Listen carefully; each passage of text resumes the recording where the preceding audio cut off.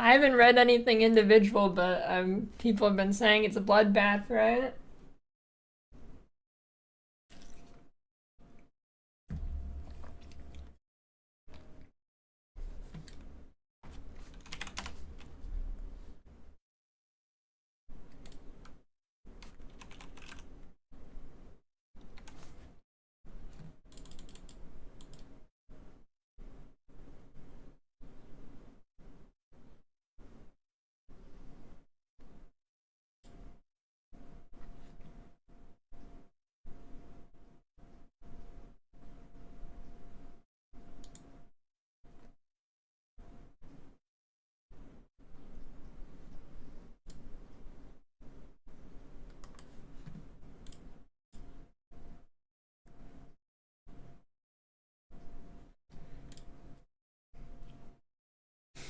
There's no way Grimfeast survived.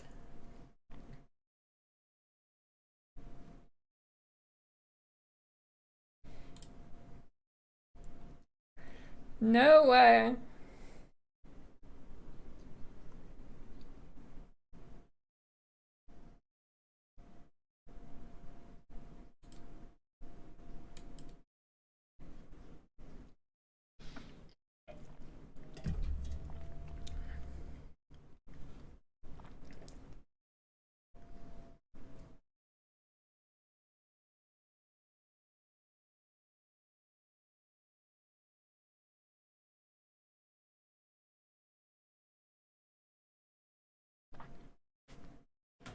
Wait, bucklers are actually different than just a regular shield?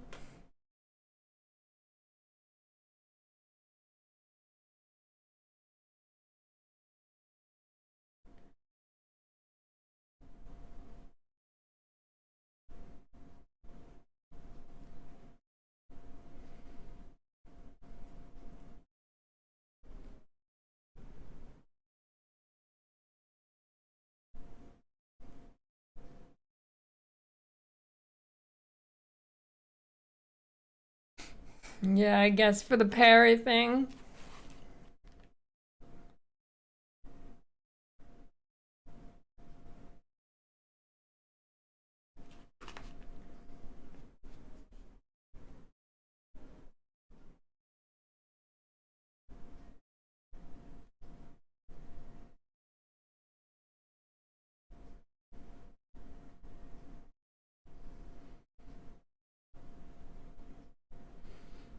Oh, so the corruptionaries are gonna have an actual boss.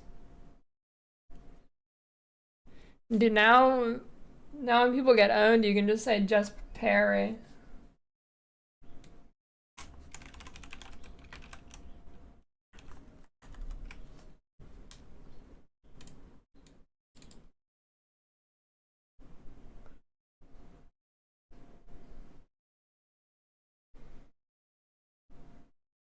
You've got mail. Try finger but hole. Thanks for the 14-year prime, Sleepy.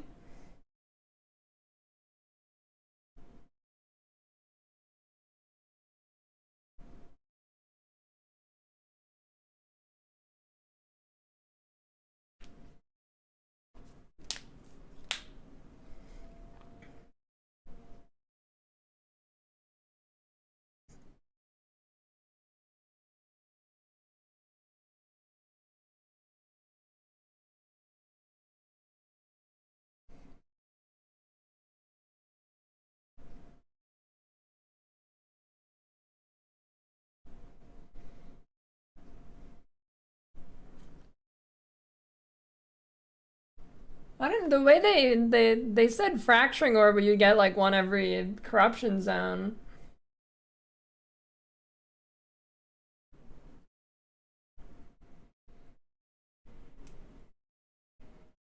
Thanks for the Prime Mind mail. chapter.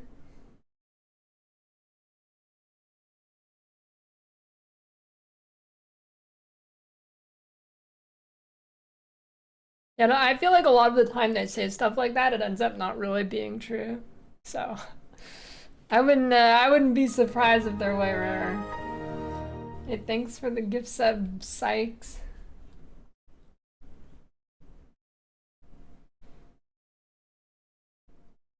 Well, they come from the like the cleansed maps, I guess. But I mean, you have to clear the You've got corruption mail. first. So, I mean, Hey, 7 months as well. same difference. Thanks for the 7-year resub, lol.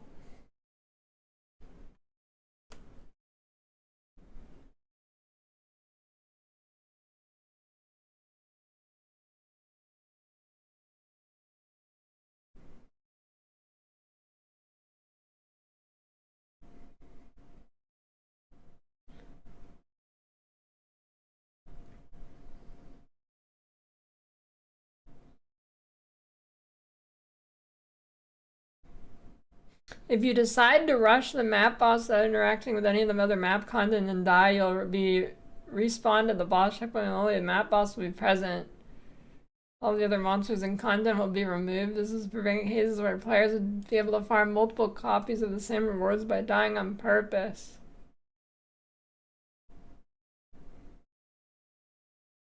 Were people doing that with boss maps?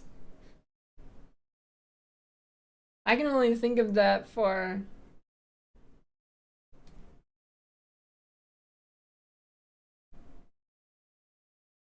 towers.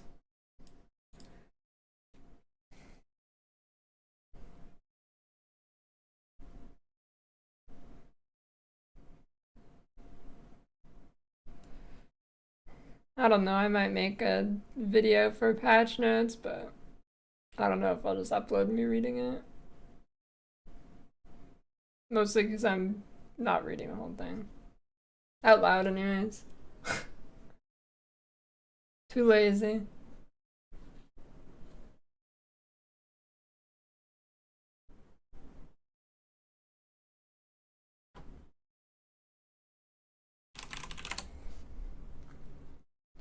What was wrong with Torchlight's teaser? I didn't look at it.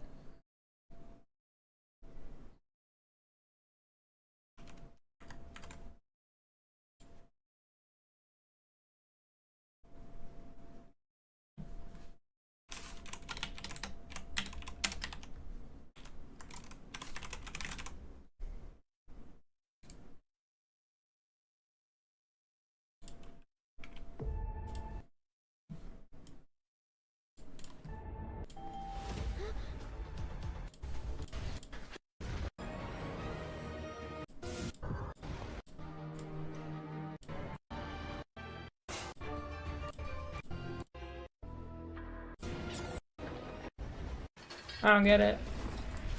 How'd you get anything out of that?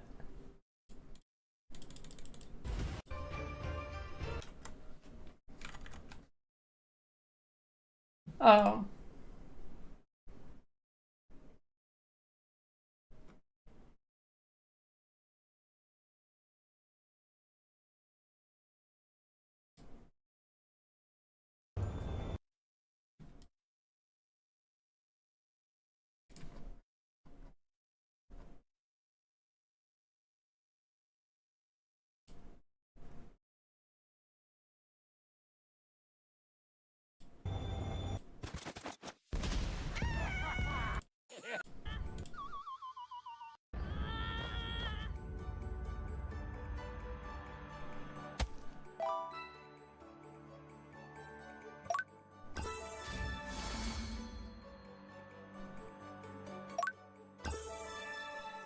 Is it town building?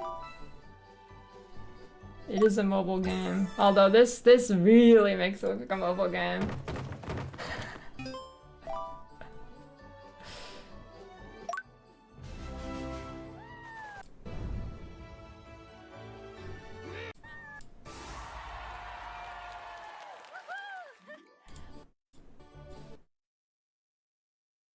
It's town building? Maybe they're trying to get a new audience.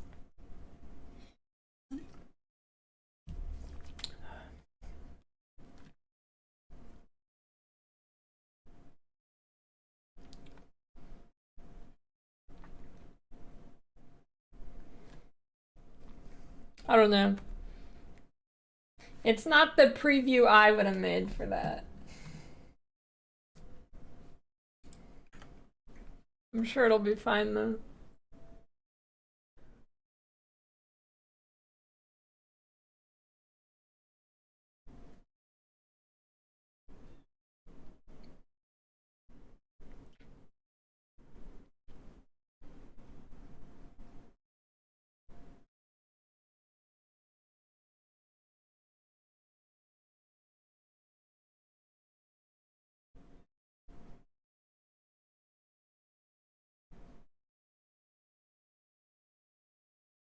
Wait, killing rare monsters required for map completion no longer has a chance to grant monster modifiers to the remaining rare monsters?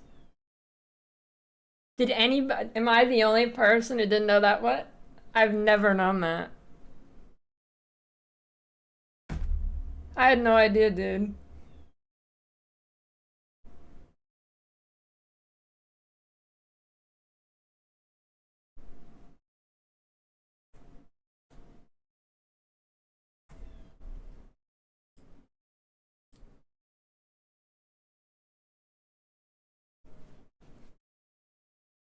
Do we have,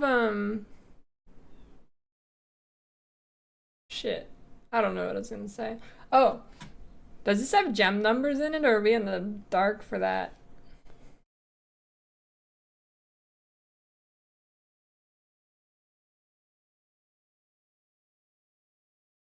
In the dark.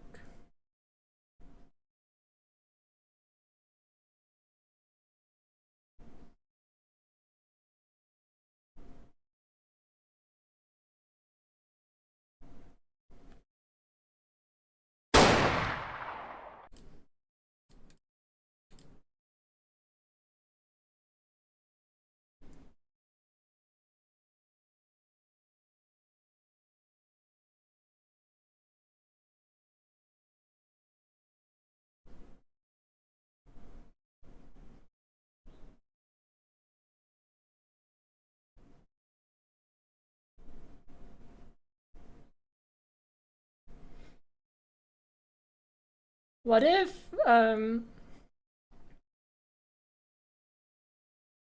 getting your higher tier waystones is actually nerfed, but it's buffed for idiots?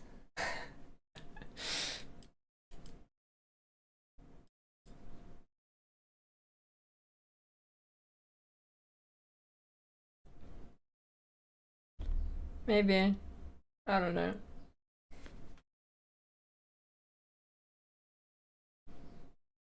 Dorani is now has 10 waystones available to purchase either at tier 1 or 1 tier below your highest completed tier.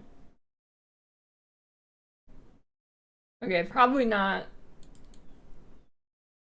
I don't know, dude.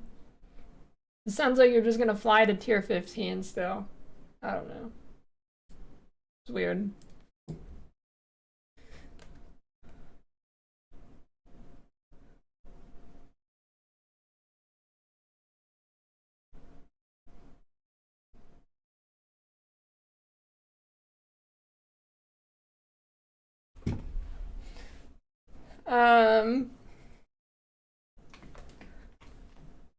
That's a good question. I'm gonna guess you can't.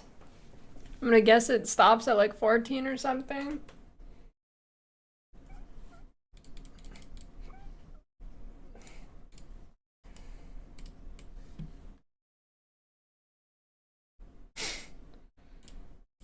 Nice one.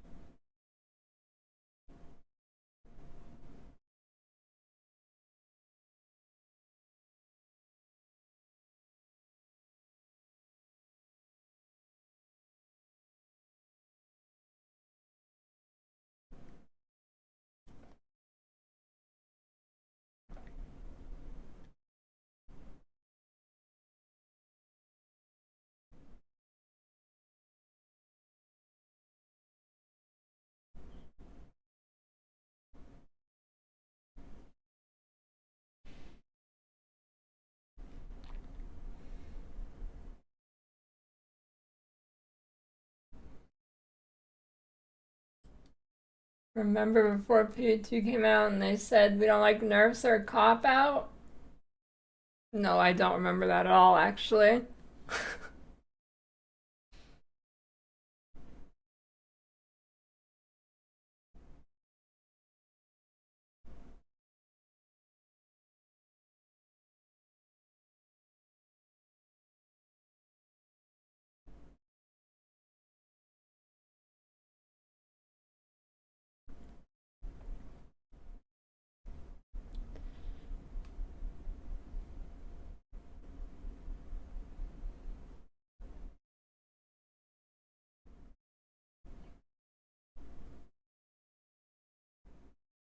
Okay, tablet nerfs. Holy gold find buff.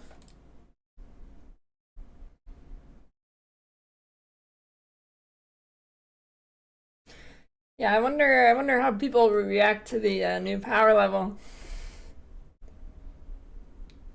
Yeah, I'm gonna go Huntress.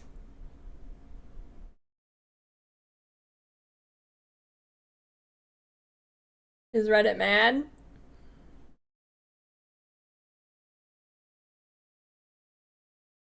The tablet modifier for rare monsters having additional mod can no longer roll. Damn.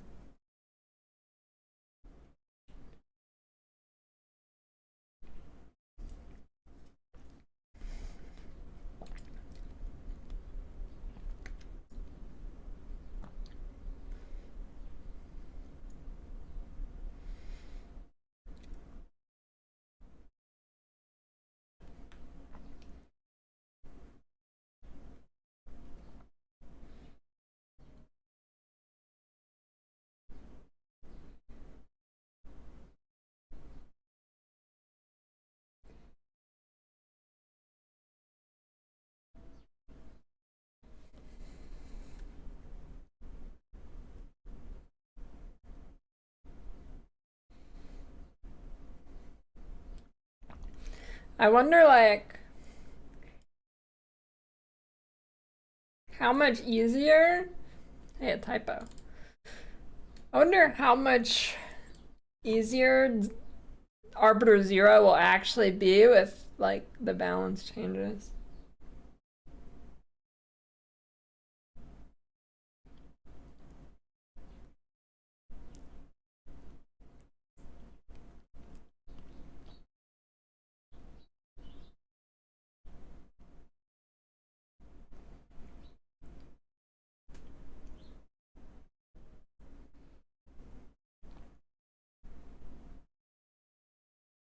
Reduce the power of notables on the Atlas tree for acquiring logbook splinters, breach splinters, simulacrum splinters, and audience of the king.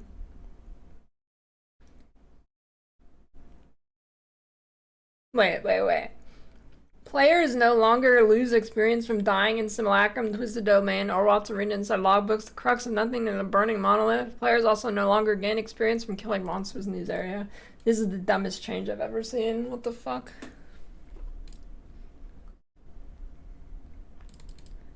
Yeah, but I thought it was just the bosses. Like, it's like all monsters too?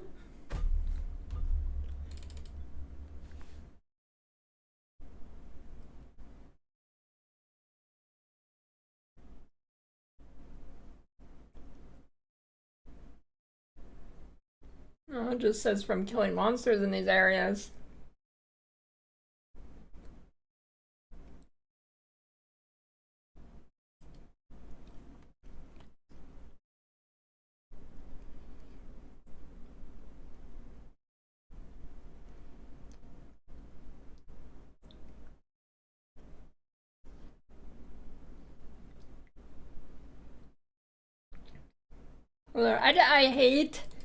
I think it's the dumbest thing ever. And like every ARPG has this like somewhere where monsters are coming at you and you get absolutely nothing for killing them. Stupid.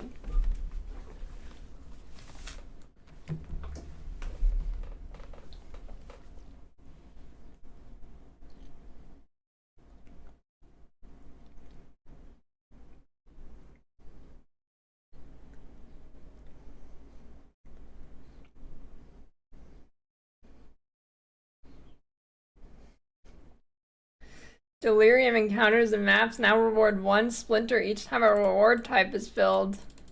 Holy, that's crazy.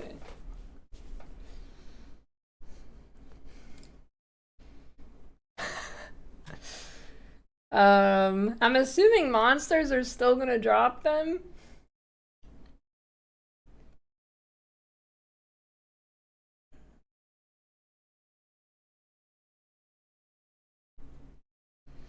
Reduce the intensity of the fog and delirium encounters. I've got a better idea. Instead of making delirium gray, it should make the map look cooler.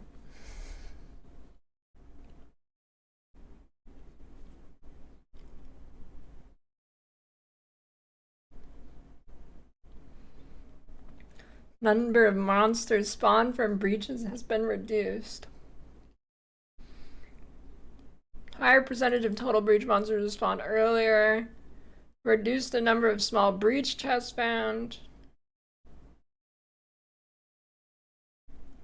Splinters can be found in all map tiers.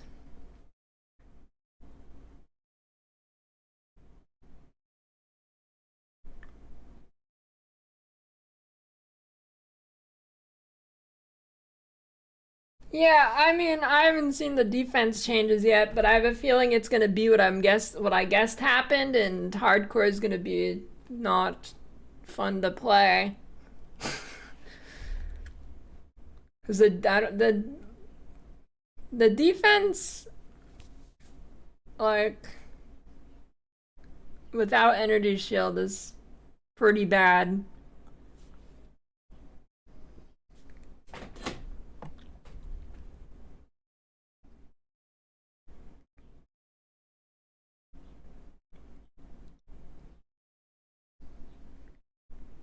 Omens now always appear as ritual rewards.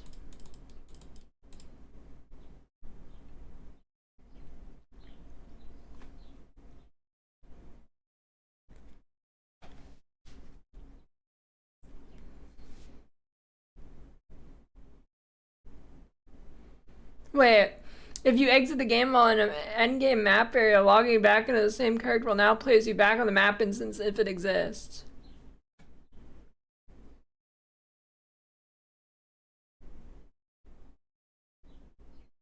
Yeah, but here's the problem with this. A lot of the time,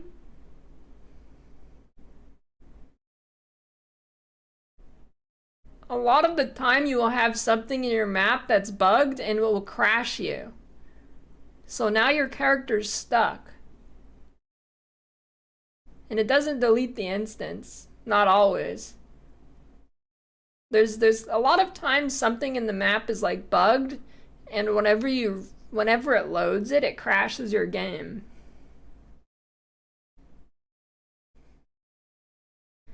Yeah, so then you have to wait 15 minutes. Which kind of sucks.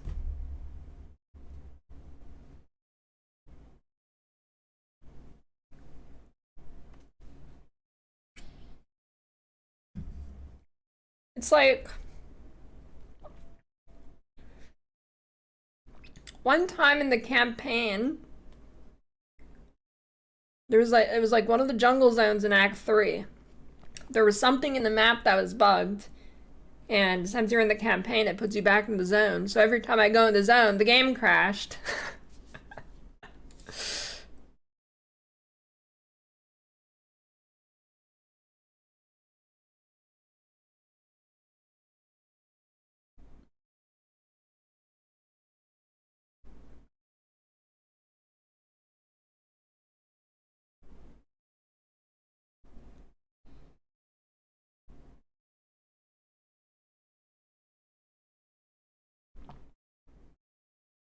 40% more chance to have random extra content, 20% less number of monster packs. What was Deadly Evolution? Was that the corrupted one?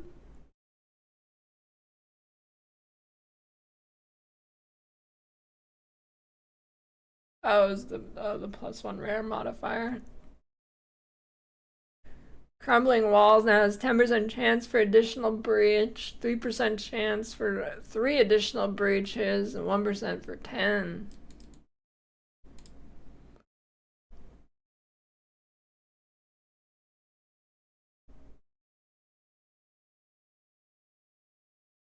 Splinter nerf, density nerf.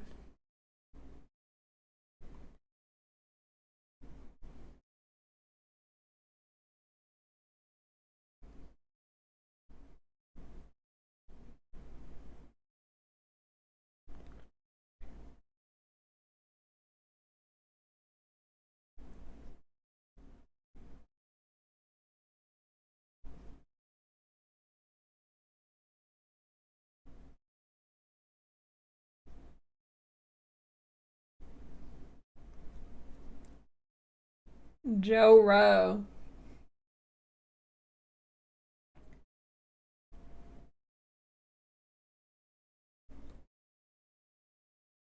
I mean, I think it's a good thing if the monsters run you down.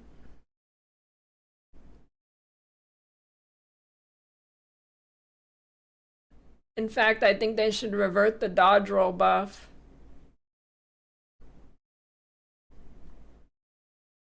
The last dodge roll buff they did was way too big.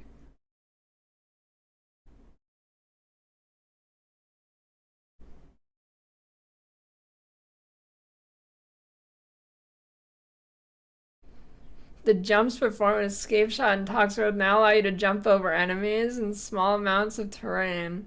Wait, you couldn't jump over the enemies with those skills? No wonder nobody used them. That's not very escape worthy if you don't go over them. I've not seen Herald part.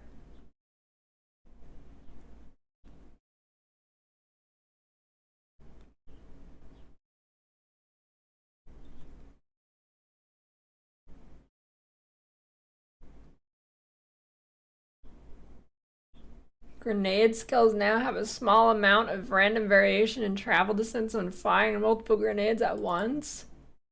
What? Why? Why would any- why? Why?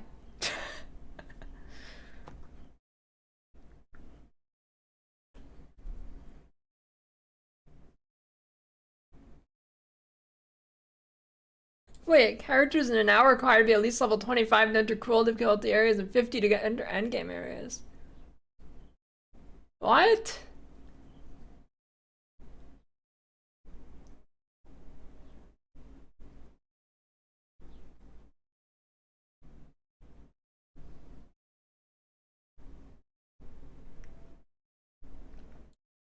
Holy, auto attack punching buffed.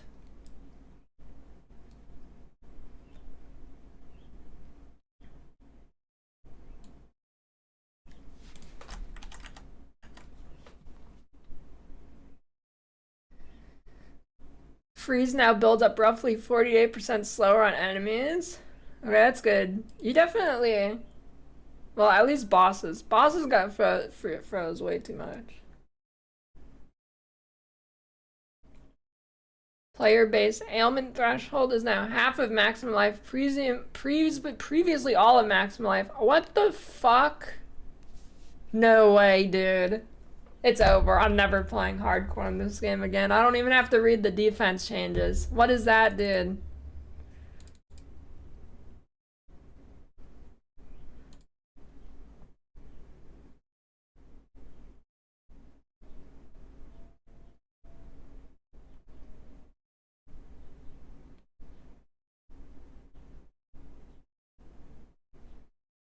What? They nerfed Candlemass Essence.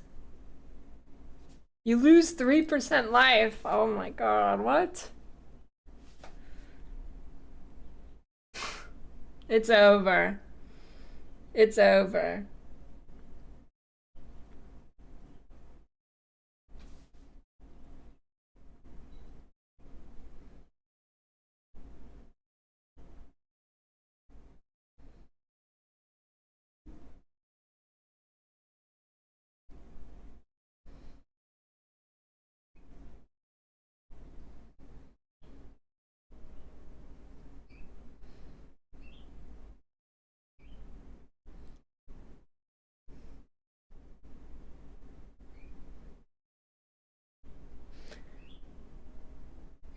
Players have 50% more light stun threshold per time stun last 4 seconds. Previously, 25% more player light stun threshold per time stun in the last 6 seconds.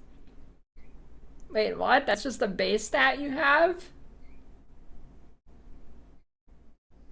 I didn't know that either.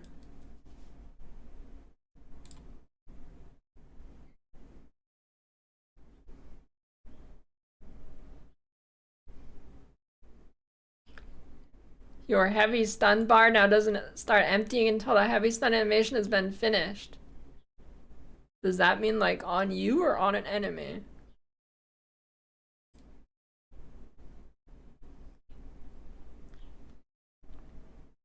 Heavy stun duration on players is now 3 seconds? What is this, dude? Holy shit.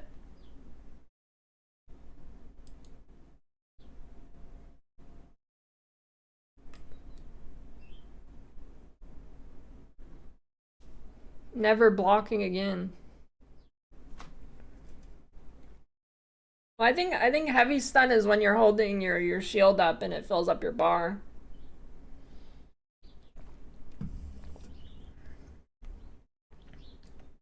I guess nobody does that anyways.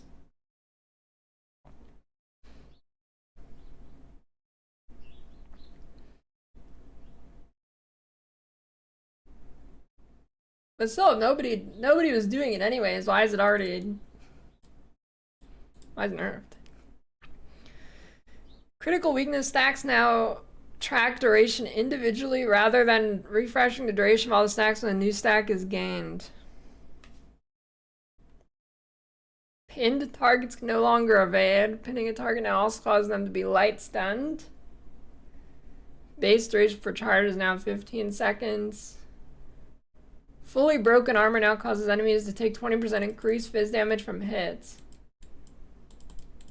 Like on top of them having no armor, or is that just what it does now?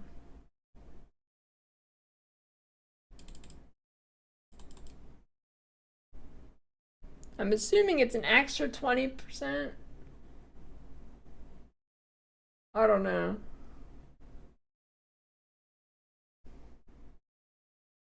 Surely it's not a... I don't know.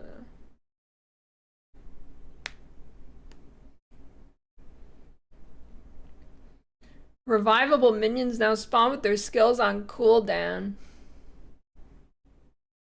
Oh, it's only... Okay, it's only newly summoned minions.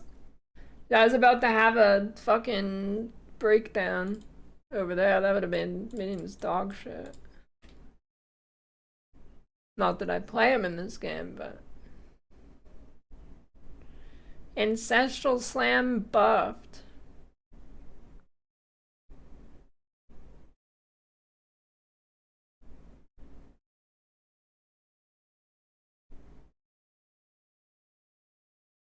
Setting a stat to a specific value, such as CI setting your life to 1 or blood magic setting your mana to 0, now occurs before conversion is applied to that stat rather than being ignored by conversion.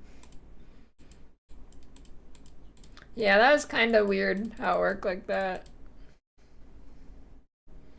Ghost Wreath and what's that amulet called? The mana one. Eternal something? I don't know. I knew it was an E. Everlasting Gaze. Ascendancy changes. Heavy stun Titan buff. Aftershock buff.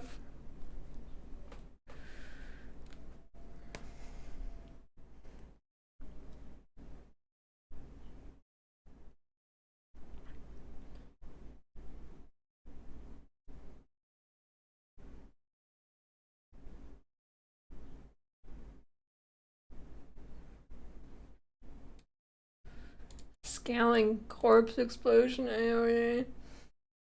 Turtle charm 25% less block chance, previously 35.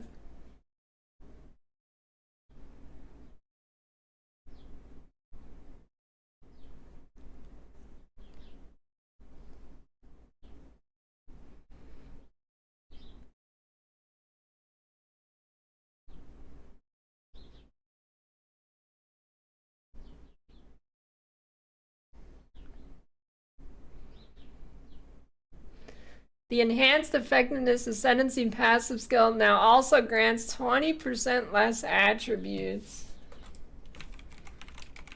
Which one is that? Is that the one that doubles the bonus of doubles the bonus of, you know what I'm talking about?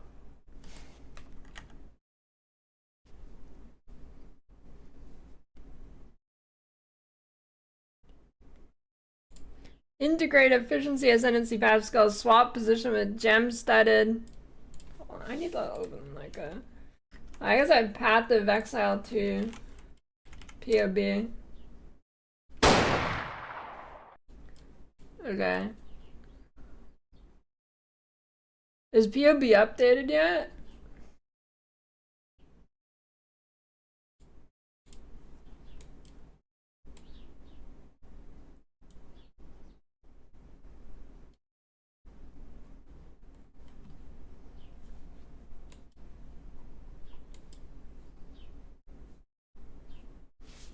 What's swapped? Let's see. Integrate efficiency is swapped with gem studded. Oh, that's actually good.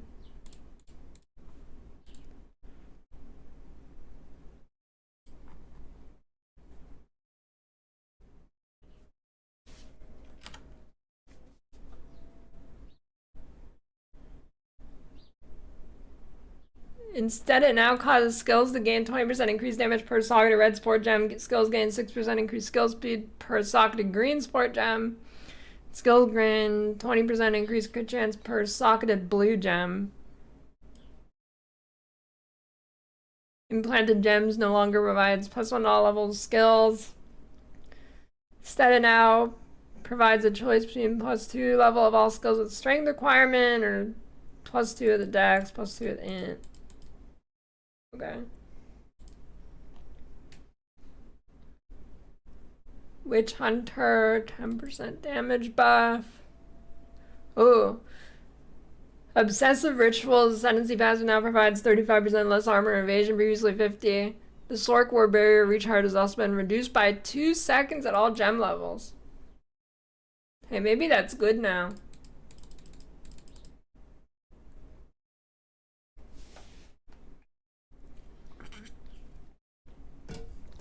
That might be decent.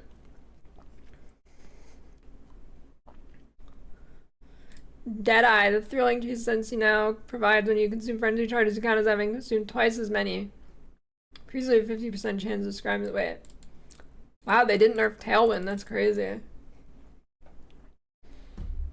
Holy, Deadeye got buffed. Deadeye buffed, dude.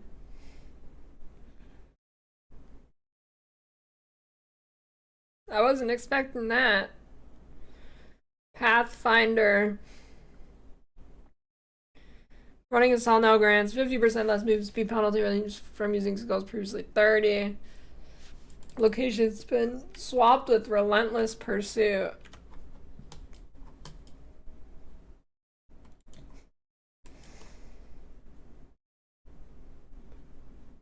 Oh, that's...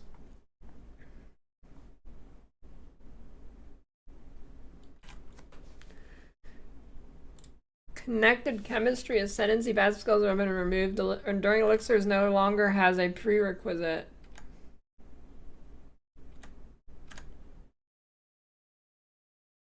Wait a minute. Added a new multi-choice practical remedies ascendancy that are passive that provides the ability to allocate grounding, stick, dousing, vial, or thawing campfire, which provide immunity to shock, ignite free. Wait. What? How the fuck do you play concoctions without that node? That's gonna be asshole. What?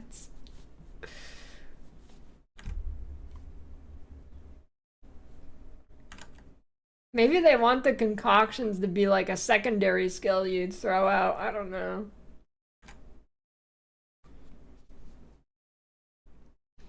Added a new sustainable practices ascendancy which provides 30% evasion rating, also grants elemental damage reductions. Well, that, I mean, oh shit.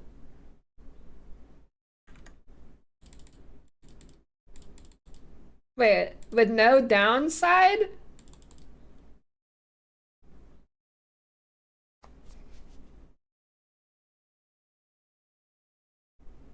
That's pretty good. But you're just gonna die to Fizz. You're just gonna die to Fizz anyways. Elemental damage isn't the problem.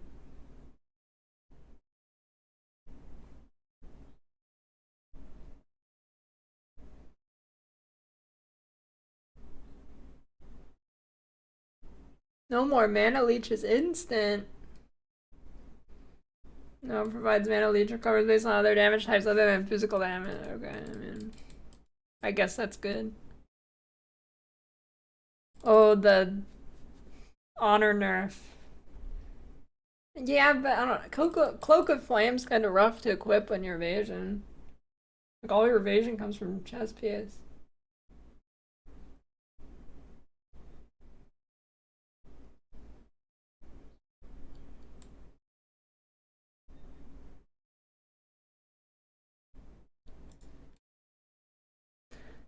The AM Protect Me from Harm Ascendancy passive skill now provides 50% less evasion rating. Ouch. I mean, that's still fine. Leaving through Grace, Ascendancy passive now provides 1 spirit for every 8 energy shield, previously 6, and 1 spirit for every 20 evasion, previously 15. Elemental Extraction does 40% more damage.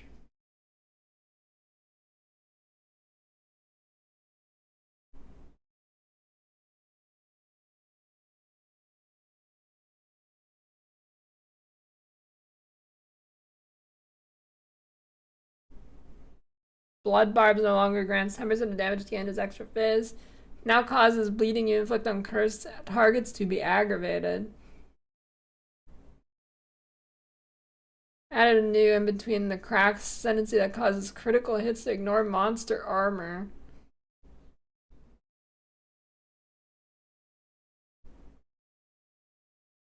Demon form cooldown reduced.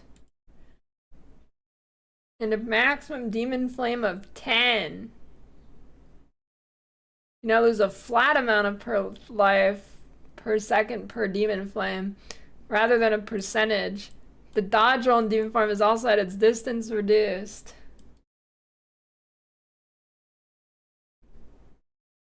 Seething body gained 50% of damage as fire damage, previously 20.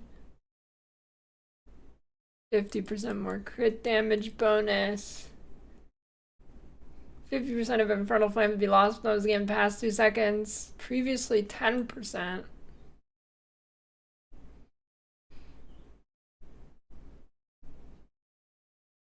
Bringer of Flame Ascendancy passive now causes all damage from you and allies in your presence contributed to ignite chance and magnitude.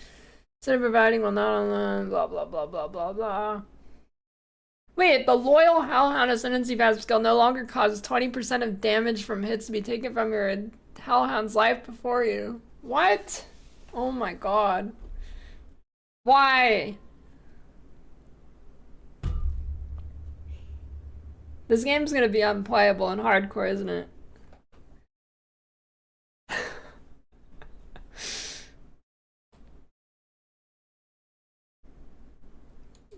Demon Flame has no maximum.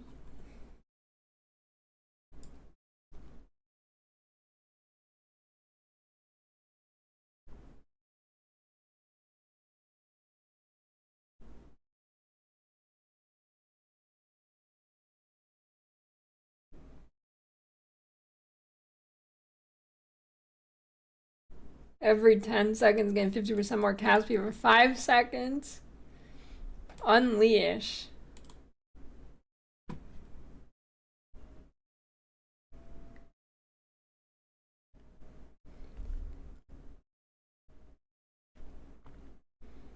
Arcane Surge nerf on Stormweaver.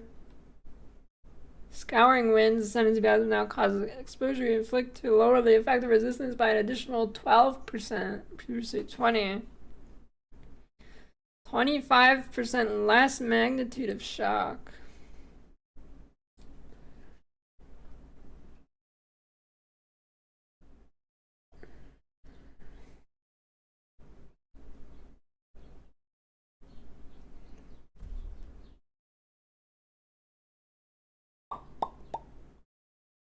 passive skill tree changes.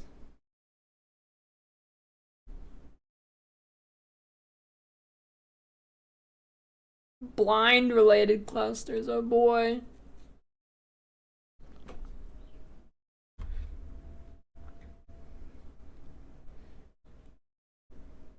Bleeding inflict aggravated base duration 1 second.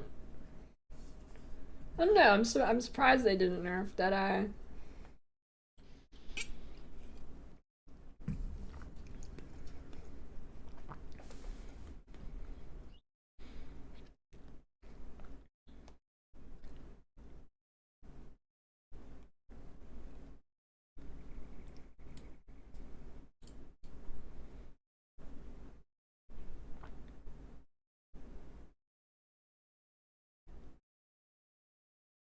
"12 jewel sockets have been removed from the passive skill tree." Oh god. That's another defense nerf. It's fucking over, dude. I mean, it's damage nerf too, but I don't really care about that. But it's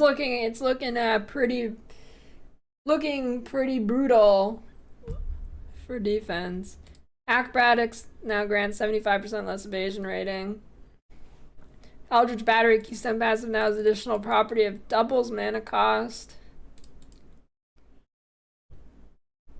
Giant's Blood passive Keystone has triple attributes requirements of martial weapons.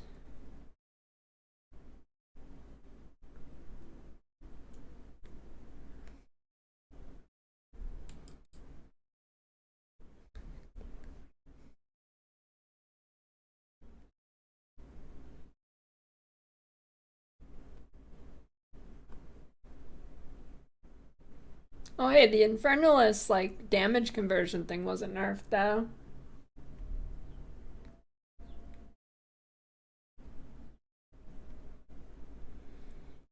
Falcon Technique 1% attack speed per 25 dex.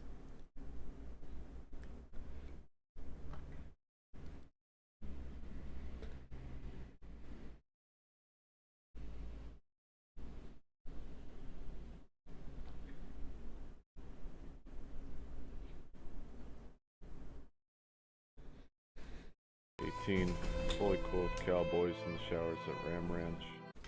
Holy, that's crazy. Thanks for the raid, Huston.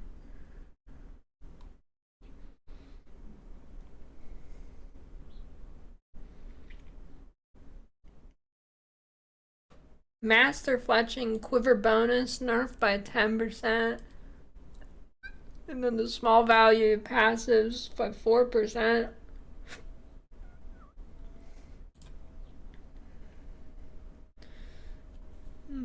I mean, not very far. Well, actually, this is probably including comments, so I don't know.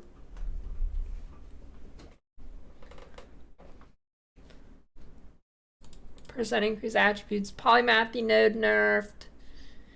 Max mana node nerfed. Spaghettification nerfed. But kind of buffed too out there. Chaos res. Plus 13 to all attributes.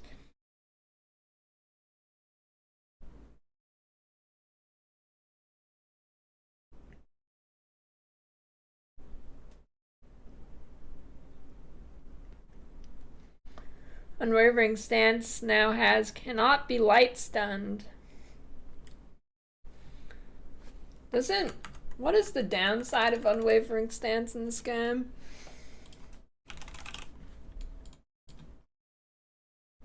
Oh right, Lamau. Can't dodge roll.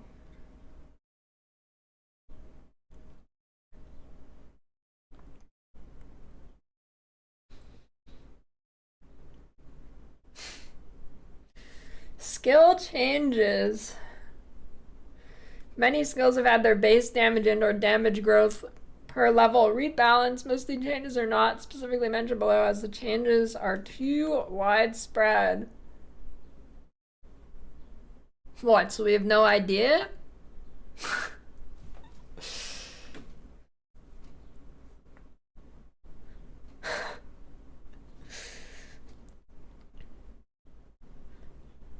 Mana cost for all attacks, marks, and war cries have been reduced, most notably at higher gem levels. I mean, that's nice.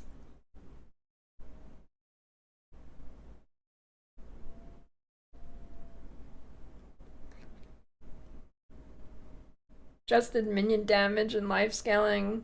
Same early game, but lower at higher levels.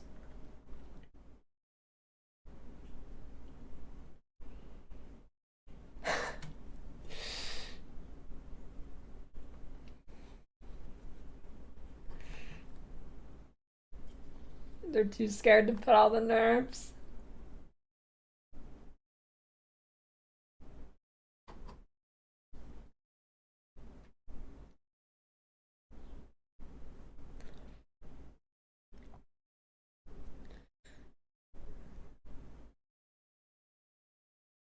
Arc no longer deals damage for each remaining chain and chain 6 to 8 times, previously 2 to 5.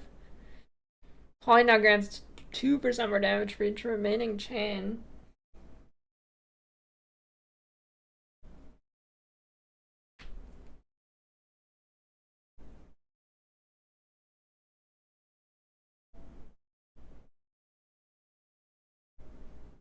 Archmage now causes non-channeling spells again 3% of damage as extra lightning damage for each 100 maximum mana you have at all gem levels. Previously 5 to 6% at gem levels 14 to 20.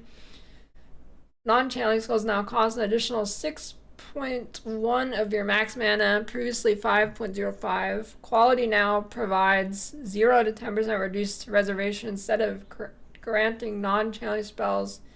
Grant 2% of damage as lightning damage for each 100 maximum mana. I mean, that's a pretty, I mean, there was only like 2 mana nodes nerfed, right? I mean, is that dead?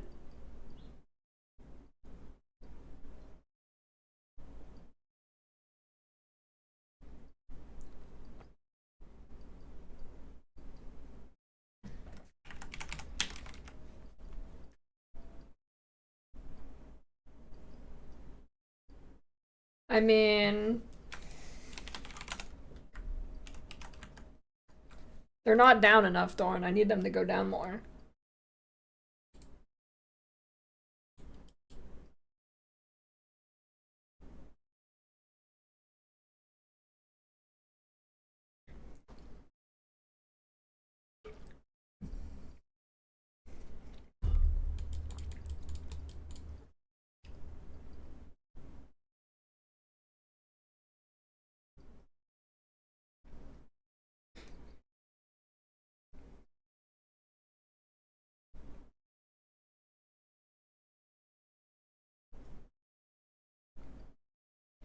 Here's what's gonna happen, okay?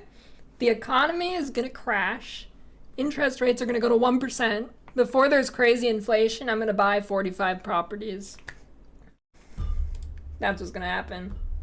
Mark my words, that is what's gonna happen. For sure.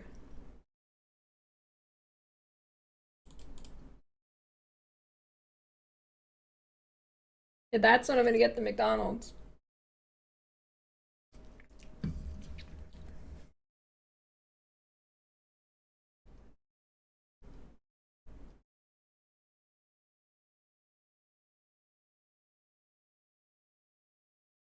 Artillery Ballista base fizz now matches that of other totems like Shockwave and Ripwire. I don't care about those.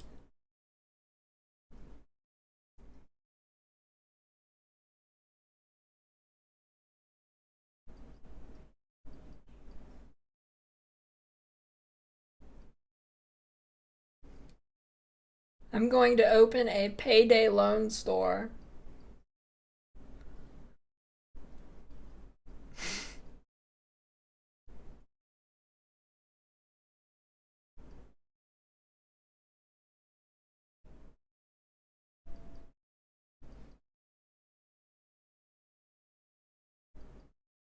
Barrage now deals 50% less damage at all gem levels.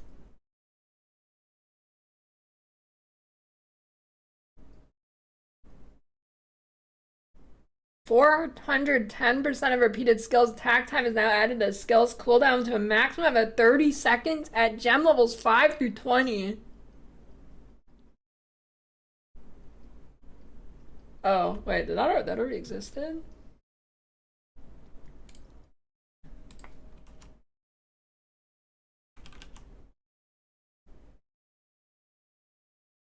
Oh, okay.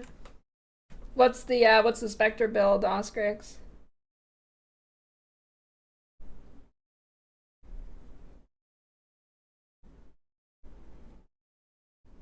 Yeah, but which Spectre?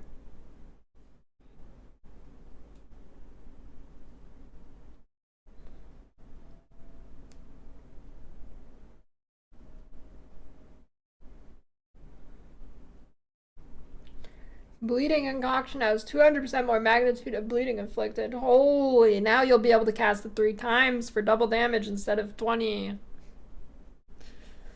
Blink is now a travel skull. Wait, that wasn't considered a travel skull before? Bone Blast, 40% bleed.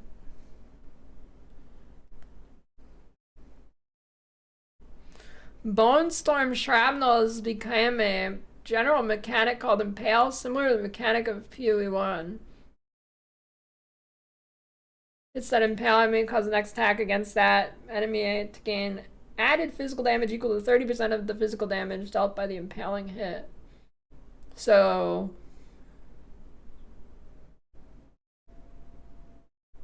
okay, yeah, so now it impales instead of giving the flat fizz.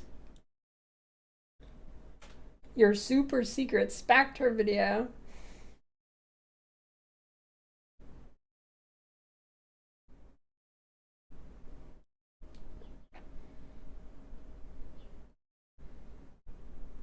Cast a minion death now only gains energy when persistent minions are killed. This is a Junground patch note. Additionally, minions that are created by a very underleveled minion skill relative to the current area level now grant less energy when killed. Level 20 minion skills will incur no penalty in endgame content.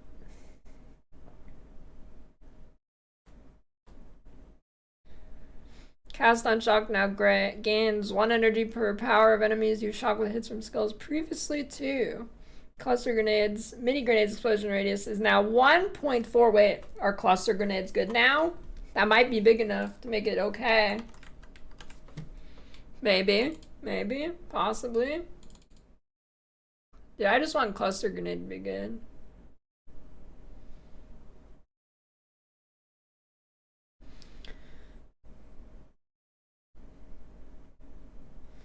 Combat Frenzy charge gain nerf to 4.1 seconds. Concoction, oh no, wait a minute. Concoction skills now require an unarmed weapon set. They no longer deal your base on undamage, but instead dealing only attack damage specified from the skill-like marks.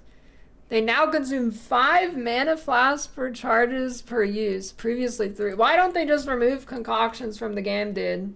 What the fuck? Why don't they just remove them from the game? What? Unless there's, I mean, I don't know. I don't know if there's something I'm missing, but I don't know why they don't just remove them from the game. I played it, dude. It was good. Concoctions were good.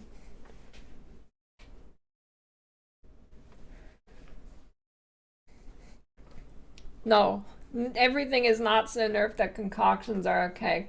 Concoctions are like actually unplayable. They're actually unplayable. Yeah, I don't know. I guess they want you to like throw one every 5 minutes or something. I guess it's just something you throw out randomly.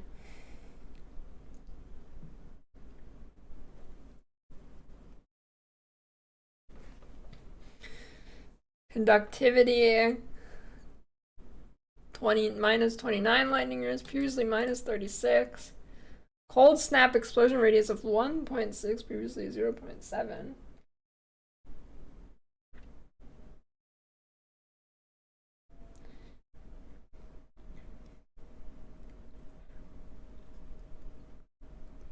Curse skills now apply their curse after a 1.5 second delay. Previously 1.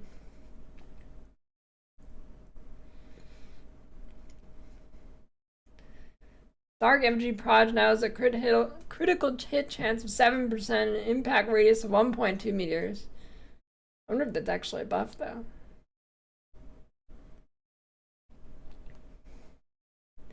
Oh, decompose the skill granted by Corpse Blade's unique boots now causes poison cloud enemy to poison enemies as though dealing chaos damage up to 19.5% of corpse maximum life. Gem levels 1 through 20. Isn't that like still OP? That's still playable, right? I mean, 19% of corpse life still so good.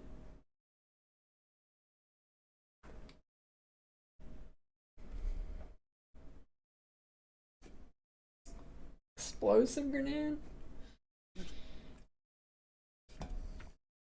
Oh, here we go.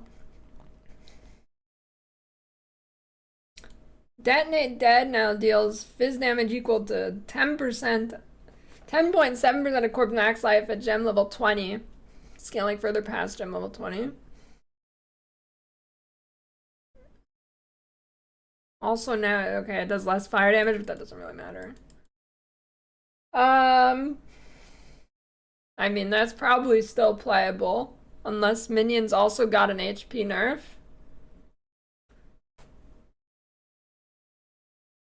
I mean, like, actually, if there is no further nerfs, I think it's probably still one of the best builds. But yeah, there might be something else. Direct minions now has a 0.5 second cooldown. That's the button to tell them where to go? Is that the button where like you tell them where to go? Wait, why the fuck would that have a 0.5 second cooldown?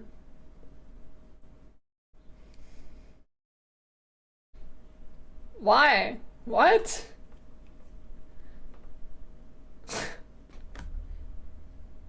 Okay, that I don't know, dude. That might be the dumbest thing I've seen on the patch notes. I don't get it. What the fuck?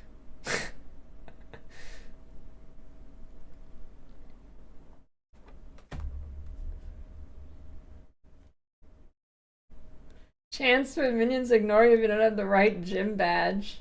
Yeah, they should add that actually. But for specters, if if you haven't killed certain bosses, your certain specters will try and ignore you.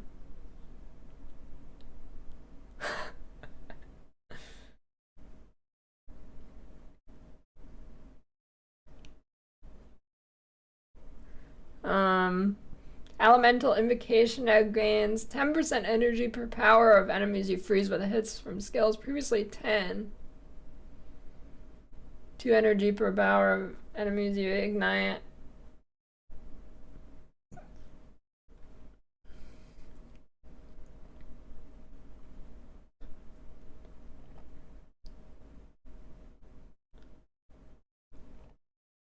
Explosive Concoction now has 2% more magnitude of ignite inflicted. Holy, it's saved. Wait.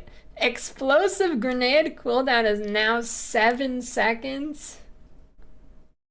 What?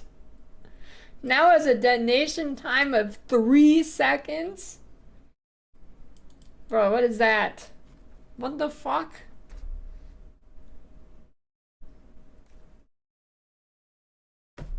Well, guess I'm not playing grenades.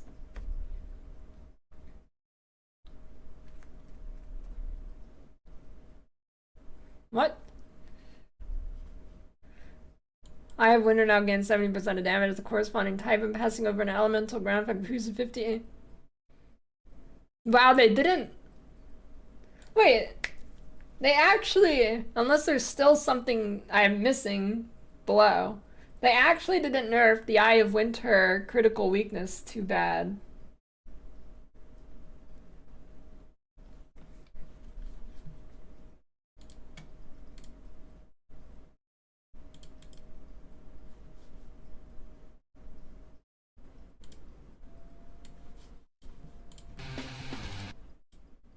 Holy, he's playing copyright music without splitting it. That's crazy.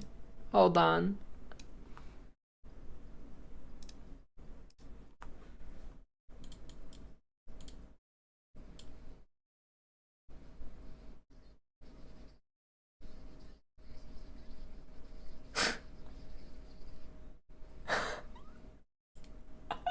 Okay, that's really good. That is good.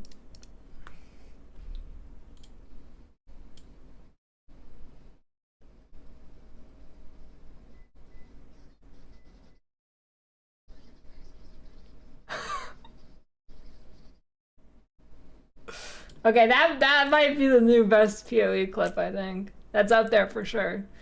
That's definitely top 5. That is up there, dude.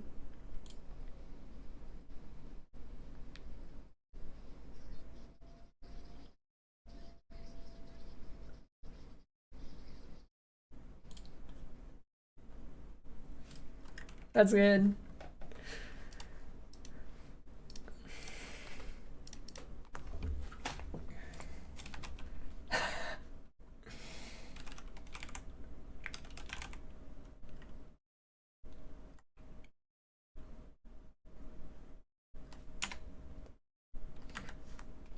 Yeah, it's looking like I'm not playing hardcore because there's no fucking defense in this game anymore. And I haven't even gone to ES nerfs, so we'll see.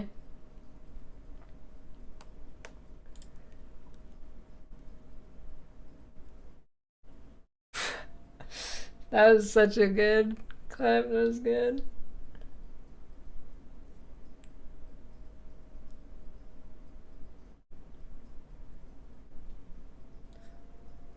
Honestly, SCSSF might be pretty decent now if they were being serious about often fracturing orbs drop. SCSF's probably the way to go, I think. If they were being serious.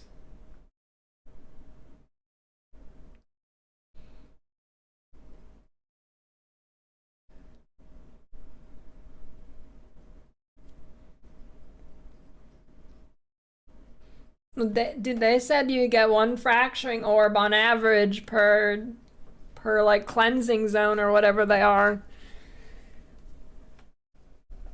Surely they wouldn't give a thing that's way off like that.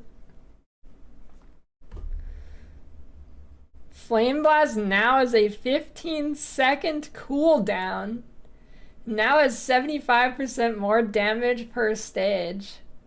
What is that, dude? Some of these changes I just have no fucking idea what's happening, dude. Some of these changes are so weird.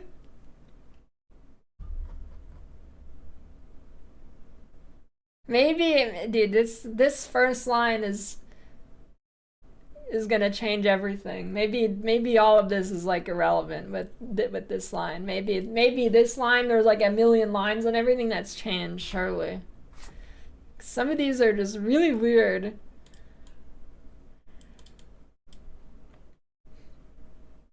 Like removing concoctions. How is Eye of Winter crit weakness not really nerfed too bad? Unless there's something I'm missing further down. But I don't think so. I don't know. There's gotta be like a lot of context missing here, or I don't know. I don't know. If there's gotta be context missing.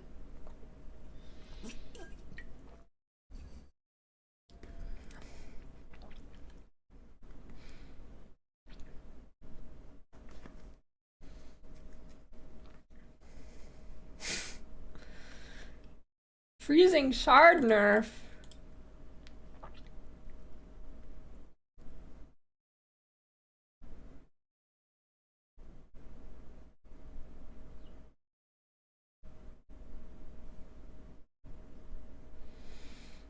Galvanic shards now convert 60% of physical damage to lightning damage.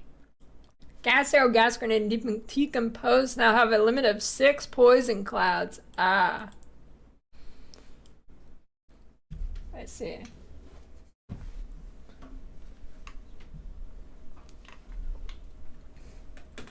I mean...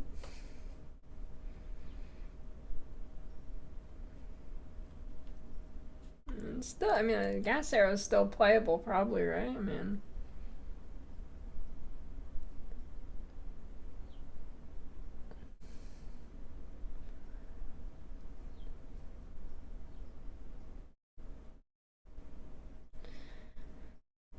Grim Feast can no longer be engraved in the gem cutting menu. Existing Grim Feast gems have been disabled. We aim to rework Grim Feast in the coming future. Come on, I've got the perfect rework for Grim Feast. Hear me out. Hear me out. You just make it so the extra energy shield you get degens. And you have to constantly pick things up or it's going to degen back to your baseline.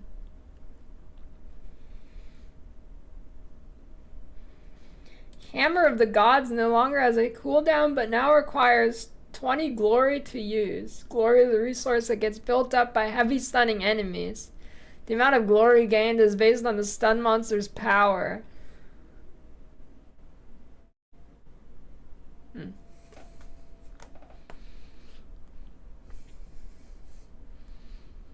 Hand of Chila now specifies that it triggers socketed marks.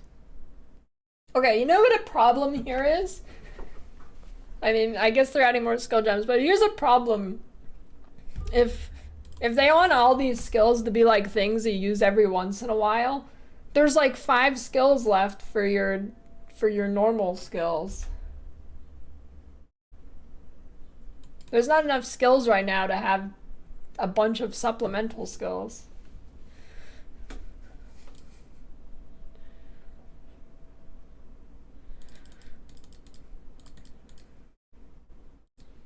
Yeah, but there's not enough skills to rotate because they're all shit.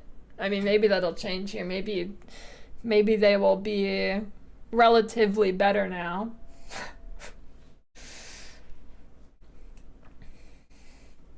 Herald skills with attacks now properly states their hits cannot be evaded. It's not a functional change, it's a descriptive one. Herald of Ash explosion radius is now 1.2 meters. Herald of Ash quality now provides an additional 0.5 or 5% of overkill damage, contributes to base ignite damage. Instead, the previous ignite surrounding enemies if overkills at least 2% of maximum energy, maximum life. Herald of Ice, 1.6 meters from 1.8.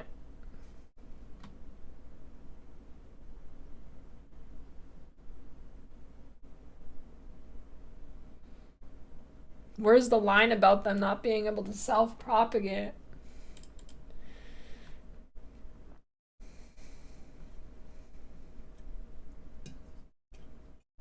Hex Blast can now only detonate curses for which at least 50% of the duration is expired. This means it can never explode curses that have an infinite duration. Curse orbs will be visually different when 50% of the curse duration has expired if you have Hex Blast equipped.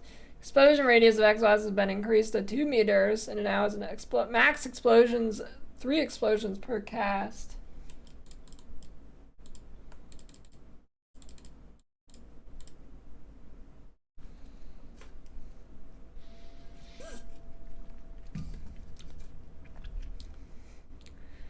Hypothermia now causes curse enemies to have minus 25 cold res.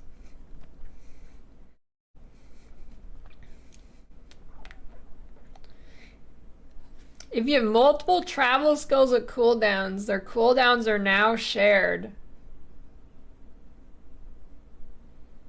Okay, I guess this doesn't really change anything in the game pre-patch. It's probably with the new Huntress skills, because I think it was like just shield charge.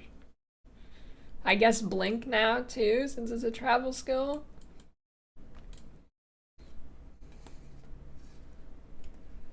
Hey, thanks for the prime slaughter all. You've got mail.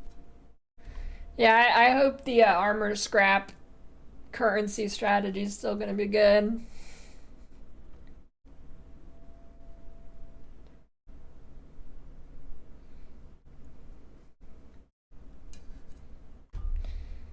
Lightning Conduit now provides a number of extra lightning bolts if it consumes shock from an enemy.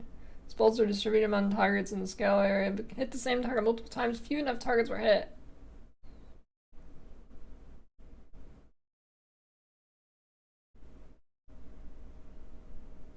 I thought Lightning Conduit was gonna get like deleted.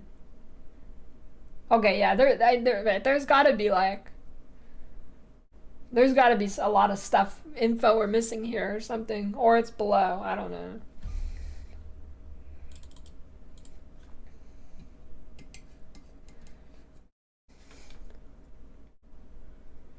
Lightning Rod arrow now disappears after being chained to 6 times. Arrows now take 1 second to charge up before releasing a lightning burst when chained to. Lightning arrows that chain to lightning rod arrows cause the pulse to happen instantly instead of needing to charge up. Well,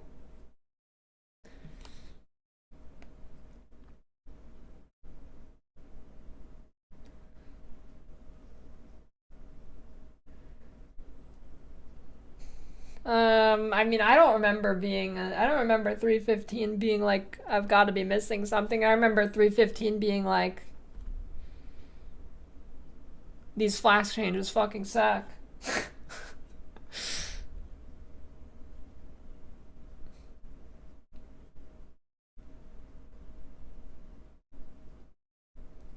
That's the only thing I remember about 315 is flash changes sucked. I mean, I guess there's overall just power nerf too, but magnetic salvo. Wait, magma spray now deals 10 to 226 base fire damage. Previously 7 to 351. Now is 6 to 8 added fire damage per 15 armor on shield. Previously 3 to 6. Damage effective is a 405, previously 490.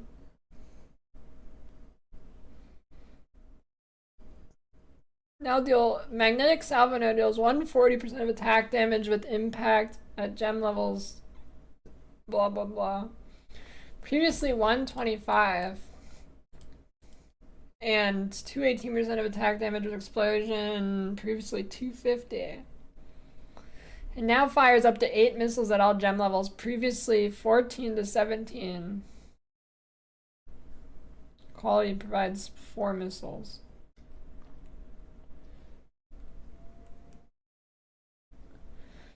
Mana Tempest quality now grants additional damage gained as lightning instead of causing its effects to linger after you exit the Tempest, which did not actually function. Wait, Mana Tempest didn't get a number nerf? In fact, it got buffed?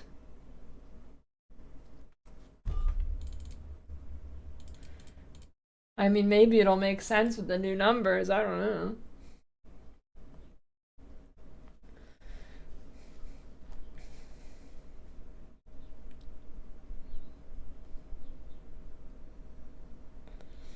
Molten Blast now is while dual wielding, fires twice as many proj, but 50% less attack speed, previously 30.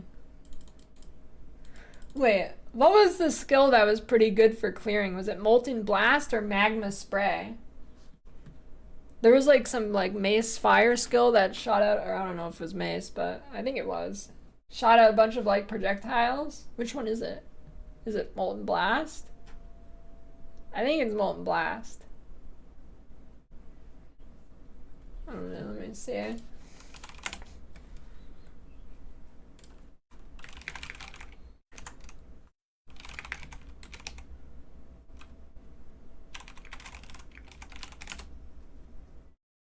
Okay, it's Molten Blast.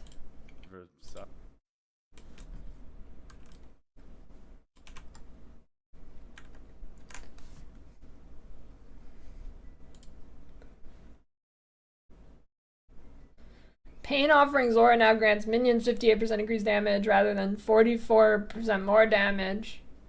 Or also now grants minions 58% increased attack and cast speed, previously 30%. Oh, perfect strike no longer always ignites, now has an attack speed of 35% of base, previously 45. Colony now provides 20% more crit or more ignite chance, previously magnitude of ignite. Perfect strike also now deals damage in a wider area close to the player, making it less likely to miss enemies standing next to the player. I mean, that could be a buff. When I was watching the race, people were missing it a lot. I don't know. I think the time. I think it's usually at noon Pacific time. I know. Is it back to noon Pacific time? They were doing it a little bit earlier for a while. I don't know if they changed it or what.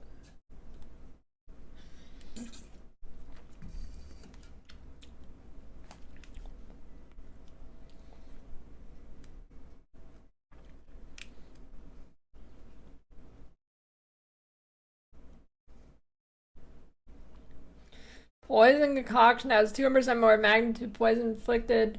Now deals base physical damage instead of chaos damage.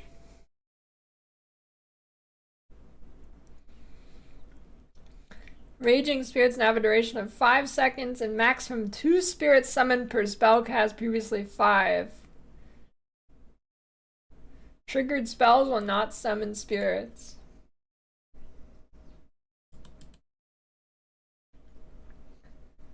Yeah, but the data mine isn't really even that good anymore.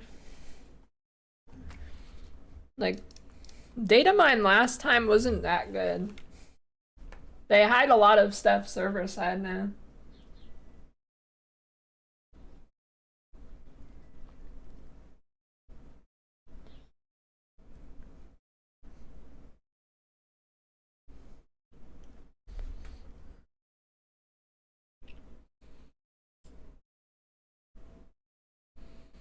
Rain of Arrows arrow landing frequency is now affected by proj speed modifiers, meaning that, for example, increased proj speed causes the same number of arrows to land in a shorter total time.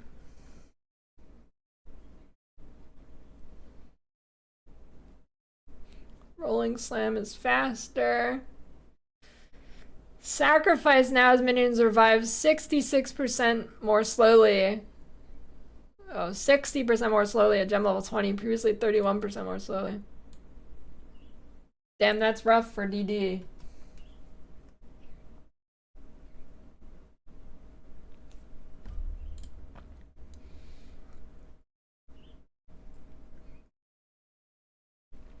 Shattering palm explosions now have an additional random delay.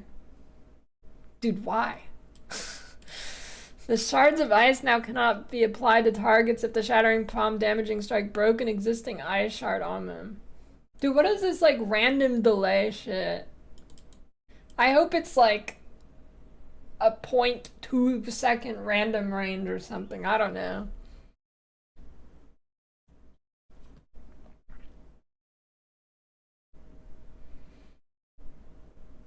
Shock chain arrows can wait, what is a shock chain arrow?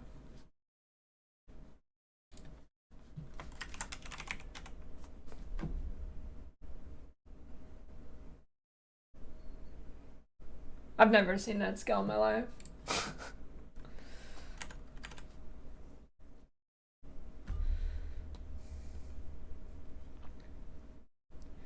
Skull Arsonist explosive diarrhea skill deals additional fire damage equal to 12% of minions max life, Cruise of 15. Now is 2.4 meter explosion radius.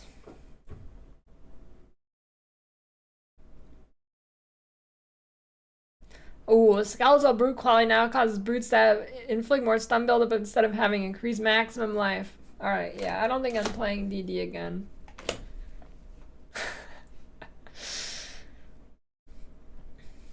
Frost Mage's Ice Bomb, 8-second cooldown. Reavers now gain Rage on hit correctly while their Enraged Skull's active. Skeletal Storm Mage chain up to +4 at gem level 20, previously +2. Skeletal Warrior can no longer be engraved in the gem cutting menu.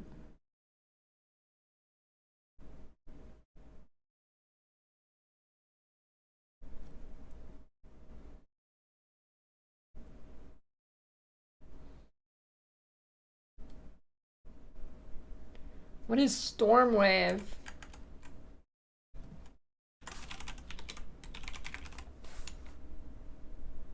Oh. I know what it is. Soul Offering now grants 77% increased spell damage rather than 39% more spell damage. Oh, here we go. Spark now fires 9 projectiles, previously 14, and no longer has 19% increased proj speed. Quality now provides 30% increased proj speed, previously plus 4 proj. Damn. That's rough. So proj got cut in half.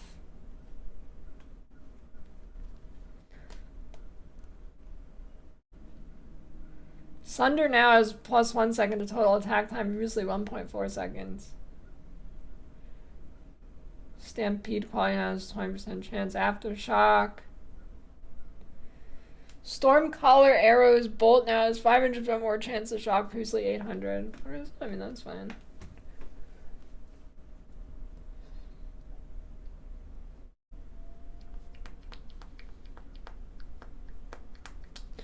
Tempest Bell.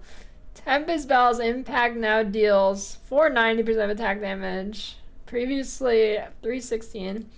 Now requires 10 combo to use.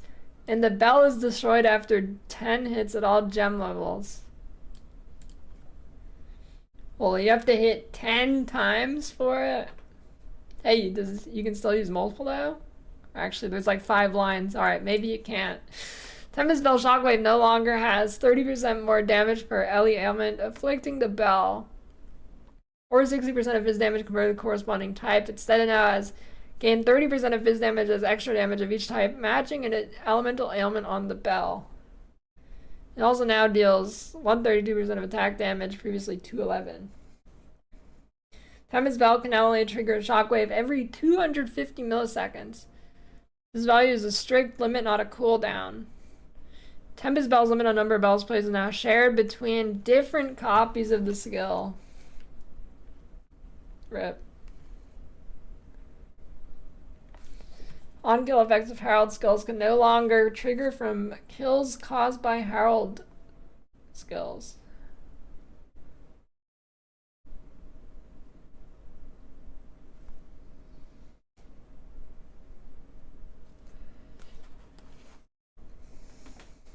You used the wrong command, Lemgo. Oh, you're too late.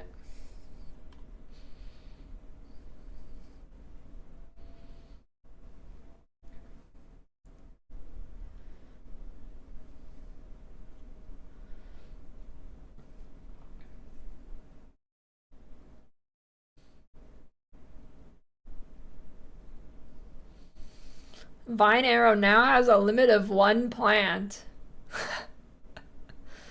What? Okay, there's gotta be like base number changes that are happening or something.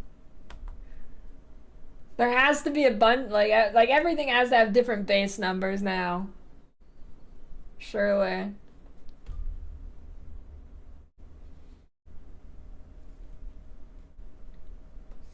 Imagine if it's not.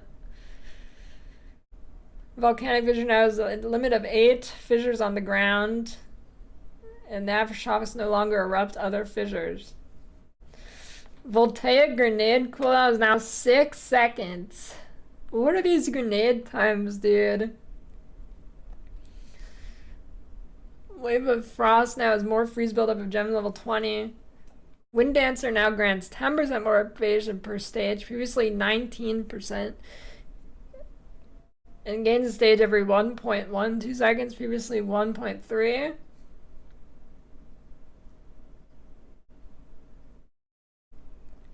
Wind Dancer's stages are now consumed on being hit from an enemy instead of from a melee attack. Wind Dancer's stage gain timer is no longer interrupted when you are hit. And you don't get another stage. Dude, I don't understand why there's so much defense nerfs. There's no fucking defense in the game already.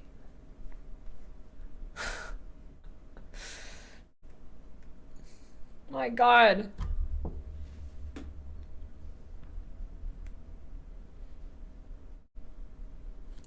don't get it.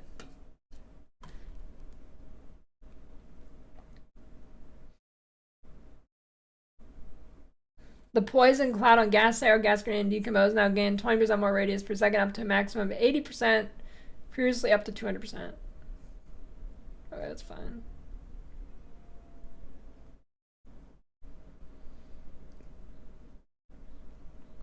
Actually, maybe that's, I don't know, maybe that sucks for clearing.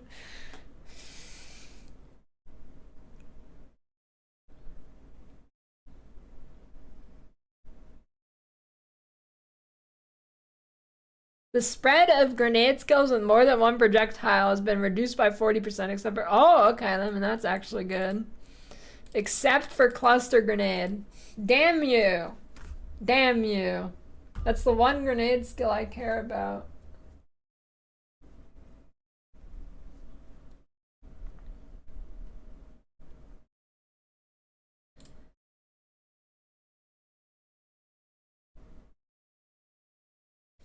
Support changes. Brutality 25% more from 35%.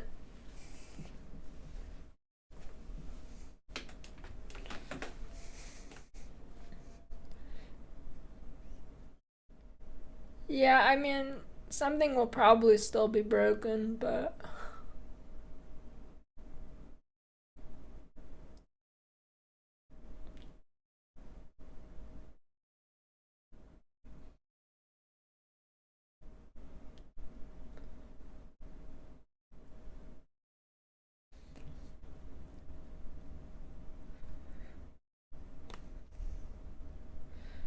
Hourglass now causes support skills deal 30% more damage, previously 40.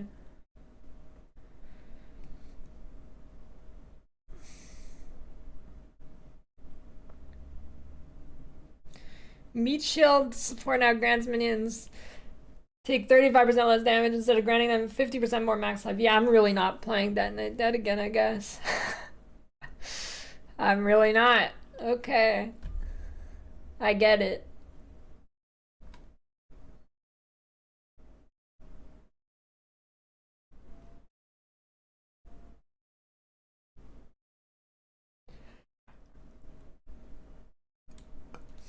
Scatter Shot support now has supported skills deal 35% less damage, previously 20. Oh, that's rough. That's rough, dude.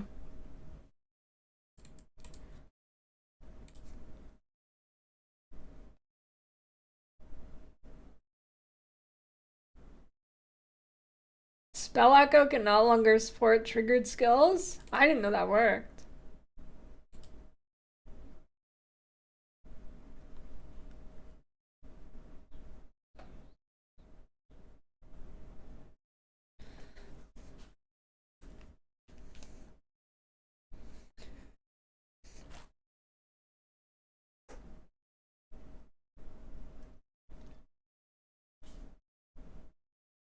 Unique item changes.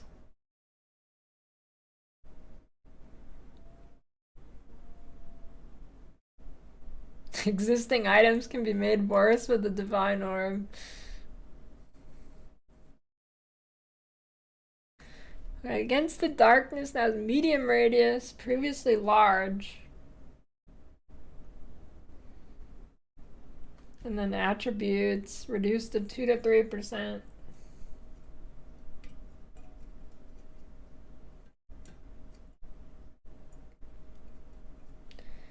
Against the darkness no longer cause small passive skills and radius to grant 1% maximum life for mana. Instead, they now cause small passives also grant plus 8 life or plus 8 mana. Astra Menace is now 50 to 100. Adzir's Disdain helmet now has 10% of damage, bypasses yes. 100% or 100 to max mana, and now has 50% of max life as extra ES, previously 30. Dude, what are we gonna do? How do you not die? It's over, dude. Hardcore is over.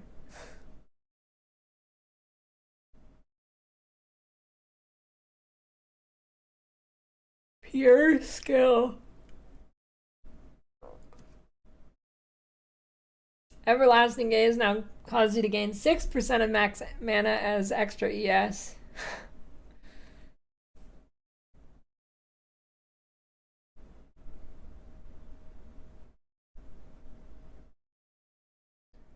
You've got mail.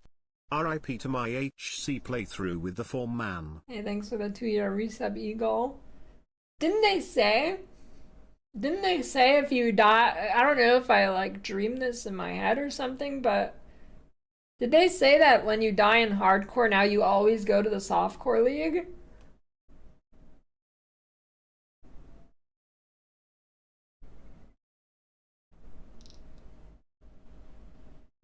Yeah, I wonder if that's just for early access. Because that's a dumb as fuck change. That might actually be my least favorite change. They should make your character dead.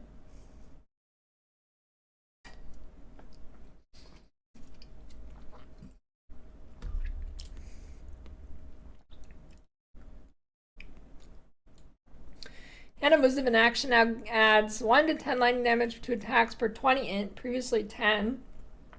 1% attack speed per 20 dex, previously 3% per 25. The per attribute changes will affect existing items, while a divine orb can be used to obtain the remaining value changes.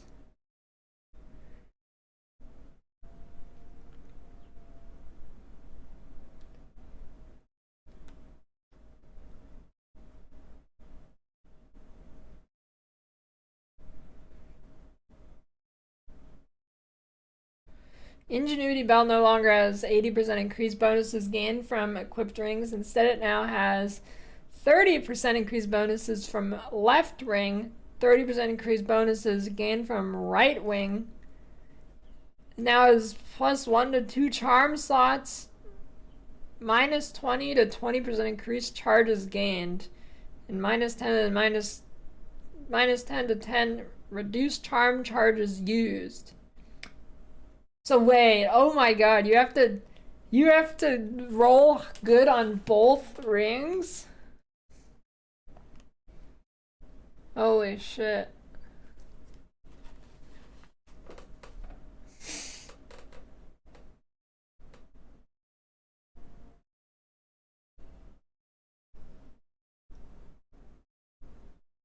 I mean,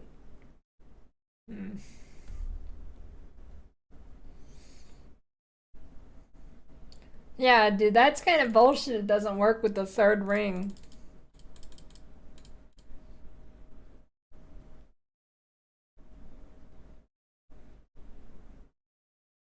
Mahoxaddle's Machination unique shield now has 100% increased effective soul cores from 666. Now has the additional property of everlasting sacrifice.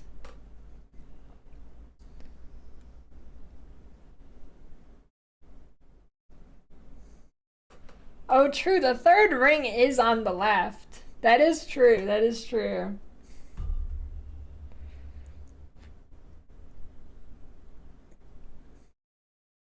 Warrior Invictus unique body armor now generates with 3 random mods, previously 2. Following random mods can no longer roll. Increased rarity, increased max life, mana attributes. It's fucking over, dude. Following random modifiers have been adjusted. 6 to 10 Spirit per Saga Rune, 10% global defense, 7% Res. Added 7 new random per socketed rune or soul core modifiers.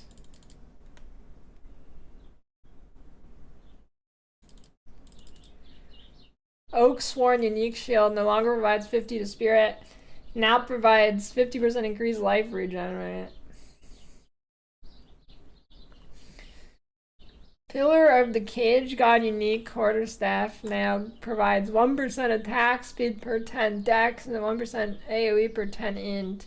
Previously both 2%. It also now provides 10% increased weapon damage per 10 strength, previously 5.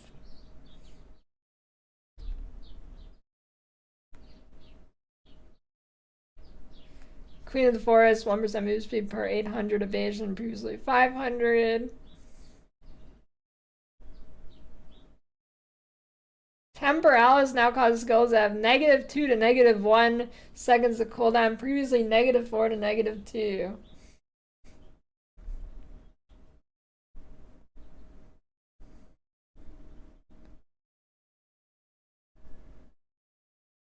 Venturous Gambles, -25 to 25 rarity.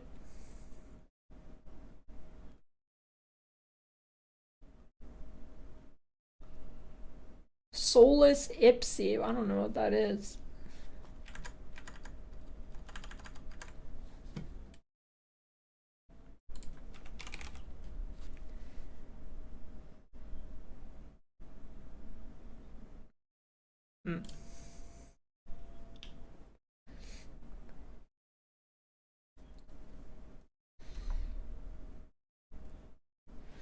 Item changes.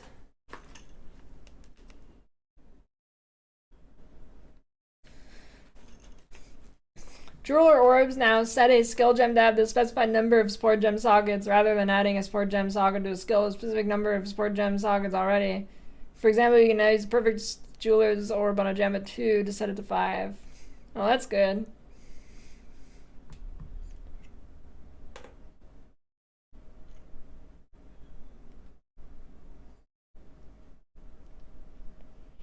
Advanced and expert item bases now have distinctive names.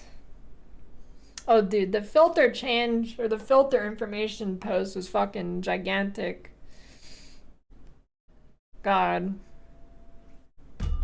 I can't wait to fix my filter. Runes now have 3 tiers. Doubled the drop rate of runes. Okay. I mean, that might fix my problem with res from campaign to... Yeah, I mean, okay. I mean, the greater rune and double drop rate might be pretty decent.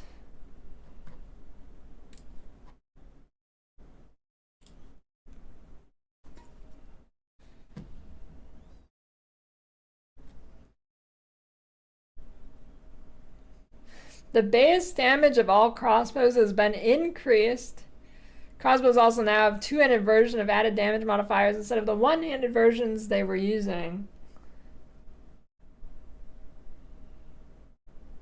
What? What does that mean?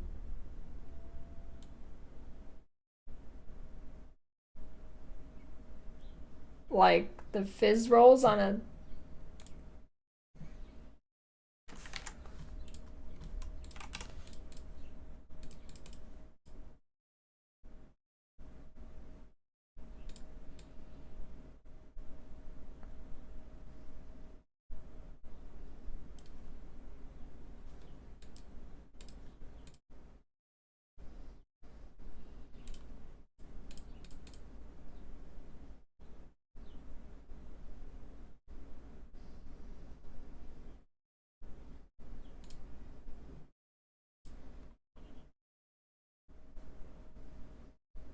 Oh, I'm getting baited by this thing.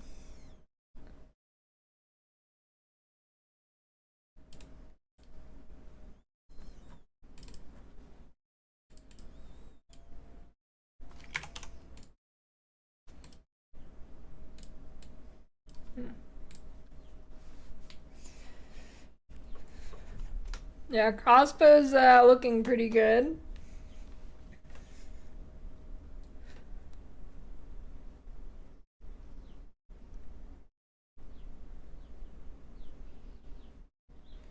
Increased rarity of items found on modifiers have been lowered at the top end.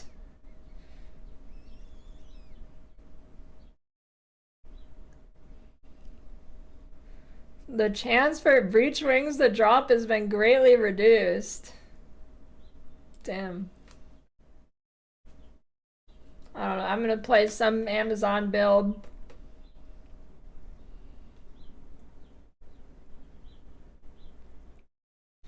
Something Amazon, I guess it's gonna be a shit shoot until something works good. I don't know. Because we don't know any of the numbers. So I don't know. I guess I'm gonna level as Amazon and then click random skills until one's good. Kind of like what I did with crossbows on start of the game.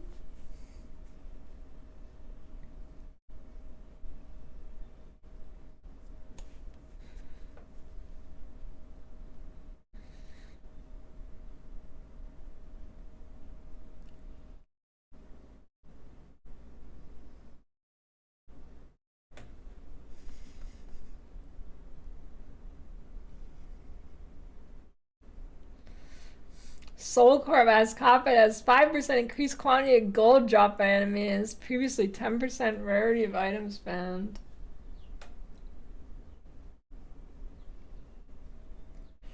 Yeah, it's gonna be just as OP as Spiritborn.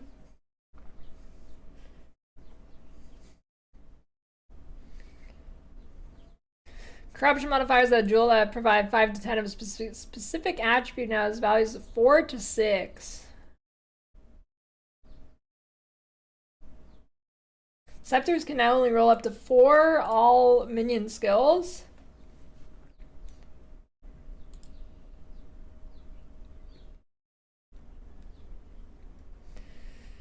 Amulet percent mana nerfed.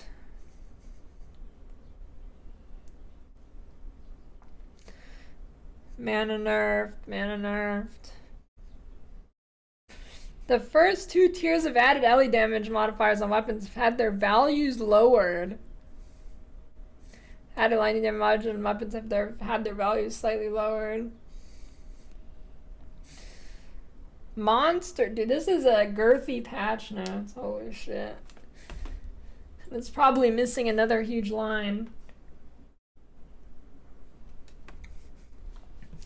Bosses that need to perform certain actions to progress their fight will now become immune to damage if their life is brought significantly past the point at which that action should be used. This should have no noticeable effect on most players, but will prevent cases where bosses could get semi-permanently crowd control to prevent the fight from progressing.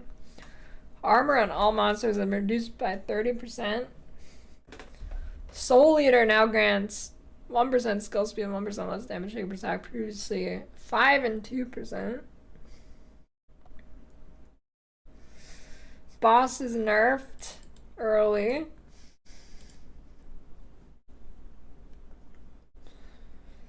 Falling boss is no longer of armor pen. Olrod, Zesh, King in the Mist, and Arbiter of Ash. Holy shit. So wait, you're telling me that armor was like bad on paper, and not only was it bad itself, bosses also had an armor pen? Armor did.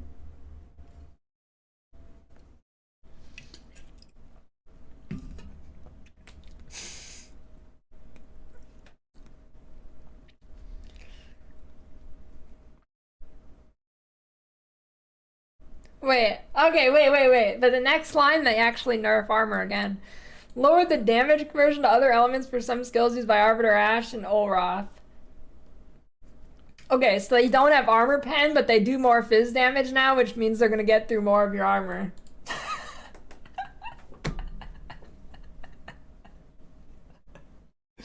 Okay, dude. Alright, cool.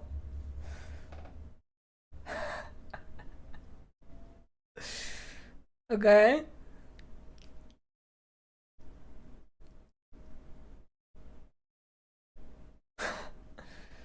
Shit.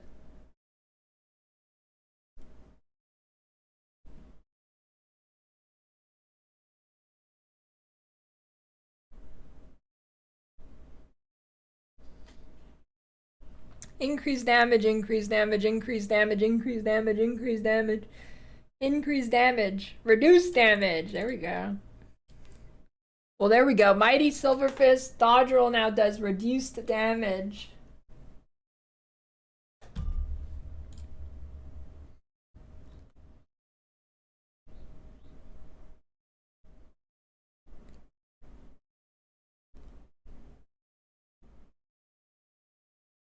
Count Gunnar's 180-degree swipe attack can no longer be blocked.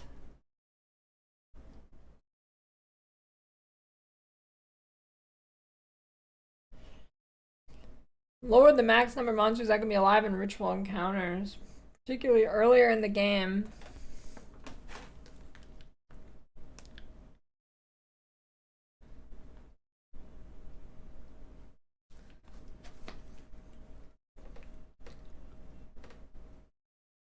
New class start?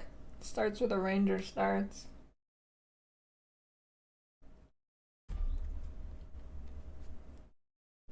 Hey, Fusillade didn't get nerfed. Holy Fusillade angle. Actually, I don't think it did.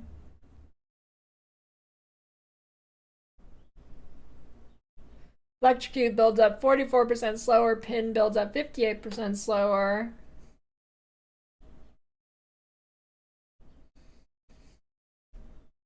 Destructible Pillar in the Chimera's arena have had their life increased. No, dude. It's the most annoying fight in the game. Why?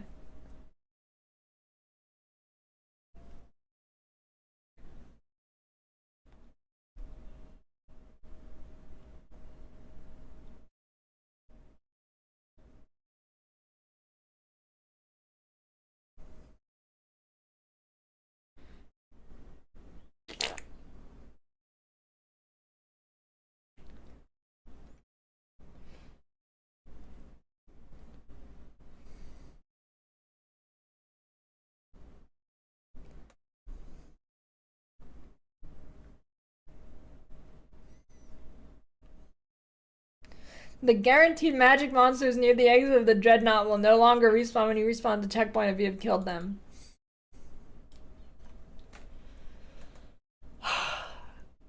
Well, there's officially no good farming zones in the campaign. That's cool. That's awesome. There's officially no spot that feels good to farm. Perfect. Just what I wanted.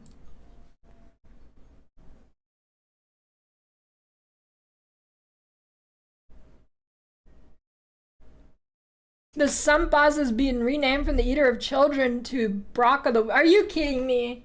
Are you kidding me? Why did they remove its name as the Eater of Children? Are you fucking kidding me? Oh my god.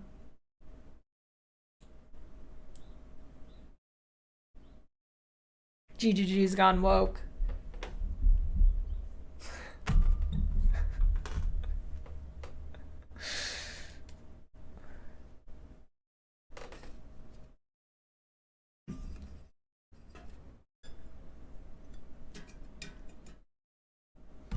I mean, yeah, but that's not the... I mean... What the fuck, dude? Wait, Iron Forces no longer use their tentacle grab skill. Okay, I think this is the best line in the patch notes.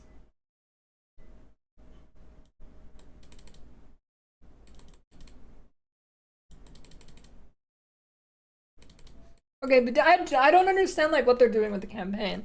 Why is there no good zone to farm in the campaign? I don't get it. Like I don't understand, dude. I don't get it. Why do they want 0 good farming zones? I don't understand, dude.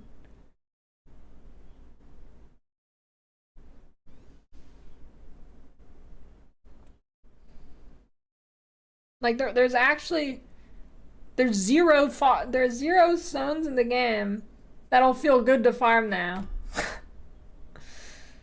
I don't get it. I don't know. I don't know. Resetting checkpoint, running 2 steps, and killing 1 enemy is not farming. I mean, I think actually that's like the most farming something could be.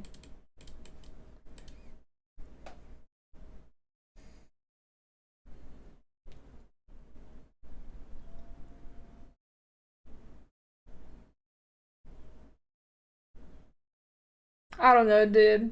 I don't know.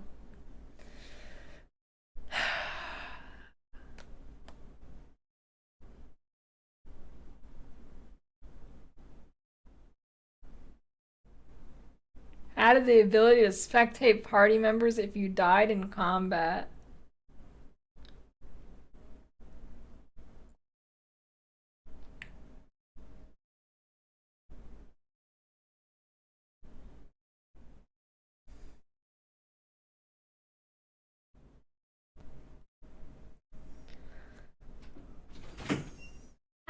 lumps.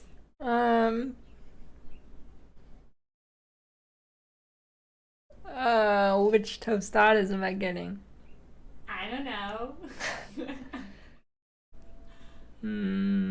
I'll take 2 of the normal ones or 3 of the tahini ones. All right.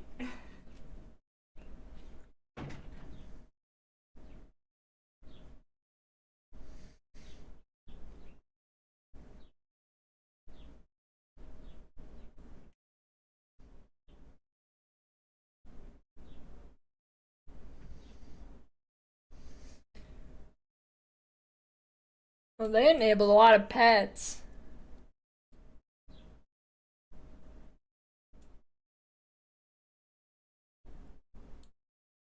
Ooh, a Misery armor set, Deepwater, Pandemonium. Hey, those are pretty good armor sets. Enabled skin transfer, yes! And invisible buff effect, yes. Okay, this is the best line in the patch notes. Tell you they made Witch Hunter good? I mean, it's actually buffed. It might be okay now. Relatively. Bug fixes. That's a lot.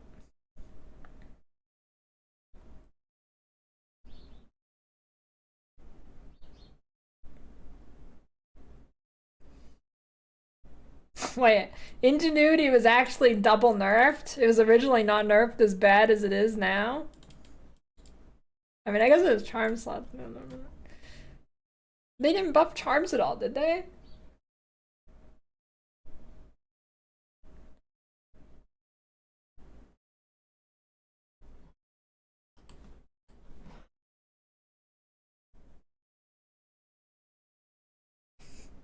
Look at Spectre Bug.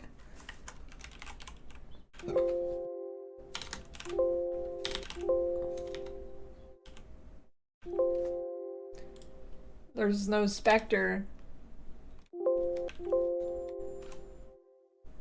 Oh.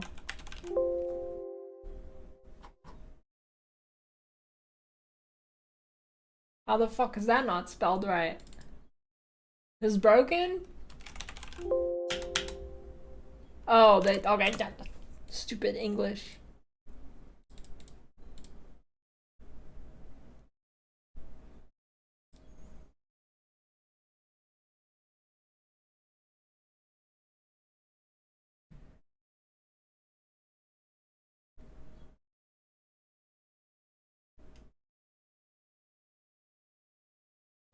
Quality on scepters multiply the amount of spirit they grant instead of granting quality their inherent skill.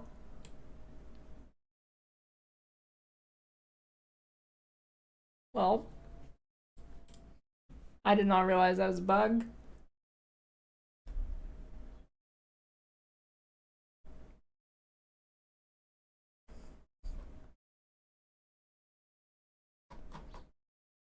I mean, that's a pretty big balance change, dude.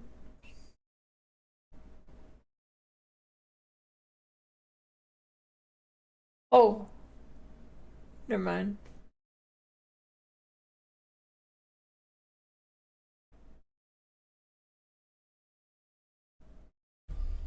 Yeah, I want to get Windows XP sounds.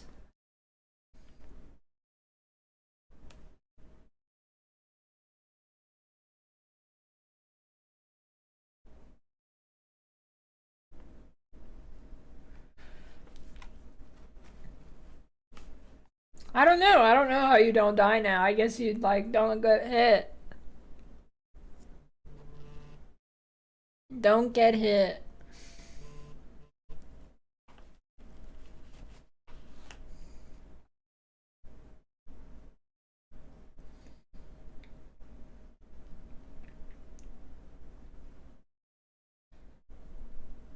Okay, now here's the question. Here's the question though. Do you think that a lot of like new players on YouTube and stuff, they were bitching that when they get to maps, the game isn't like the campaign anymore. It just becomes like a blast fest, right? And also that it's too hard for them to go up tiers of maps and shit. Like they were saying pretty much that maps were too easy and too hard for them, but in different ways.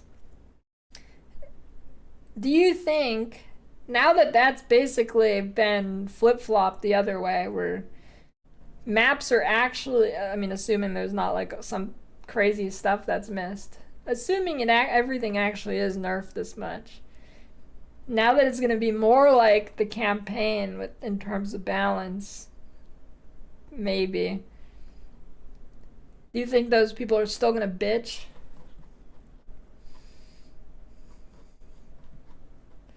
We'll see.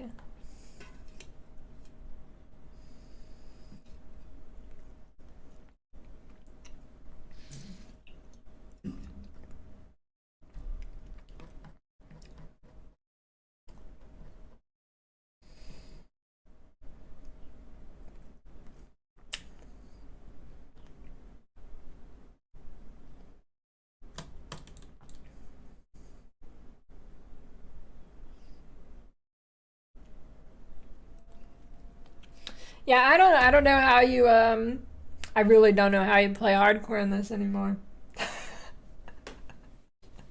I don't know, dude. You have to be, everybody has to be Ben, I guess. I don't know. Fucking impossible, dude.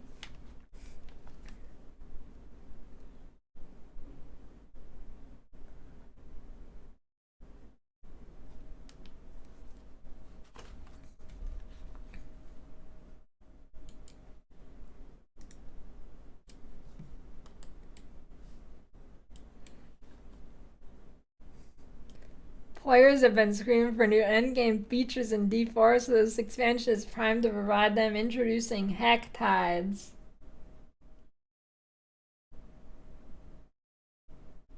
Was this like Blizzard's April Fool post?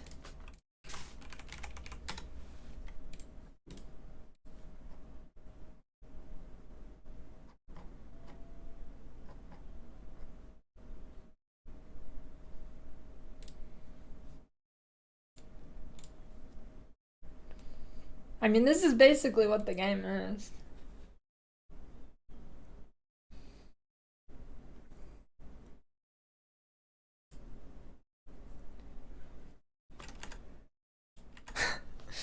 The red does look like a high heel.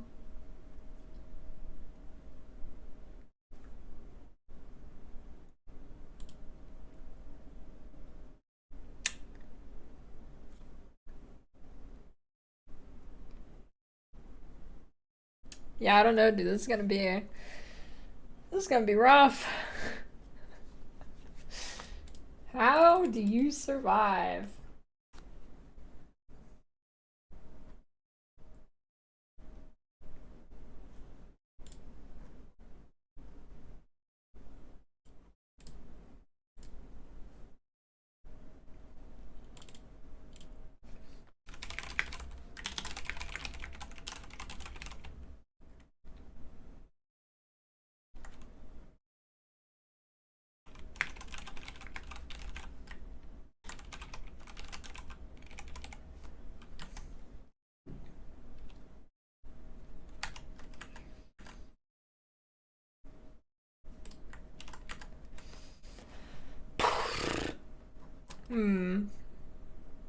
It's Jover.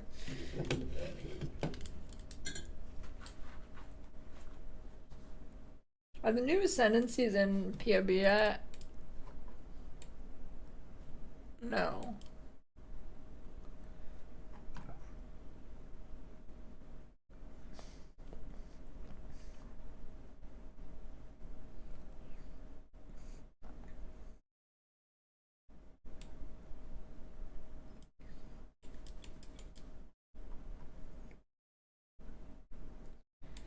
Yeah, Witch Hunter might be pretty decent now, actually.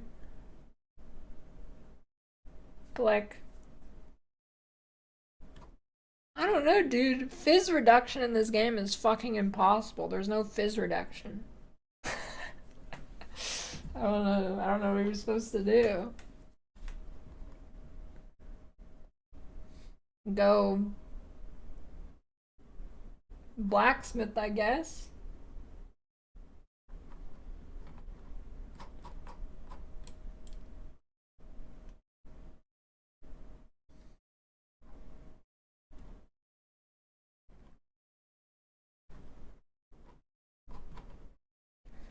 Yeah, I mean, Concoction's pretty dead.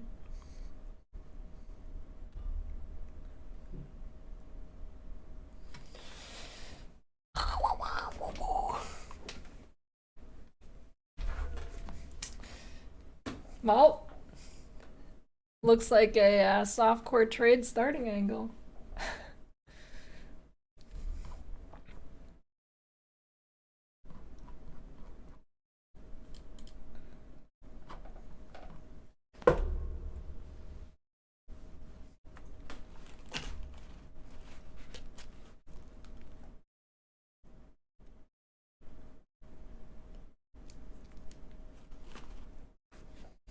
No, I like softcore trade in PoE too. Well, sort of. I mean, it's the best softcore trade in an ARPG. Why did that get auto-modded? Hello, I would like to buy your breach tablet for free chaos.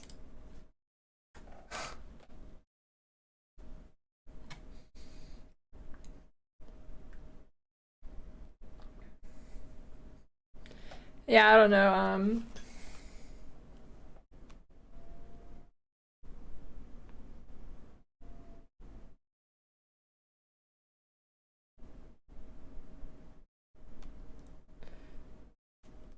It's over.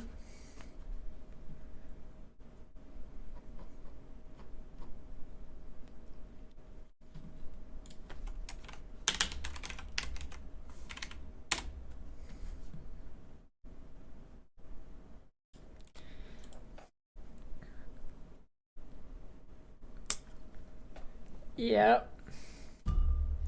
Softcore trade.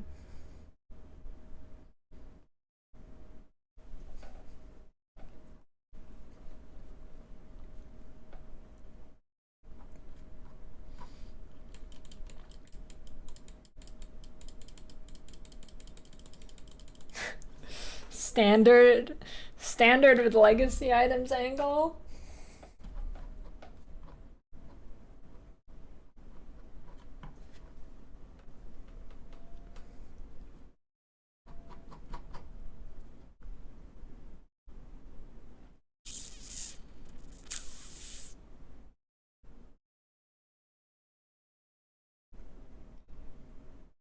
Are those standard temporalis nerfed too? No.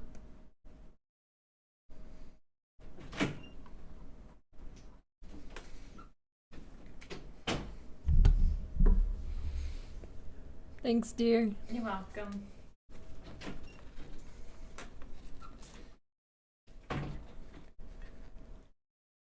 Yeah, I mean, I think that's probably the way to go about it, is pretend this is the first time you get to play. I don't know, I mean, they're adding a billion new skill gems, so there's probably going to be something broken again. So, you know, this could actually be a pretty big problem, because, like, all the new stuff is heavily targeting spears, right? Like, it's all spear skills. So, what if the only good thing to play is spears?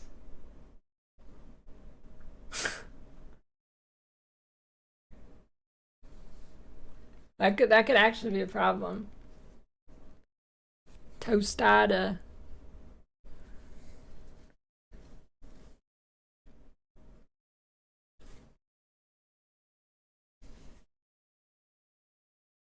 Yeah, I mean, crossbow still looks strong.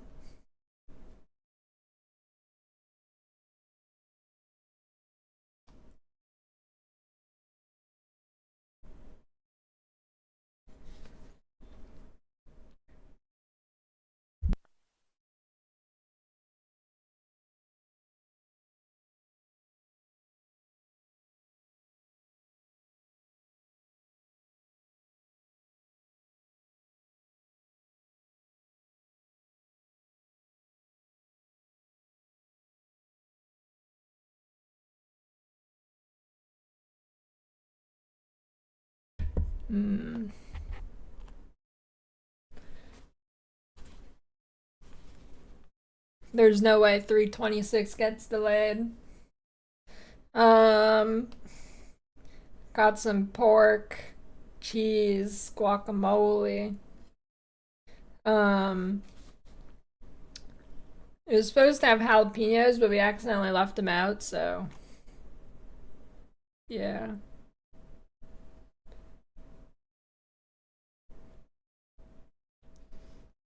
I don't know, it's like pork center cut. I don't know. It's like almost like a pulled pork, but with different spices.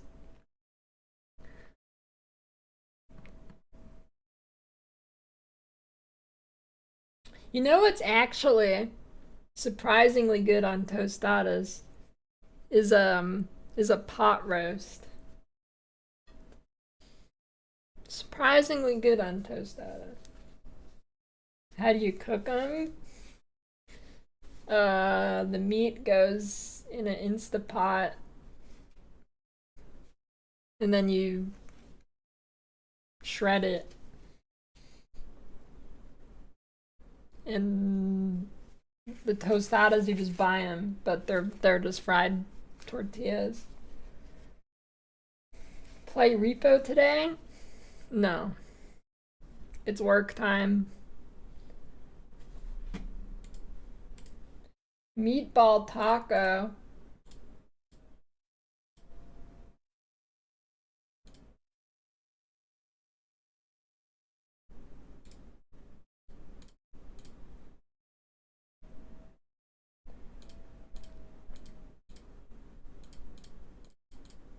Did he put a lot of white stuff on his taco?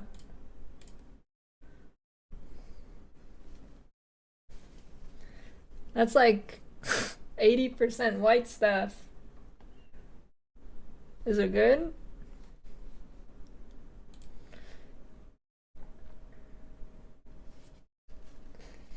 It needs some green or red.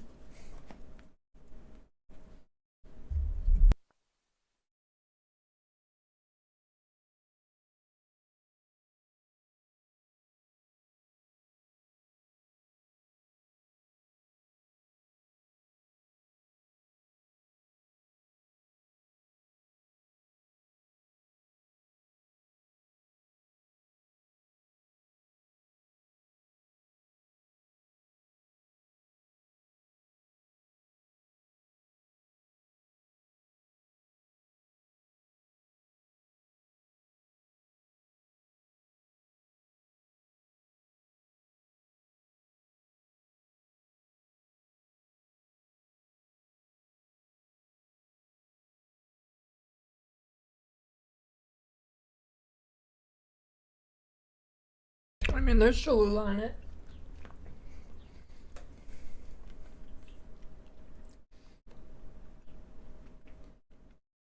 Reheat green beans.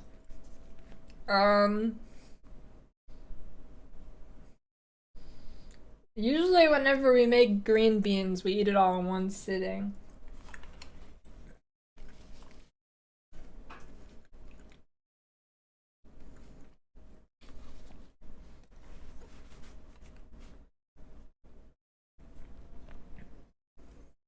There's one American thing. Sour cream?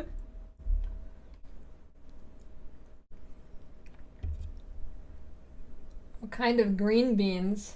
I don't know, they're just called green beans. I don't think there's a different type of green beans, it's just green beans.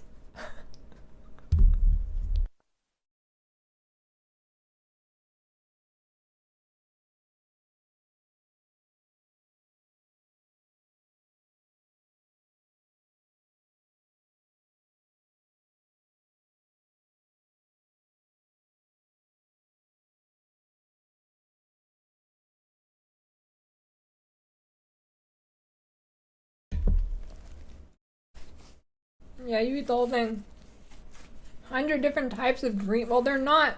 It's not green beans. It's green beans.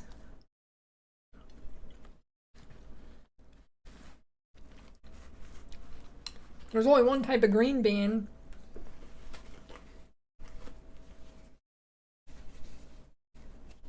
No, not greens, not beans that are green. They're green beans.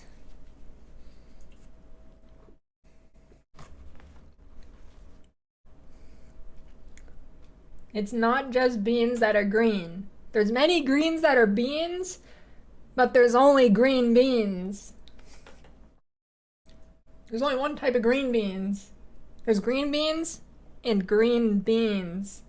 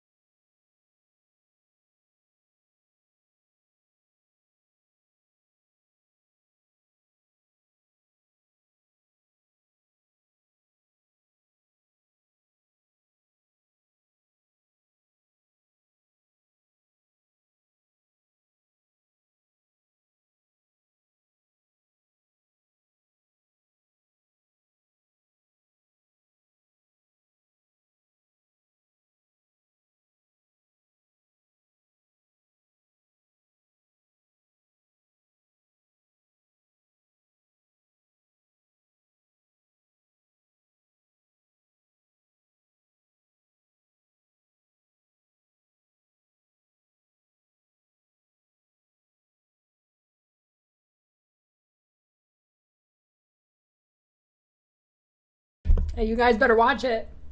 You better watch it.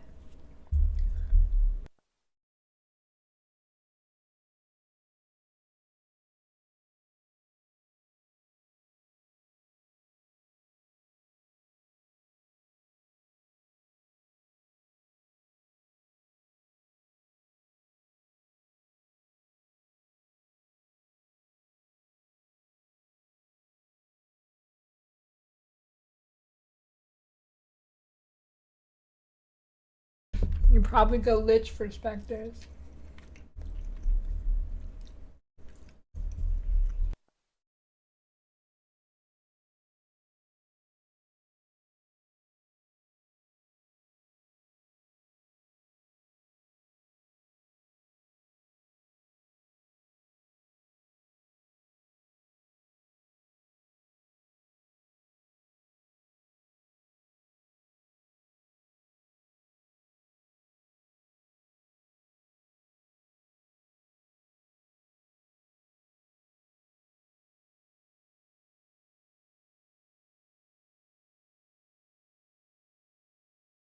Oh, that'd be good.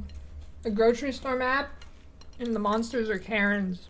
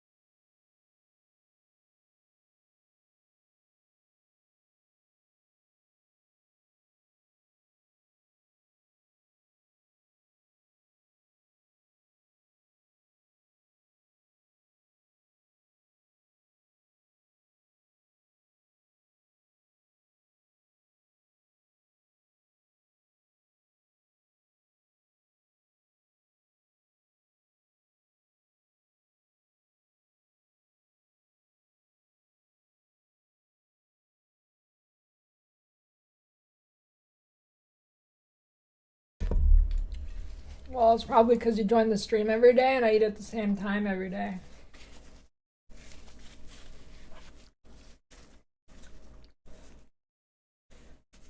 Join at lunchtime, eating lunch.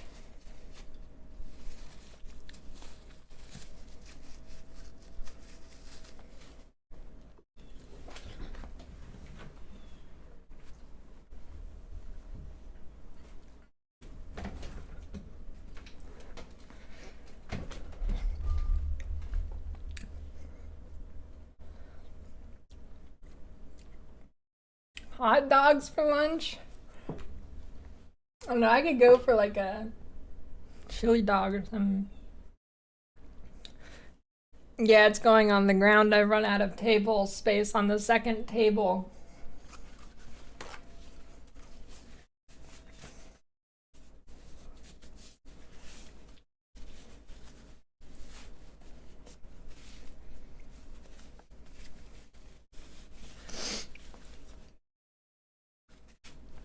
There's only one plate. The rest is drinks.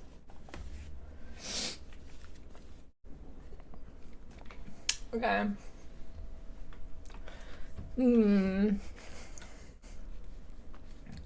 What do I do now? Should I stare at the patch notes for 6 hours or play the game?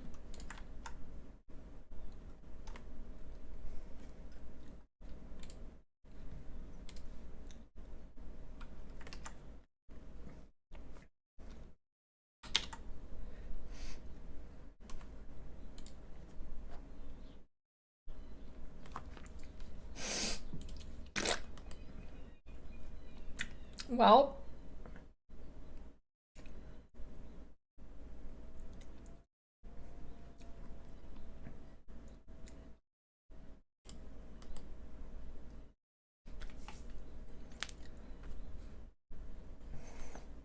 could we level Witch Hunter without using nades, or will it be terrible?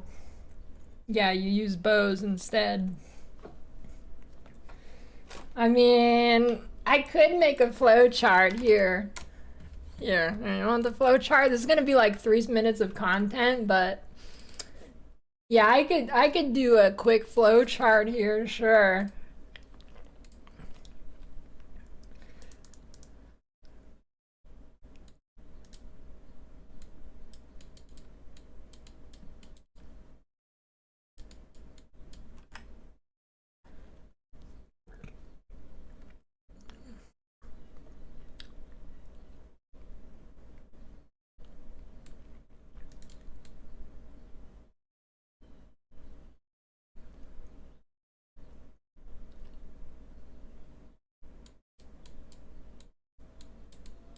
There we go. It's over.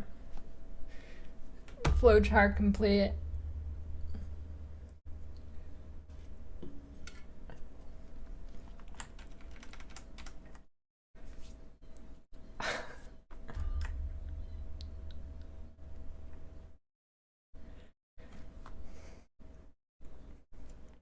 Yeah, I mean, I might be able to get some other things here. Do you want to die? Do I really want to handwrite? What should the style be for this one? I don't know. I don't know what style to use here.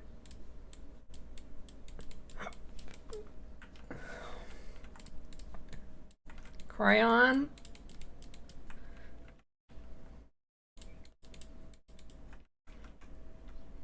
Braille, okay.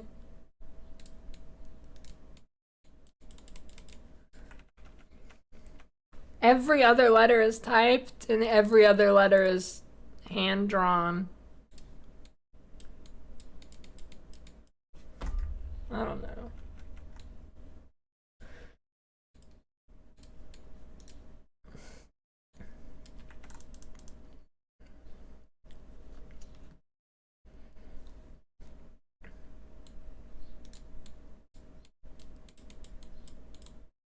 I don't know if I've done a fully hand-drawn one yet.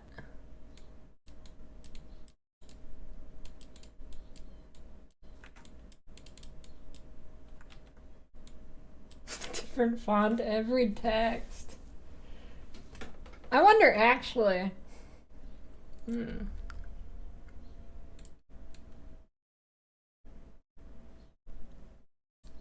Wait, what is in a flowchart is the choice? Is it like a diamond?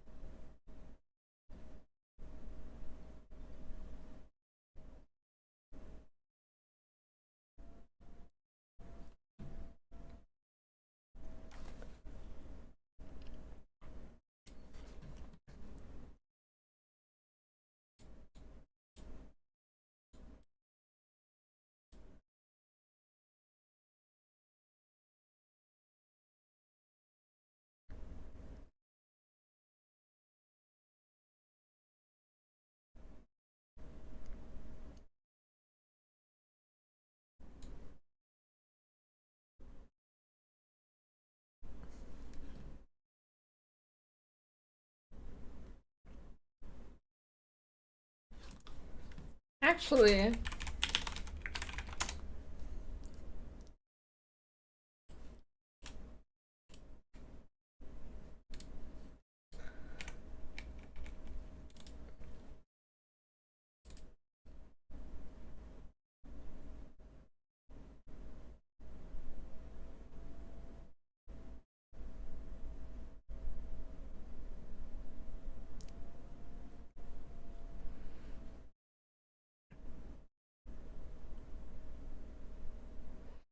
Lich might be okay, actually. Oh, I don't know. Is 10% DR enough?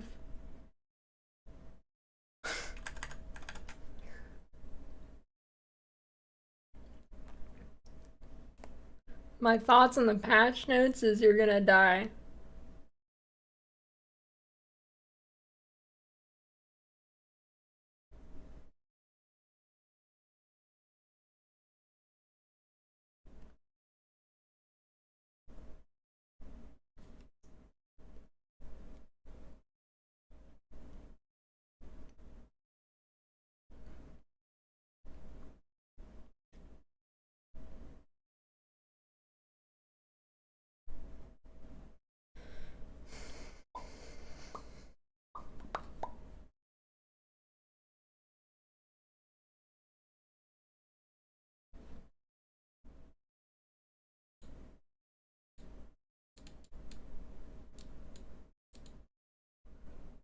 I mean, I don't know, Lich you can still go like mind over matter. And 6% of max life per second.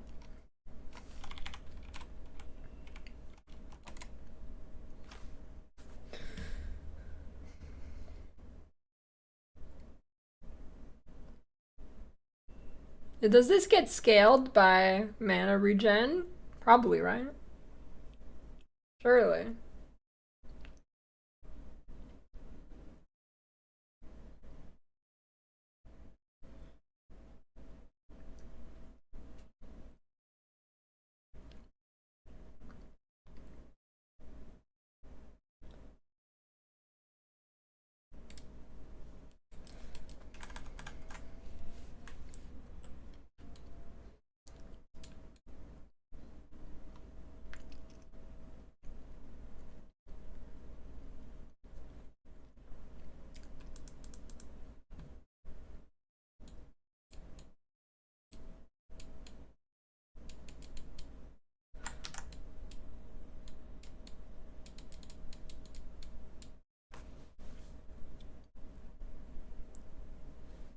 It is banger alerts, banger songs.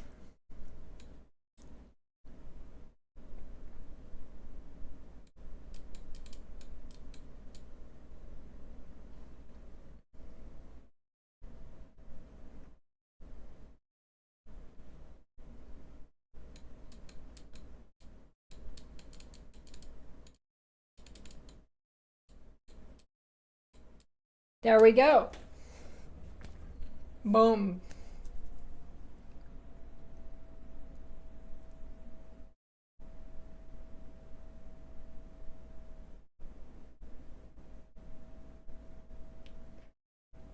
Complete flow chart.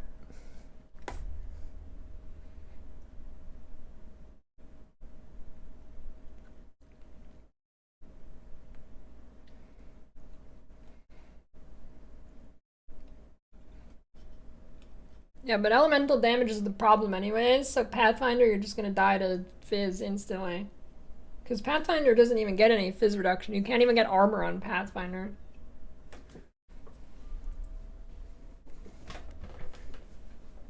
Just gonna die to Fizz.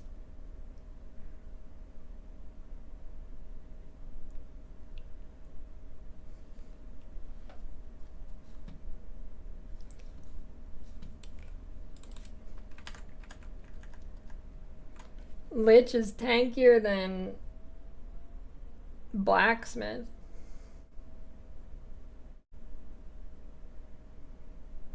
I mean, is there a way you can keep your ES like permanently up?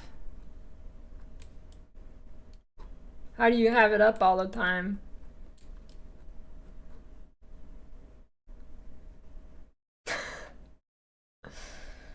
Yeah, okay.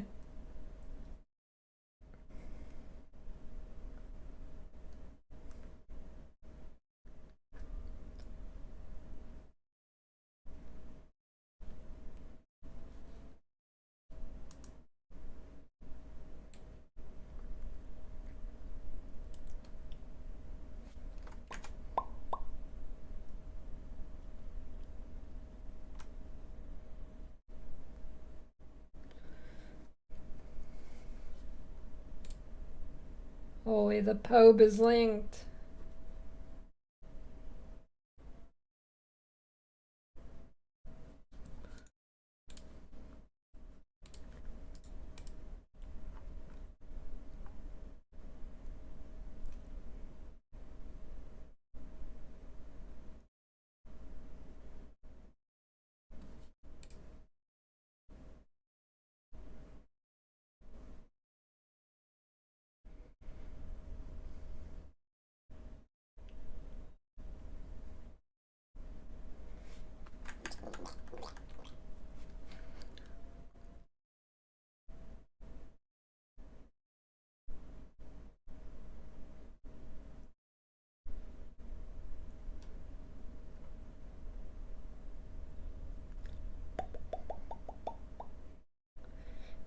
I mean, if fractured orbs are as common as they say, I mean, perfect gear might not be too hard to get.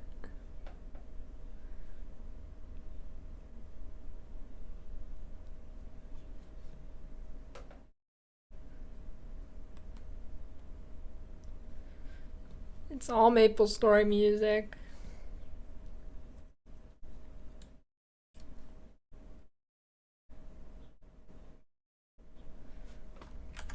Yeah, I saw the max hit.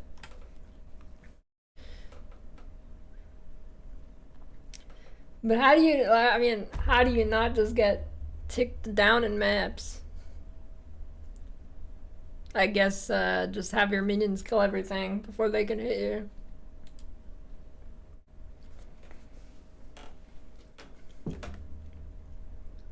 Wait, 1.3 second?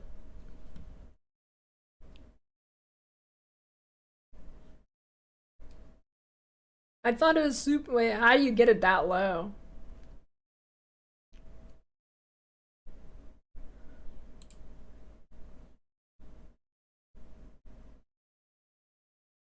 Wait, I thought it was like. It's only a 4 second base? Why did I think it was like. Fucking 8 seconds or something?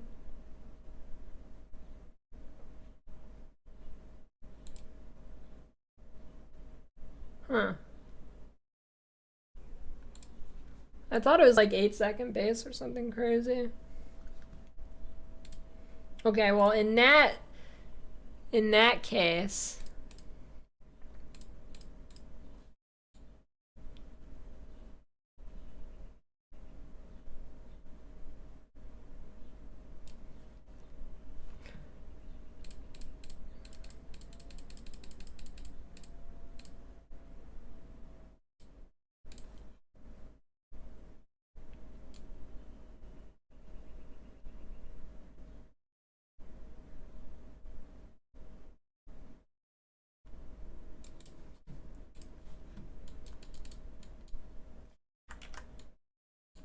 There we go.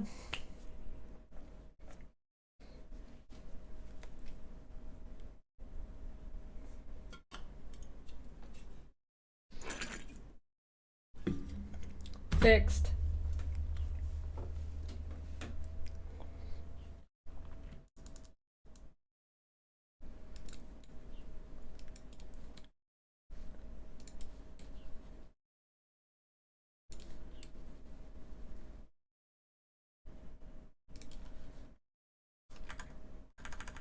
How do you...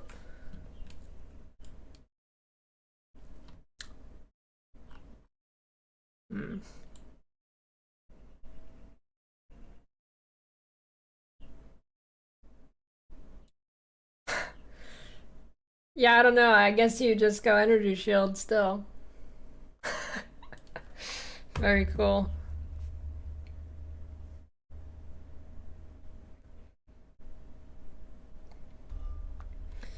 Yeah, crossbow deadeye should still be good, but we don't really know.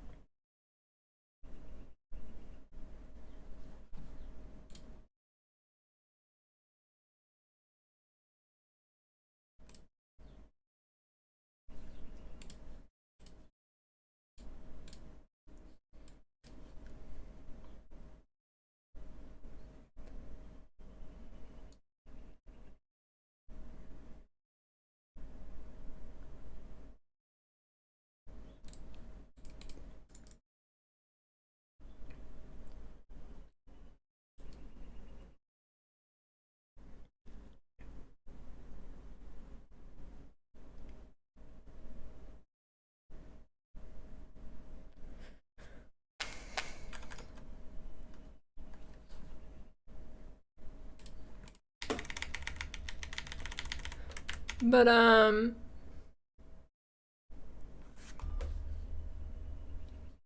here's the thing.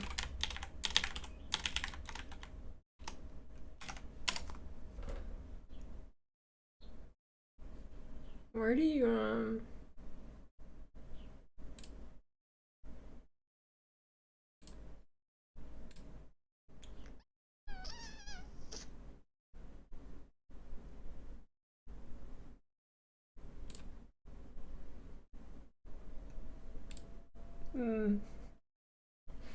So you can get 3 max res on a shield. I guess technically 5 if you can roll both. Then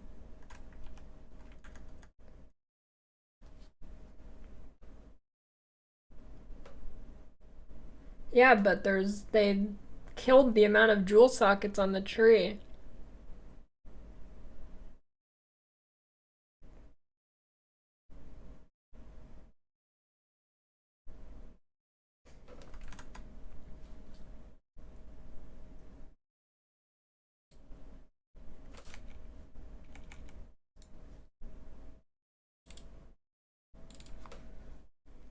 Wait, how is Lich 25% DR?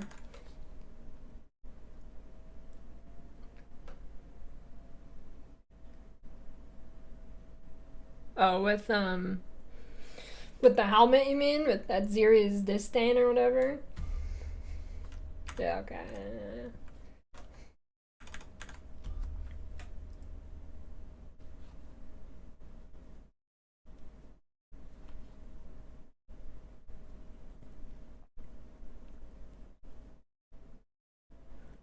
I mean, early on you definitely click like 8 of them, because you're not gonna have the max res.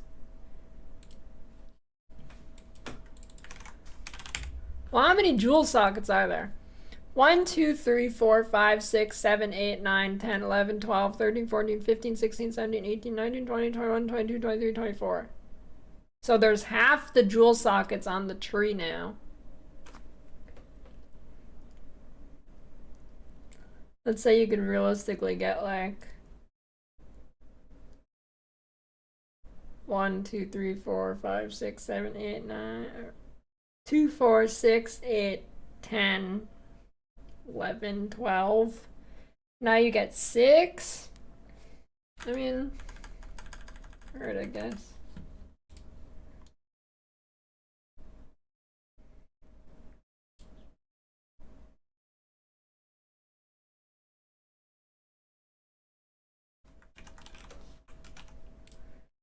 I guess it's still doable.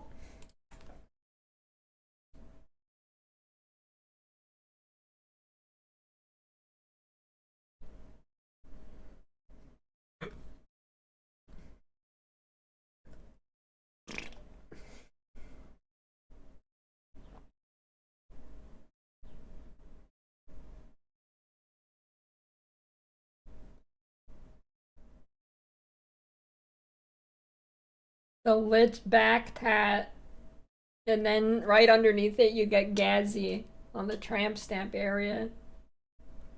The big heart around it.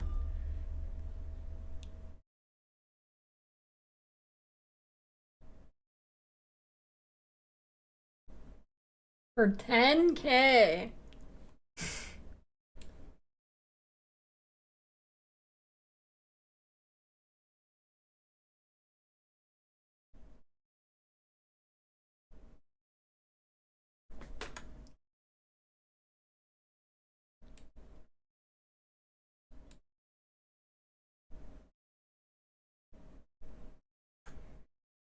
Shit. Now I'm tempted to play Lich.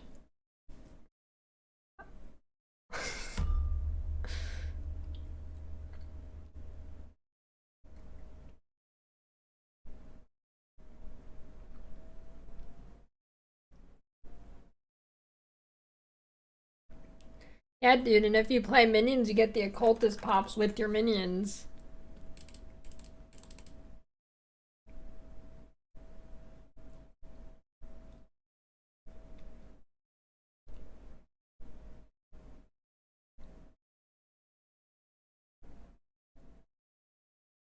What do you mean, dude? Yeah, I mean it actually does suck because it doesn't have the same pops as PoE1.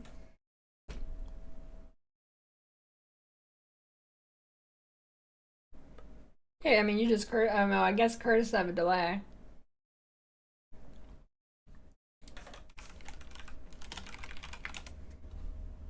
Oh, you use blasphemy, dude. Did blasphemy get nerfed?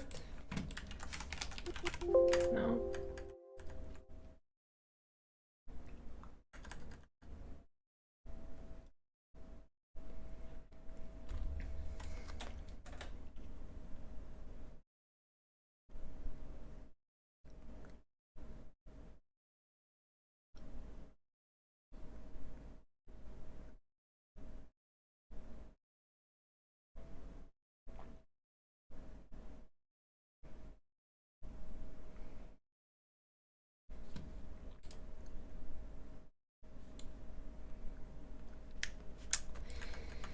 Shit.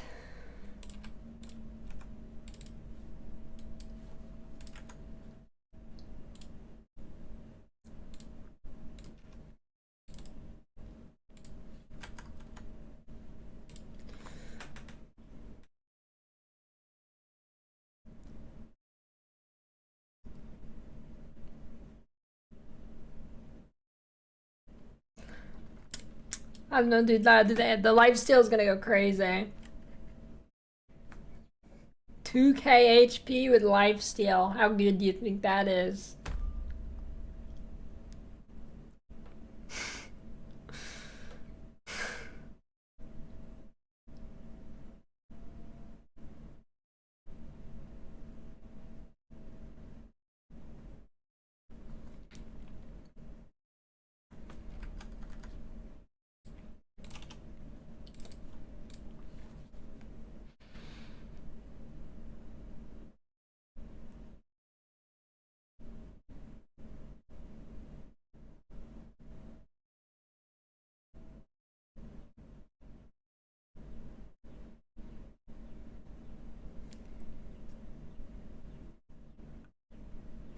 Consume a tier 1 unique.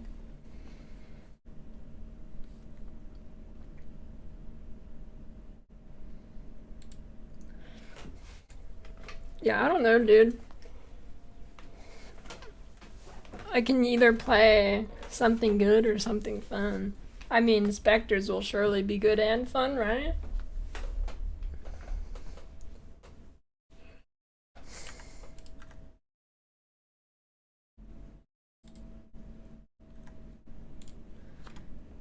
Surely.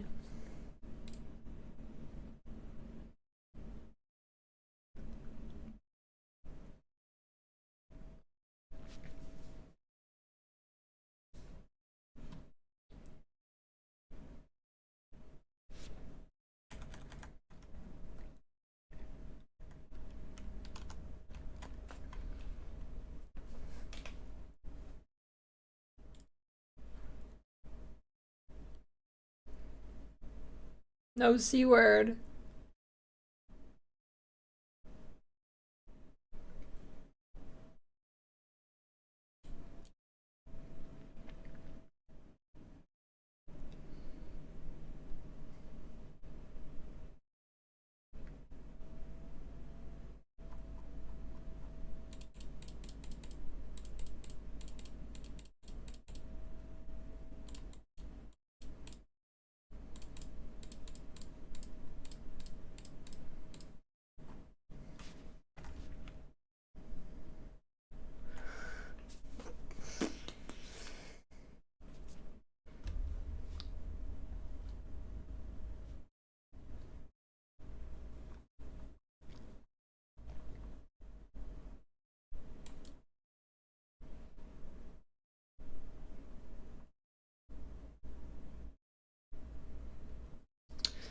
Hmm.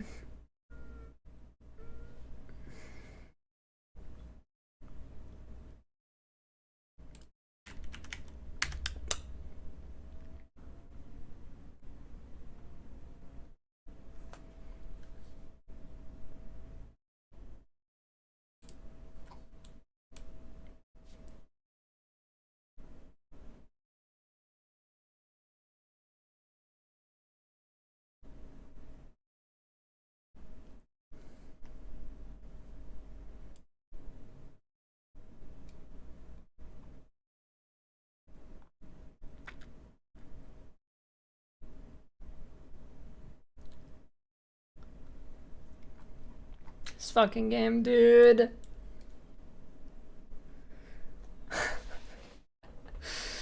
Oh my god, energy shield. Why? Remove.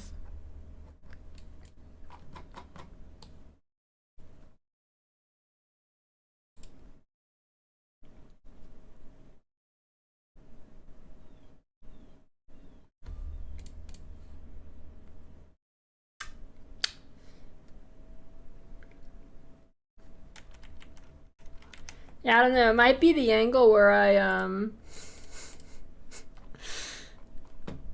cosplay as something and then I don't start it once again. I feel like that always happens.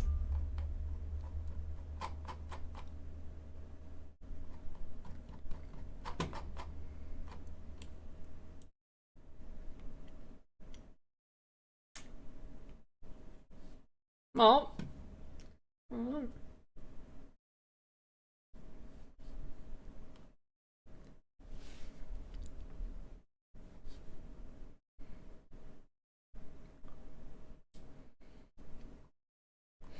I mean, the Lich cosplay would be pretty easy, actually.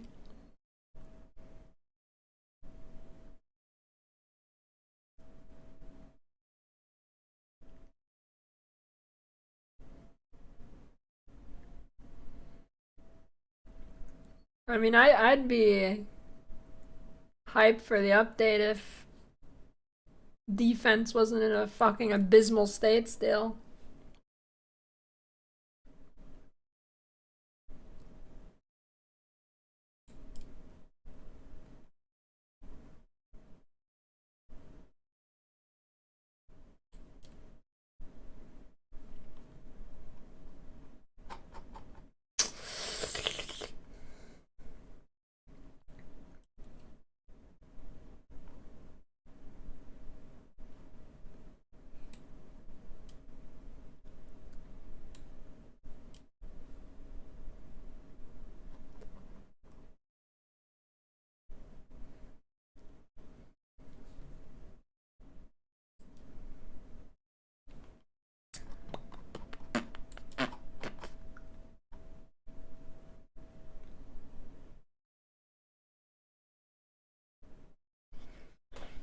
I don't know. I mean, Amazon will be pretty good for glass cannon, but I don't know.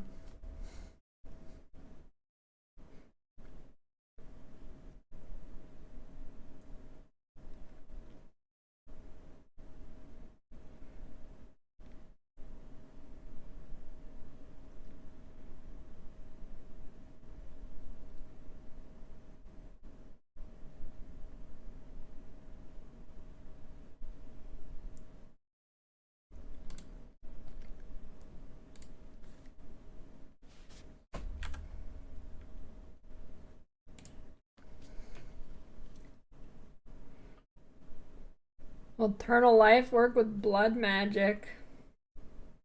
Yeah, it should.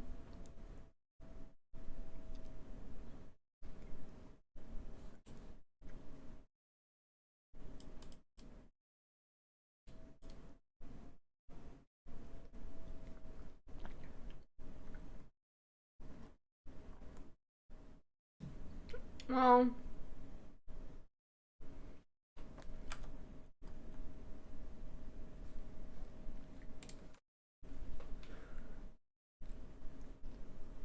I mean, well, you get 20% increased strength, 15% increased max life, but you don't get a rare body armor. I don't know. how much life you get from that.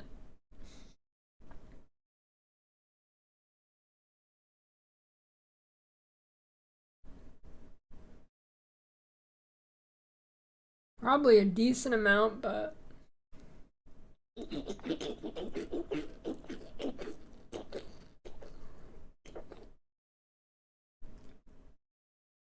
I mean, you probably take both.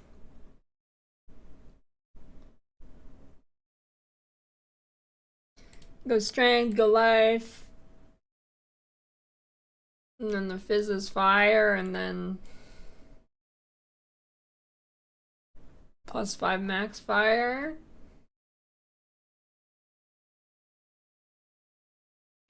You go boom, boom, boom, boom.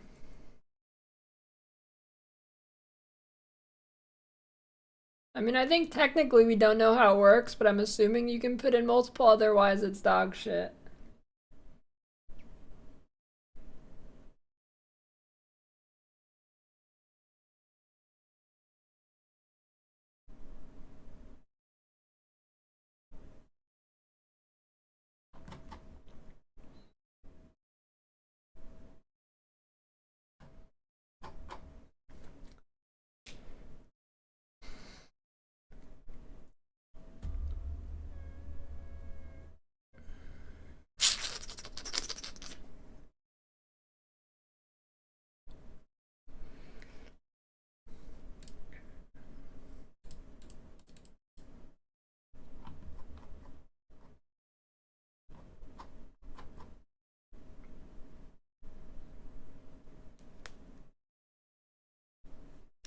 It's over.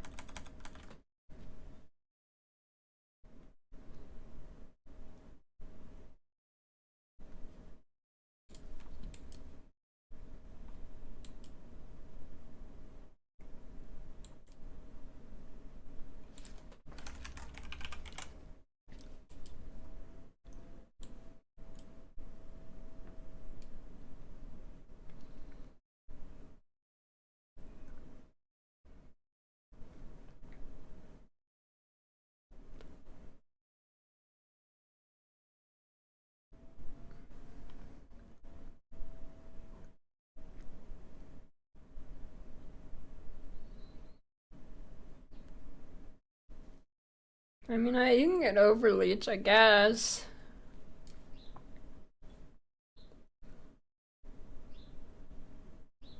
Does anybody have a POV of a build that actually uses leech so I can see what the number is?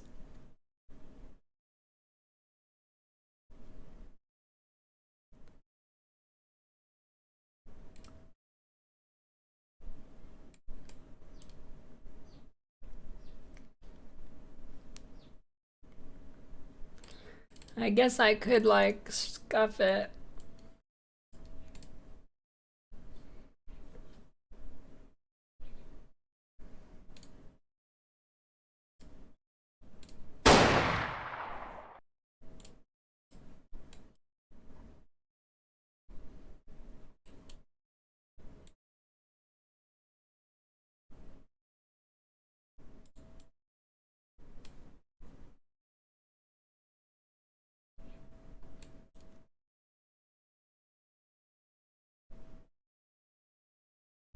I don't know. That second message might have saved them. What do you think?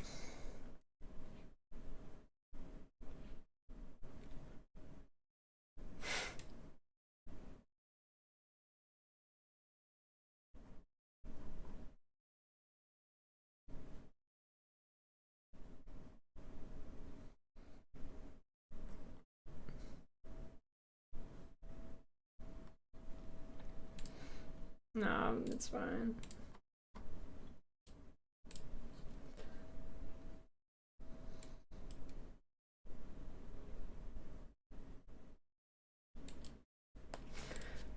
Let's see. Mace. Mace.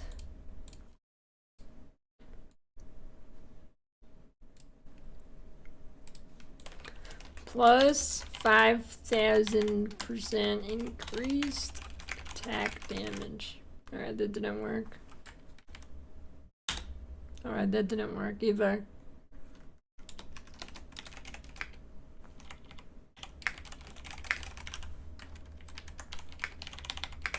There we go.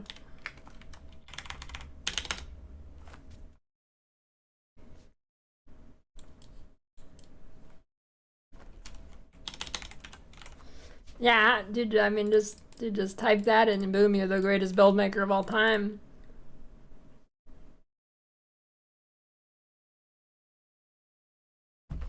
I'll be right back.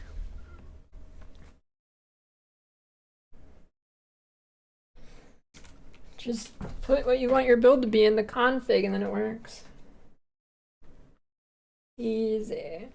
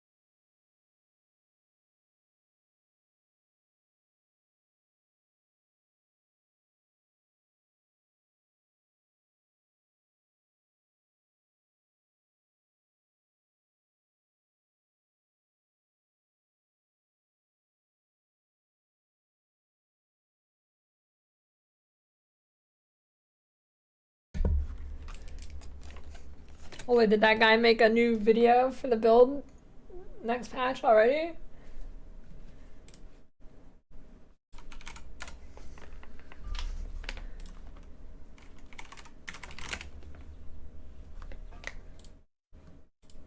No, he hasn't yet.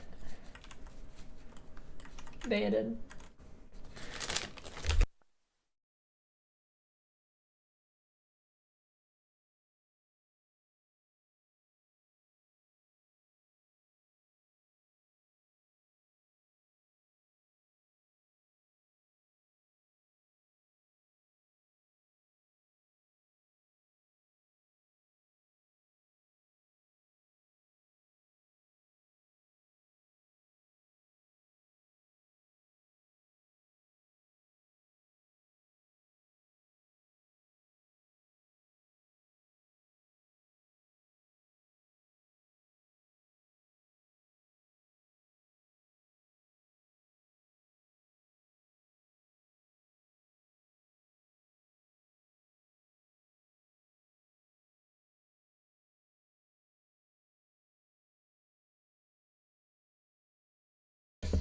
I'm just plain kettle cooked.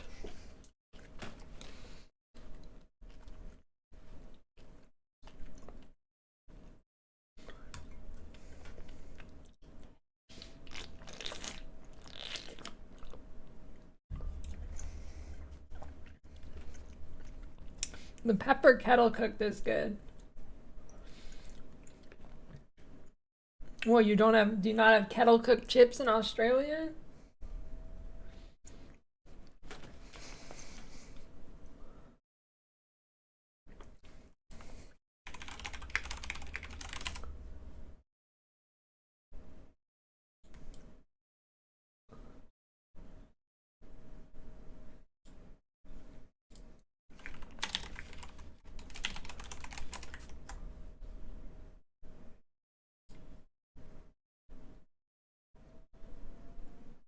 They're like, no, I feel like it should be easy to find a.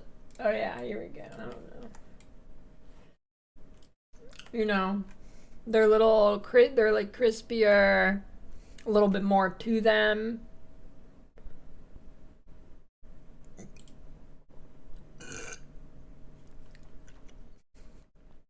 Although those ones honestly look more kettle cooked than normal chips.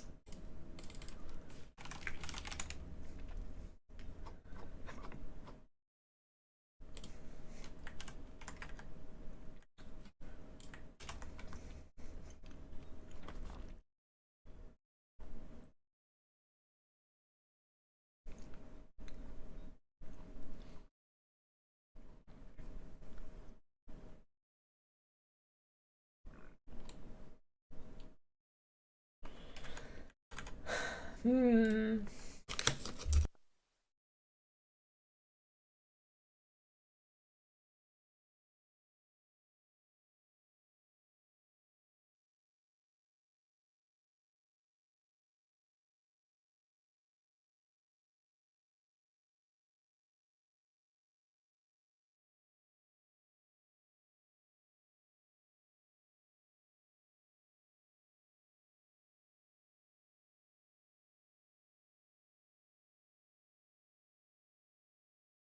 He just sits there and stares at you.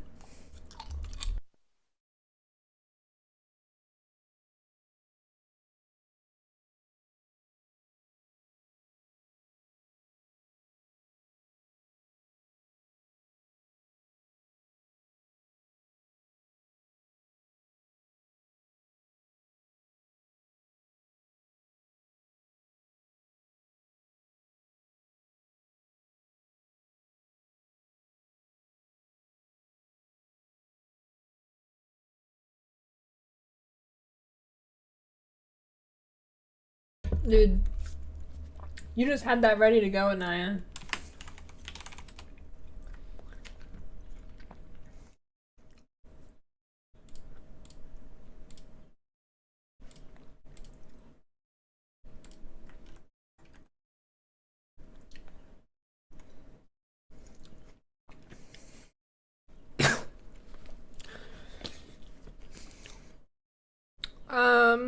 Yeah, I don't know.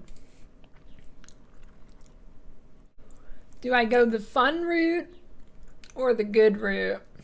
That's the question. I mean, specters could be fun too, if there's a good one.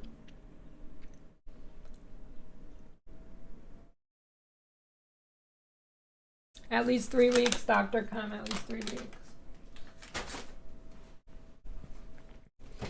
Damn, I should have brought my plate to the kitchen.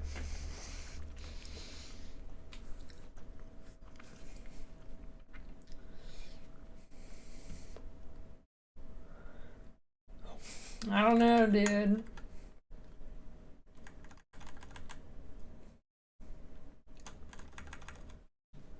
Fucking energy shield.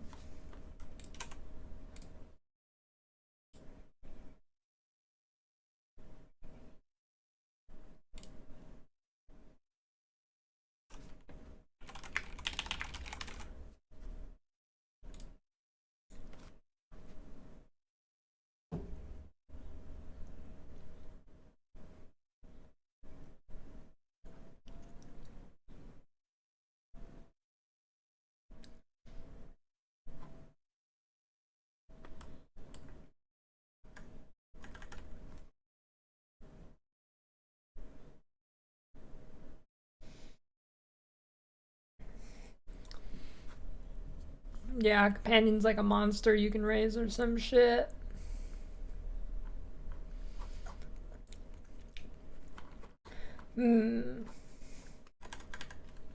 Kill things before they can kill me, or...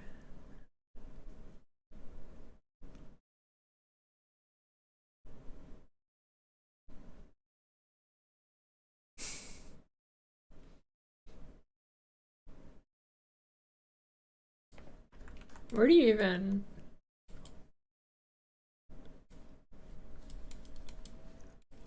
Can I get like an item with leech or something?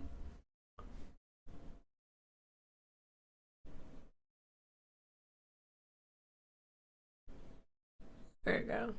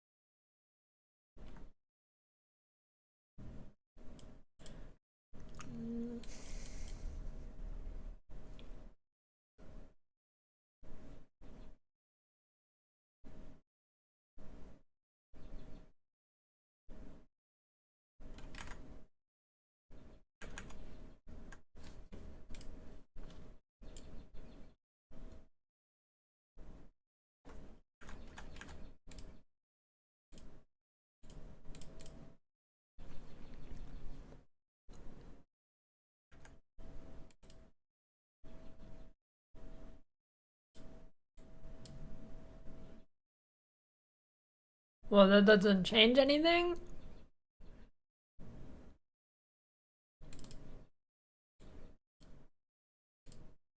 What? Is that way? Is it like written leeches? I don't get it. What's the difference? Why does that not work?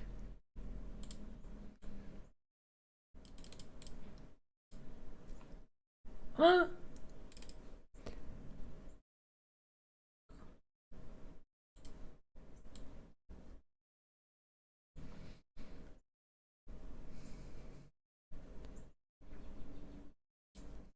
Okay. Are these like actually different?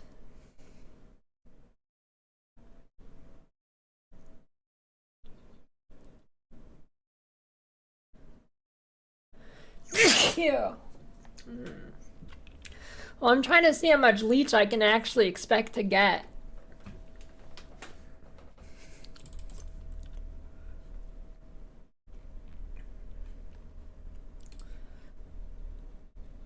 Are these actually like 2 different types of leech?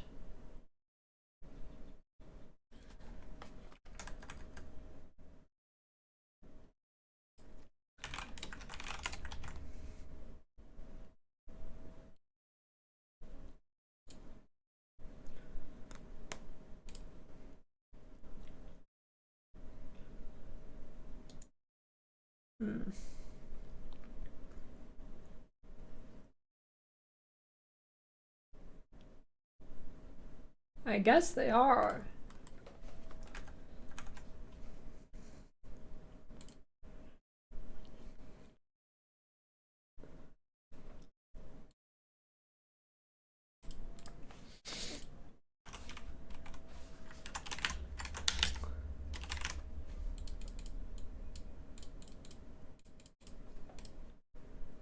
Huh. Wait.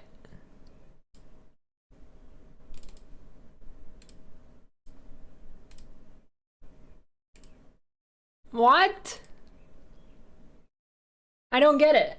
Is it broken? Okay, leech 5% of physical attack damage is life. Leech 7.9% of physical attack damage is life.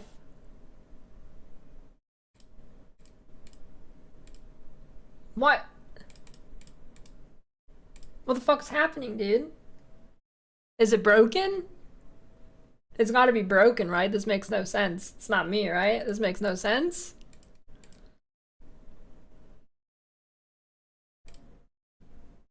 I think it's broken. It gotta be, right? This makes no sense.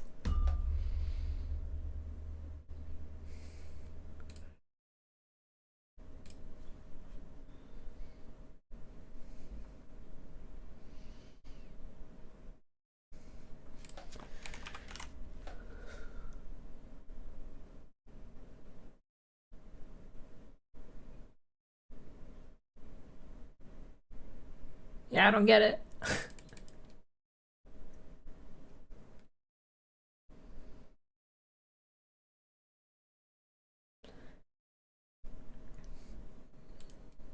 Well, it's on basic attack, but maybe that could fix it.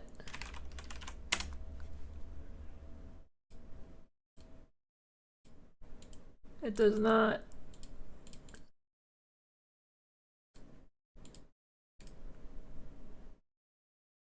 Wait. Why is this giving me 33% damage? Dude, what is happening? Wait, what? Why is this giving me 33% damage? Oh, accuracy.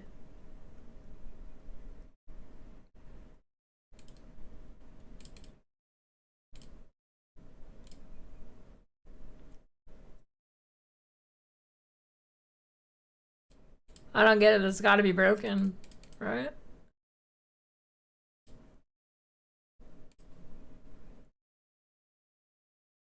Unless it's because... Okay, hold on.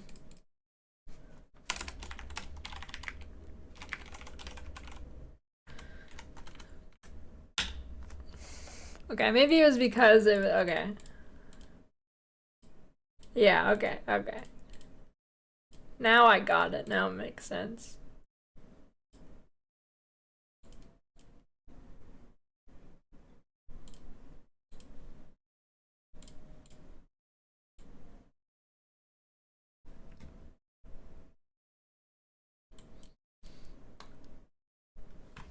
Okay, so, Leech fucking sucks, I guess. Alright, cool, cool.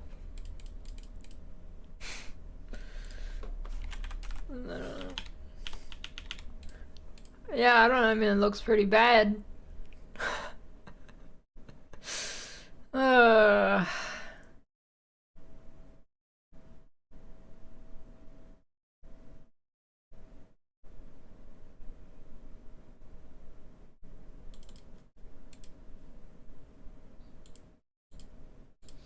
Why?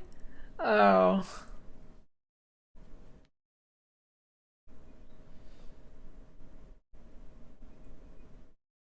Yep. Okay, I guess. I don't know, I mean. Looks like Leech is pretty dookie.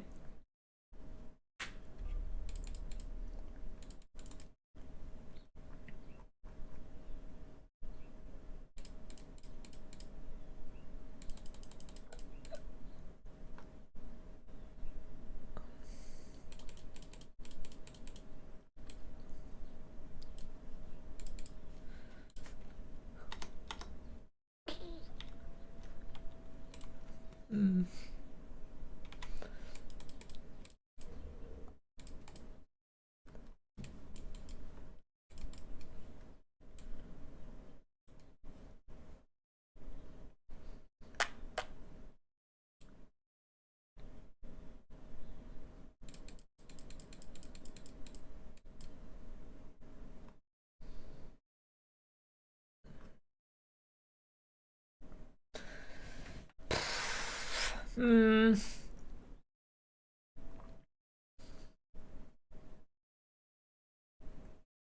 I don't know, it's not good.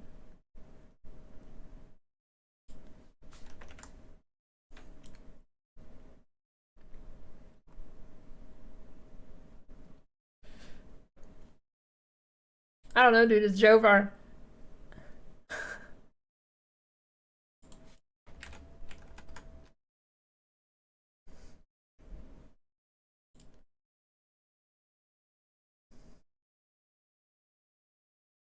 Yeah, I don't know. I guess you still just go Energy Shield and without Grim Feast. I don't know. I guess.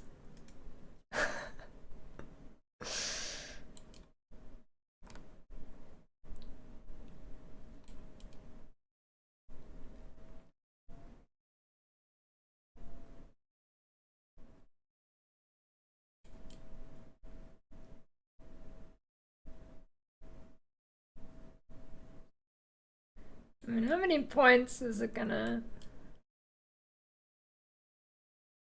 rob from me?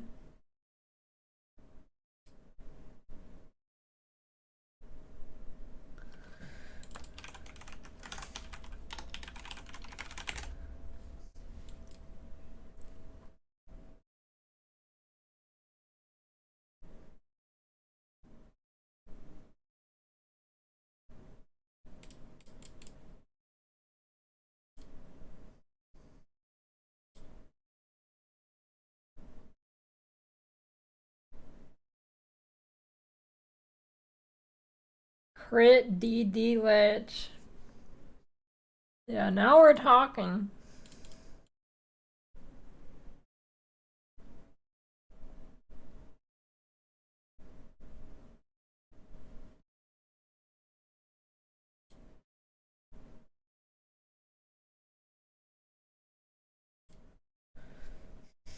Hmm.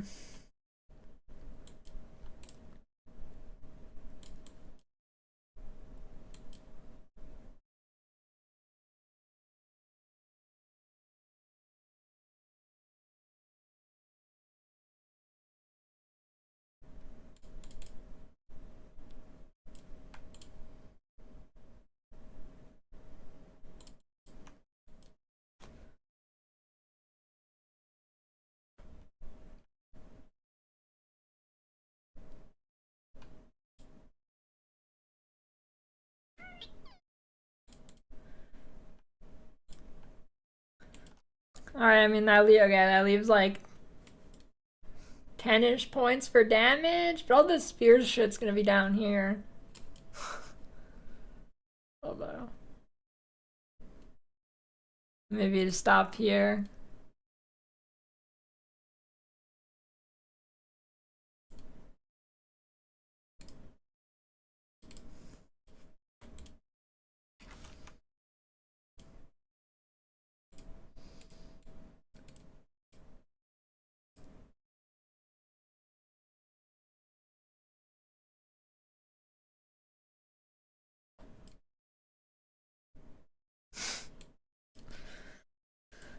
Well, okay, I mean, yeah, I mean, I guess it's possible.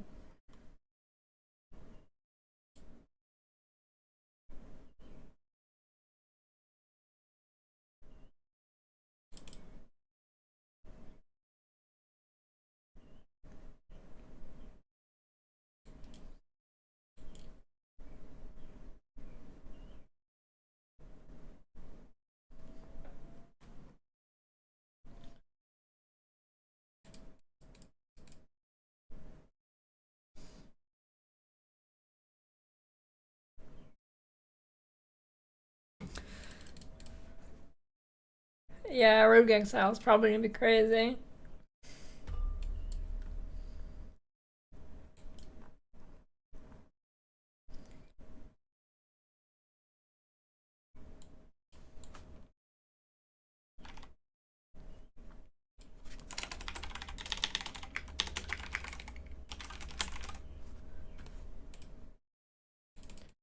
Holy, that's crazy.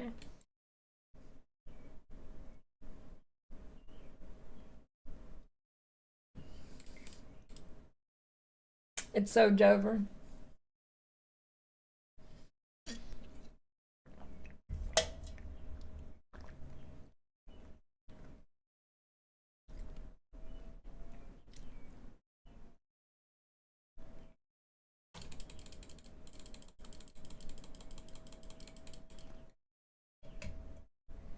DD nerfs? I don't care about any specific nerfs.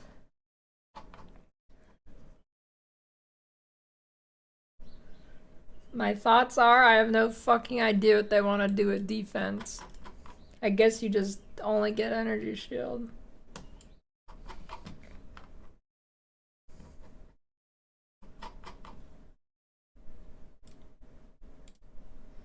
It's a good choice if you like dying.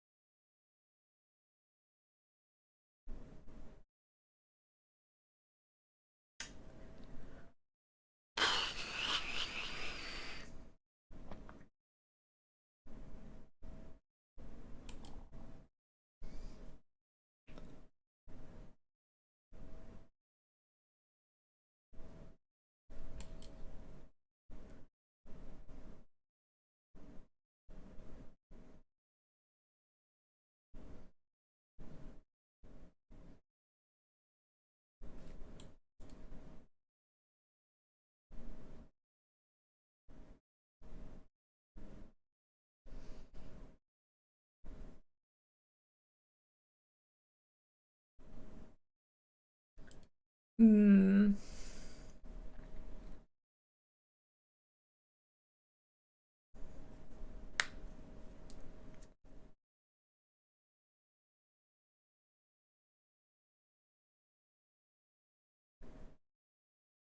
What if you go Eternal Youth but with the leech?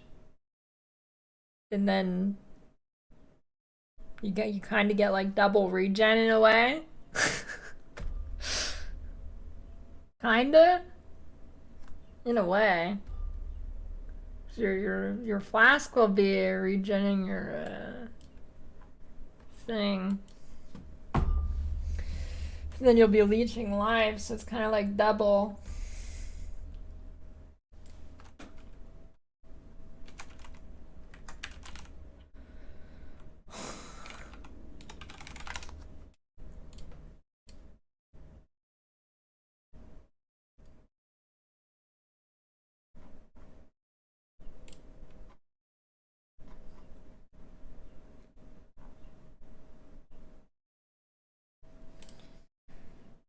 Spear field is good.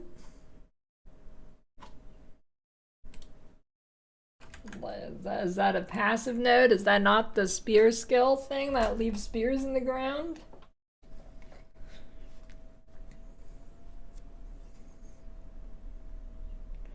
How do you know it's good?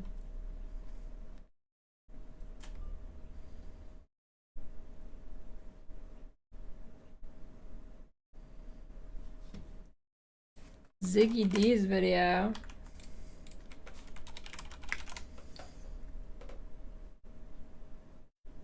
Oh, what the fuck? Oh, I didn't see this. Holy React content. 31 minutes. You've saved this stream, Oscrix. You've saved it.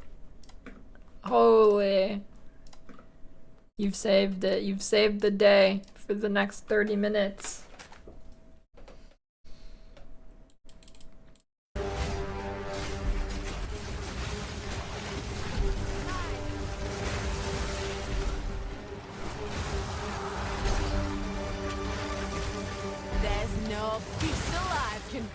The Huntress, equipped with Spear and Buckler, seamlessly weaves melee and ranged attacks together using high mobility and powerful counterattacks and skill combinations. It's a playstyle unlike anything that we've had in Path of Exile up to this point. Attempting to make this overview skill guide has proven very challenging. What do you think the chance that you actually use melee and ranged is? The previous mercenary hands-on guide, I could simply talk about each skill individually and maybe just note one or two of the interactions that come up, but for the Huntress it's not so simple. So many of the skills interact with each other in different ways. You can play some pretty simple and organic feeling skill combinations without being quite so overcomplicated, but it's when you start to consider all of the possible interactions and options that you have available to you, quickly things become really complex, and all of the possible interactions Account bound? and options that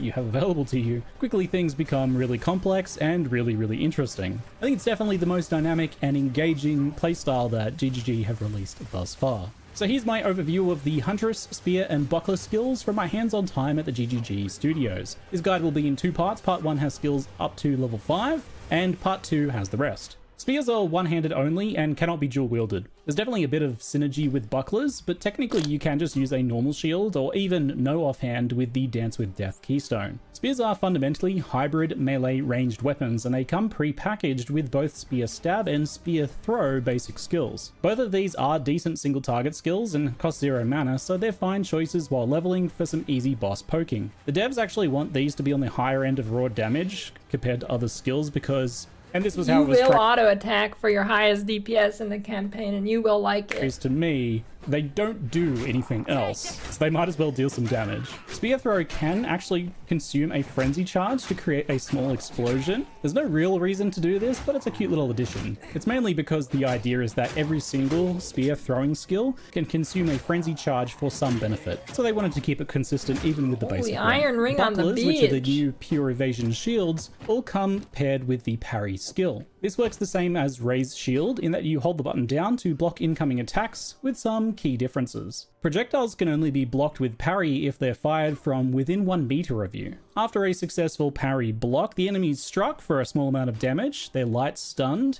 and they gain the parry debuff for 2 seconds. This parry debuff causes them to take 50% more attack damage for that duration, and that's from anything, it doesn't have to be a specific skill, just any attack. But the parry debuff can also be consumed by some specific skills that we'll go into later. As normal, you can parry any regular melee attack or spell, you just cannot parry slams or explosions, or the big red flashy boss abilities basically. While parrying you won't evade attacks, but evasion still does do something, it prevents heavy stun buildup.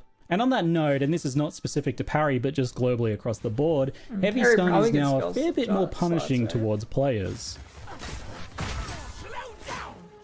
That said, evasion scaling in the nature of how you tend to actually parry and then counter-attack made this rarely an issue for me after the beginning. I did get heavy stunned a few times, but it really caught me by surprise. And long term, it almost started never happening. Unlike other games with parry, there's no timing requirement here. You don't have to get some sort of perfect thing right as a certain part of the attack is happening. You just channel the parry skill, hold it as long as you want until an attack is automatically parried, as long as you're within range of it if it's a projectile, or as long as it was going to hit you if it's a melee attack. Generally speaking, you'll hold the parry skill down, the parry will occur, and then you'll counter-attack with some ability to take advantage of the parry debuff. There's no real skill component here, outside of just knowing what things you can parry. And since that's consistent in that it's close range projectiles, or any attack that's not a slam, basically, it's a pretty easy thing for you to learn over time. My opinion on parry walking away from this was really positive. It's important, fun, and really effective. It can downright embarrass some of the bosses, where you just kind of like chain parry them with follow-up attacks and they feel like they can't really do anything to you a lot of the time. But then at other times, there are some bosses that mostly only do slams, and they have very limited things that you can actually parry. Since there's some differences in the types of enemies you face,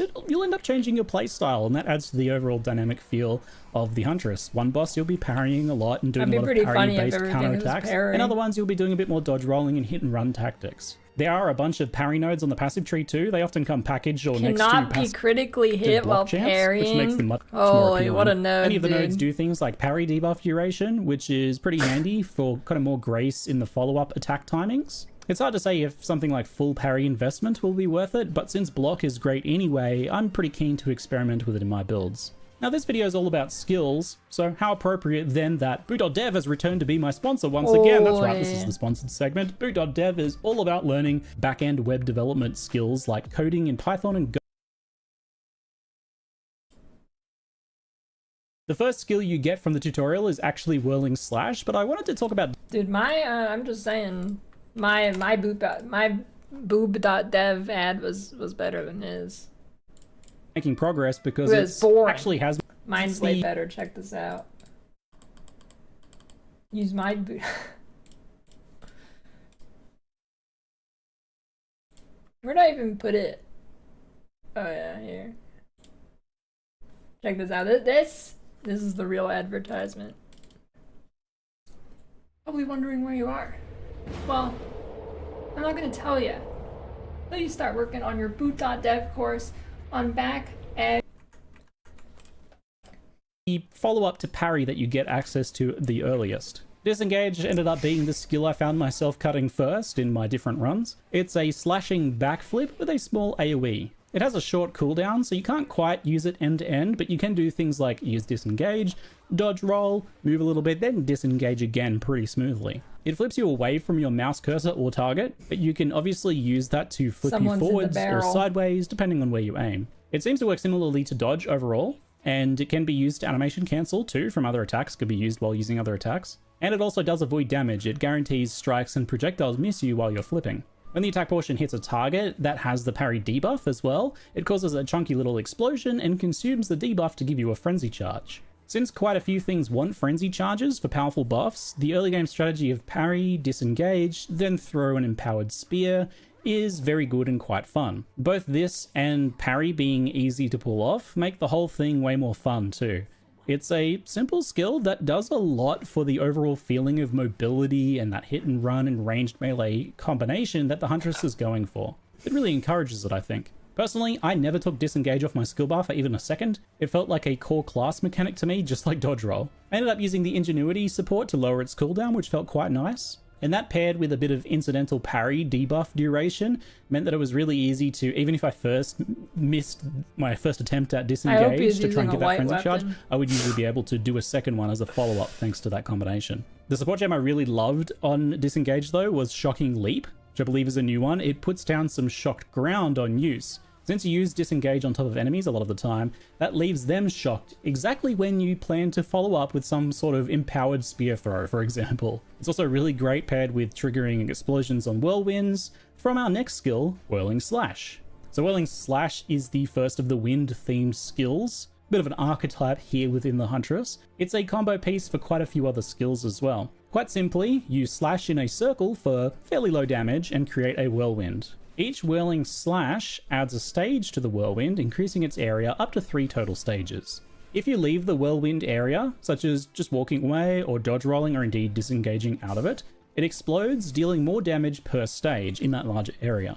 Its main use early on is AoE for packs of enemies. You'll slash and slash and slash, and then dodge roll away or disengage, detonating it and killing the enemies. You'll get a feel for how much damage you need to do to the enemies before you detonate, so you might end up doing an extra slash here or there to get them low enough so that the detonate will kill them, but this is something you get a feel for as your gear evolves. It's less single target just outright used than spear stab in most cases, but you can build whirlwinds ahead of time for single target situations, like for example when you're moving to engage an enemy, or if you're waiting for a boss to spawn, for example, you can pre-place those whirlwinds so that when you're forced to move, like a dodge roll or something, it'll detonate, dealing a bit of extra damage. Not to mention that whirlwind blinds enemies, so it's nice to just have down ahead of time. It's a pretty core skill for the early game and feels quite good, but does need a little bit of kind of practice and tips for using it. So here's some things that I noted. The slash has a forward leap if targeted ahead of you, so that you can use it as a gap closer, and that's kind of what you should do. Think of it like hit and run,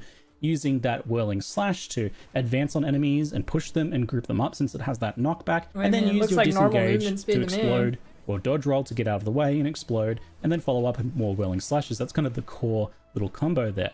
If you want to place them underneath yourself and you don't want to move around, because sometimes you don't really want to be moving around so much, you can just target right underneath yourself and you won't actually do that little dash. Something that's really good is you can drag the whirlwind around with you by using that built-in movement. Every time you do a slash, it repositions the whirling slash that you're currently inside of. When you use disengage to leap out of it to trigger that explosion with shocking leap support on disengage, that shock ground does actually apply to that explosion, which is really fantastic. Some suggested supports include the new one, Cadence. This would work well a lot of the time, I think, here, because you're doing 3 attacks, then doing something else, then another 3. So you should maintain something like a 30 to 60% attack speed buff a lot of the time, but you shouldn't ever hit that downside of attacking 8 times in 4 seconds, because you're going to be mixing up the skills you're doing, typically with Whirling Slash, and not just slashing endlessly. So you're never really going to have that cooldown effect. Kind of a neat little support gem. Alternatively, the much more simple approach of Martial Tempo is solid and just makes things nicer for setting up whirlwinds for twisters that we'll talk about in a moment. I found myself using Bloodlust on it to scale damage if the target was bleeding, which is easily done with other skills like Rake, so that's a nice damage scaling option, even in non-bleed builds. And since, especially with Martial Tempo or Cadence, it's something you're hitting with quite often, it can be used for building up Rage stacks with the Rage support, for example. So next up is Twister, and this is the natural pairing with Whirling Slash. It simply sends a projectile that pierces through all targets and bounces off walls until it runs out of duration. The Twister is blind as well, which is a nice defensive buff to be able to apply guaranteed on enemies at a range like this. Like whirlwinds, when Twisters travel over ground effects, they actually gain that element and deal 30% added elemental damage of that type. When they collide with a whirlwind from skills such as Whirling Slash, they consume the whirlwind to deal more damage and create more projectiles. Just note this doesn't cause the whirlwind to explode like it normally would. It consumes it to do this alternate effect with Twisters specifically. So if you fire a whirlwind into a stage 3 Twister, that means 180% more damage and 4 whirlwinds instead of 1, so that's pretty substantial payoff. As a baseline, Twisters deal less damage than just using like basic spear throw, but you know, they pierce and they can bounce around and they can hit the target again as they bounce and come back. Pretty nice in enclosed areas, and when they're fully buffed with added elemental damage, they do tend to deal quite a bit more damage overall. They cannot shotgun with multiple projectiles though, even if it's created from the whirlwind, but more projectiles can make it more likely for extra hits after bouncing, so you can still end up getting more single target damage with extra projectile. I did test with and without Scattershot, and overall I didn't really like Scattershot on this, mostly preferring to use the whirlwind buff instead. Overall, the skill works really well in small arenas or in tighter spaces, and it can be really nicely combined with whirlwind for kind of encountering dangerous packs and dealing with them before you get, you know, in too much danger. It's a bit like Spark, so duration and projectile speed are both options for scaling it so that you can hit more targets, bounce off walls, and hit the enemy again. I did find myself using this quite a lot, off and on, in different zones. Sometimes it performed really, really well, and other times it was just okay. It's especially nice when you just incidentally have some elemental ground effects around, and that includes even just the shocked ground from disengage, which naturally puts the shocked ground between you and your target, so it's kind of perfect. For other support options, there's plenty of things you can do with this, but the Pursuit and Retreat supports, the new ones, felt like a great combo with this and Whirlwind. So let's talk about them. Pursuit. Support skills deal more melee damage if you're struck with a projectile attack in the last 8 seconds.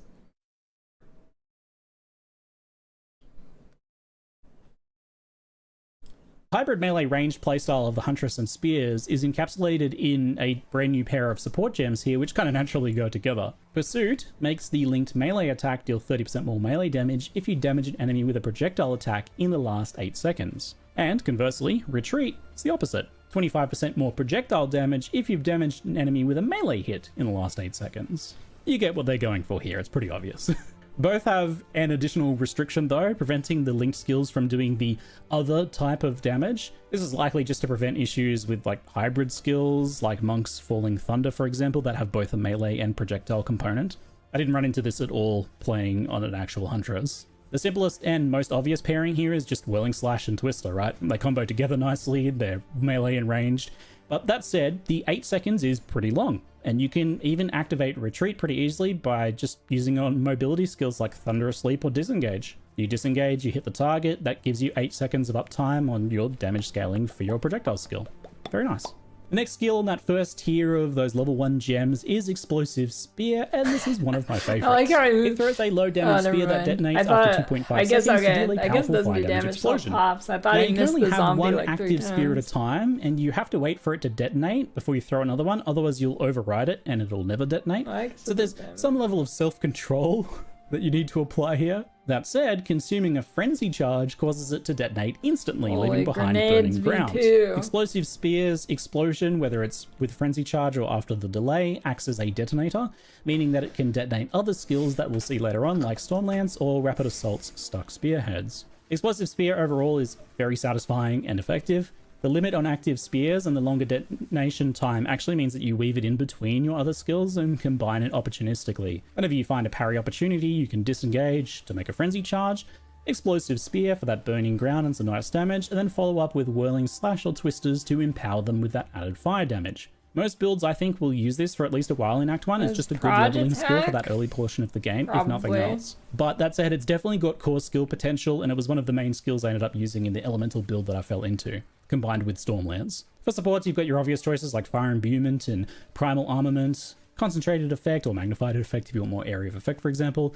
And you could do things with Persistence or Despoiler for burning ground duration, of course, if you're using it mostly to buff your Whirlwinds or Twisters. The gem I liked the most, though, was Overabundance, which is +1 charge and 50% less duration. The duration doesn't actually affect the detonation time, which would obviously probably be a good thing, but that's okay. The extra charge, though, is excellent. It means you can throw 2 down and have 2 explosions for a bit more coverage, and it makes it a little bit easier to not accidentally override yourself and still get those explosions for detonating. The only thing that is affected by the less duration is the burning ground, so it's not as good for applying that effect, but there's plenty of other ways to do that, if you're playing some kind of wind build and need ground effects. On to the level 3 skill gems. We'll start off with Lightning Spear, which I know a lot of people are excited for. This throws a lightning spear with a boosted chance to shock enemies. The spear itself cannot pierce, fork, or chain or really do anything, but when it hits a target or a wall, it splits lightning bolts to enemies in a large area. Adding more projectiles doesn't affect that core spear, which is a running theme for these spear throws, but it does affect the split lightning bolts themselves, which are projectiles. The Frenzied Charge adds more splits and more damage overall, turning it into a bit of a clear speed beast. The splits have full lightning conversion as well, and even more chance to shock too, so particularly good for shocking there. It should be quite nice with Barrage, but I didn't really get much of a chance to test that. And the Innovate support is obviously a pretty good choice here to gain lightning damage on killing shocked enemies. To me, this felt less useful for leveling, though, than other options that I had access to, but I can definitely see this being a clear speed machine at endgame, especially if you can keep a steady supply of frenzy charges going for those empowered splits. Fangs of Frost is next up, a simple icy stab attack that has its own unique payoff on parried enemies. So when striking a parry debuffed enemy, it causes an icy explosion that leaves chilled ground. This means it can be used as an elemental ground source for wind skills, but I don't really think that's going to be the main use case for it here. Both the explosion and stab have 50% more freeze build-up, and the high damage on the explosion does make for some pretty solid freeze potential. By default, it's not stronger than regular spear stab for raw single target DPS, and I initially kind of wrote it off as not too useful as I wanted to use those parry debuffs to make frenzy charges. Why would I want to consume it for Fangs of Frost when I want to throw my exploding spears and stuff? But I did end up changing my mind on this skill completely later on. When I started getting frenzies from other sources, I found it much more useful overall. With the Combat Frenzy Spirit skill, freezing enemies can generate you easy frenzy charges, and this made it become a core skill in my eventual elemental spear throwing build. A quick poke on trash monsters is a near guaranteed freeze, and therefore a frenzy charge. Great. Much easier than trying to do a parry and disengage. And then when you do use parry for a tougher enemy, you can follow up with the Fangs of Frost for an even more higher chance of getting that freeze. And with decent supports like Cold Infusion and Pursuit, for example, it became a pretty solid high damage and satisfying melee skill to weave in on an otherwise ranged playstyle that I was messing with. The next skill is Spear Field, which is a slightly unusual one that I initially penned as mostly a utility skill, but maximum 70 spears, attack speed 70% of base, 50% chance to rearm when triggered.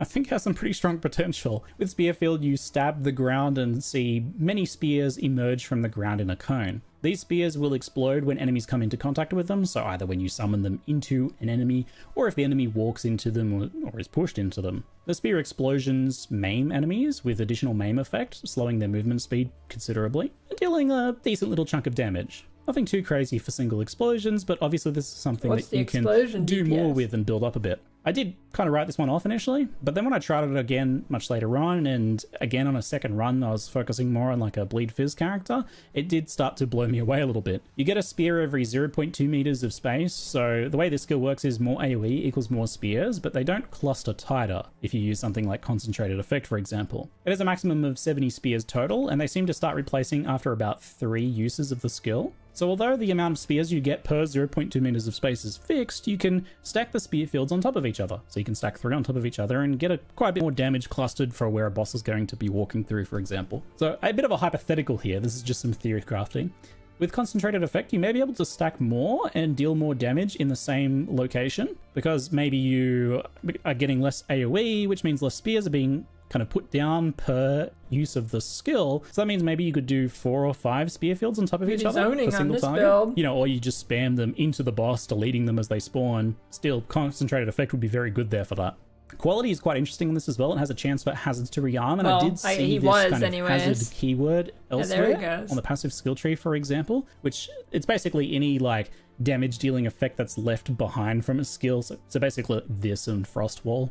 There's new passives in the Huntress area that affect hazards in various ways, such as rearm chance, and rearm chance for something like this is just a direct damage multiplier. 15% chance to rearm is 15% more damage. It's effective against larger enemies and very effective against enemies that move around or chase you. I kind of wonder if you could use knockback from the spears to push enemies into more spears. So some knockback on the skill itself, or globally perhaps. It would probably take some investment, but could be interesting to look at. I actually think this is a super strong skill. Yeah, what if against all the the right new type sport of gems enemies just and offset built all the around nerfs? correctly, in And addition it to ends up providing just some being decent a utility for defense slowing enemies annihilation down in ranged or bleed for the builds. entire Keep in mind patch. that a moving enemy gains bonus bleed damage, and if they're walking slower, they spend more time overall walking to get where they want to be.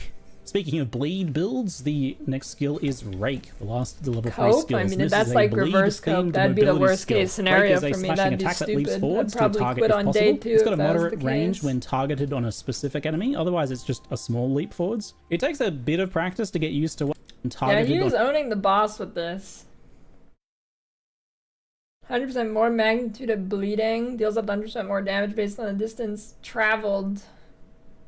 a specific enemy, otherwise it's just a small leap forwards. It takes a bit of practice to get used to what enemies you can reach to max range with it, but it's really zippy overall, and it can dash you around enemies, and it kind of path finds around obstacles really well too, to travel you really far sometimes. And that's good because it does up to 100% more damage based on the distance traveled. You're incentivized to use it to hit and run or as a gap closer after you like flip away with disengage, for example. Now it has a 100% chance to inflict a bleed and 100% more magnitude of bleed, in addition to that up to 100% more damage based on distance, so there's some decent bleed scaling going on here. It's got a somewhat low base attack damage, but all of those kind of multipliers put together mean that it ends up being a pretty good skill, if nothing else for clear, and surprisingly actually good for single target as like a hit and run combined with some other skills. It's really fast and fun skill. I liked it a lot. A useful mobility even on non-bleed builds too. The combo of Rake, Whirlwind, Parry, Disengage, and then Rake again, just kind of like that dash in, flip back combo. It was really fun. Obviously, brutality, heft, and deep cuts are going to be there for bleed damage. Cadence and martial tempo if you want to use it more for speed and maneuverability. And I actually stumbled upon Stomping Ground as a support for this, which is really fun. Rake moves so fast and there's kind of a lot of steps, so Stomping Ground adds a bunch of hits to make Rake a better single target and clear skill at the same time. You just kind of have a little bit of strength for the damage to be based on while leveling, but because on a bleed build you need a bunch of red sports, you're going to have some strength anyway, and just with the strength I kind of needed from and got from some incidental gear, I found this combo was very strong. Definitely a cool combo. One to have a look at for sure. Since we're talking about bleed skills, it's time for the skill with the edgiest, sickest name of all time. Herald of Blood. Herald of Blood is, as name suggests, a new bleed-oriented herald skill which Deal 15% of exploded enemies' blood loss as unscalable physical attack damage. Unscalable. means you get access to it at gem level 4, also known as gem level 10 after killing the King of the Mists. While active, killing an enemy that has experienced Ooh, it destroys their corpse. blood loss causes them to explode, dealing physical attack Well, I damage guess in an it's area. based on So their blood loss is this HP, new so- system where the total bleed damage on enemies can be tracked and seen on the life bars as this kind of like missing portion of life. You'll only see it whenever you have a skill or an effect that cares mentioned. about blood loss in some way. So as soon as you put Herald of Blood on, you'll start seeing it on enemies. The explosion has some base physical damage, but the bulk of its damage is actually based on the total blood loss of the exploded enemy. It's 15% of the exploding enemy's blood loss total. So this is an unscalable value, which is typical for effects like this, since it's already effectively has been scaled by your damage in the first place via the actual bleed in the first place. A bit like Plague Bearer from Path of Exile 1 if you're familiar. What this means is that even just 1 point of bleed damage is enough to cause Herald of Blood to explode for a small amount of damage, regardless of whether the enemy actually dies to bleed or another hit or something else, just as long as they experience blood loss at some point, even if they've stopped bleeding entirely. But enemies that have had a lot of blood loss, say primarily dying to like a large bleed from Rake, for example, will cause some very chunky, high damage explosions. As an added bonus, the explosion can aggravate bleed on nearby targets, which makes the bleed deal its bonus damage as if the target was moving. This alongside the explosion should help clear up stragglers and give bleed builds that juicy AoE clear that they desperately need. Although it's an attack and requires a martial weapon to equip and activate, it doesn't scale off of your weapon damage, so maybe you can do some clever things with that perhaps. It's pretty satisfying and effective at even leveling a build that's not really focused on bleed, and using Rake for mobility, it was great for AoE clear. You can of course support it as well, just keep in mind that the blood loss damage is unscalable, so you mostly want to stick to things like magnified Huntress, am I effect gonna for go? extra It's looking area, like the or Lich utility supports, I Huntress. imagine. Now moving on to skill level 5, we'll start with Rapid Assault. This skill performs 6 small stabs in a pretty fast sequence, and then a large final strike. It seemed like a partial lock-in skill to me, but I think you can interrupt between the 6 fast stabs and then the final large one if needed. But there is some kind of element to commitment to it. It's a skill that you want to use when you can kind of do so safely. The final strike is definitely the most important part of the skill, and it has pretty long range, which means it'll often connect even if you miss that first combo, which is nice. And that final strike is guaranteed to cause bleeding and has a small knockback for a bit of bonus bleed damage as well. Finally, that final strike lodges a stuck spearhead in the target for up to 10 seconds, and you can have a total of 5 stuck spearheads in a target if you can do so quickly enough. The spearheads themselves don't do anything, but if they're hit by a detonator skill, they explode, dealing some extra damage in a small explosion. Yeah, I mean, at gem level 5, it Smith was spears might be the 85% play, damage per actually. explosion, so it's not a ton, but that does total to over 400% if you get all 5 in and then detonate them. So it makes it a decent final punch finisher. Mechanically, I think this works quite nicely. When the enemy is vulnerable, you hit them with a few rapid assaults. Then when they start moving again, you detonate the spearheads with an explosive spear or a thunderous leap. Depending on your build, Depends how you much might be damage they're throwing gonna detonators do. anyway, 'Cause you so might that do extra just damage 0 is just bound to damage. happen as a bonus. When you kind of math out the small rapid hits, the big final hit, and then the potential detonations down the line, it does end up being quite good single target. The bleed does, however, seem kind of supplementary here with no real major bonus or like heavy hit from that final strike to, you know, to give it that extra punch that a bleed really needs. Overall, it's a solid single target skill that'll probably see use in a variety of builds, I expect, especially if they do have a detonator skill kind of already in their gameplay rotation. And of course, don't forget things like detonating arrow, explosive grenades, and explosive shot all exist for weapon swap setups. Next up, Stormlance is another thrown spear skill and one of my other favorites alongside Explosive Spear, which it happens to pair very nicely with. This skill has got a lot going on, so hold on to your butts. Stormlance sees you throw a spear that pierces enemies and lodges in the ground, where it then proceeds to intermittently zap nearby enemies with chaining bolts of lightning. You can have 3 active Stormlances in the ground at any one time zapping away, but you can only throw 1 spear at a time, so Scattershot is out, thankfully I think, but Barrage is an option. The stuck spears are detonatable, but they won't detonate by themselves. If they are hit by a detonator, such as Explosive Spear's explosion, they'll rapidly can't believe they fire named out the 16 change of bolts eater of near children. instantly in a larger area before expiring. It's pretty chunky damage, especially with 3 of them stacked in one place and then detonated. But of course, all thrown skills have a frenzy charged version, and Stormlance is no different. When consuming a frenzy charge, Stormlance will fire bolts 4 times faster and detonate itself, causing shocked ground. It's basically 3 skills in one: the basic AoE zaps, detonated mega zaps, and frenzy That's a lot charged of machine gun tabs. zaps with shocked ground. And they're all a little bit different in how they function. I love this skill and I just kept coming back to it. My primary elemental build on my first run through to the mid 50s or so was Stormlance and Explosive Spear, combined with Frenzy Charge generation from Sniper's Mark for single target, and Combat Frenzy otherwise. I used Electrocute support on this skill to convert the damage from Shock Chance to Electrocute to passively feed me Frenzy Charges, which worked quite well. And that's nice because the empowered version still causes shocked ground anyway, so you're not really missing out on anything there. Just the opportunity cost of using the gem, I suppose. I'd throw 1 or 2 Stormlances, 1 or 2 explosives with the extra charge support, and then extra Stormlances as the explosives started detonating to keep a continuous rumble of Stormfire. And those would just be getting passively empowered as frenzy charges kind of trickled in better and better as I got more and more investment as I went. It's safe to say that Stormlance is a hard recommend from me. based on my first impressions, though I can see Lightning Spear outperforming it on pure clear speed, of course, but this is a nice combined AoE and single target skill. The final skill I did want to mention is Barrage. It's not technically a new skill, but it is available here on this line and has been... Holy shit, dude. He put it on tab. He put Barrage on... Who puts a skill on tab? Are you crazy, Ziggy? Are you crazy? Tab? Oh my reworked God. a little bit to have its functionality expanded to include thrown That's the spear attacks craziest in thing addition I've to bow ever attacks. seen. This means that it doesn't work for Twister, which isn't a thrown spear. It's a projectile attack, but you don't actually throw your spear. But it will for the rest of the thrown spears. If you're unfamiliar, Barrage works by you cast a quick spell that gives you a little buff that then empowers your next attack, compatible to have 2 additional repeats, basically. One thing to remember is that it also consumes frenzy charges to add additional repeats, and that's a good thing, but here in these builds it may consume the frenzy charges that you intended to empower a spear throw instead, so it's not necessarily all upside there. Let's do a quick rundown on the functionality with the throwing spears as I see it. Explosive Spear is bad with Barrage because of the limited number of active explosive spears being 1 by default or 2 with the support. Either way, if you throw 3, it's kind of wasted. You're better off just not barraging and throwing them separately, most likely. Lightning Spear does seem good with Barrage. You use Barrage as you're moving between packs of enemies to empower it, and then you unleash 3 lightning spears to clear a large area. Great. I'm not entirely sure of the interaction with frenzy charges on the throw,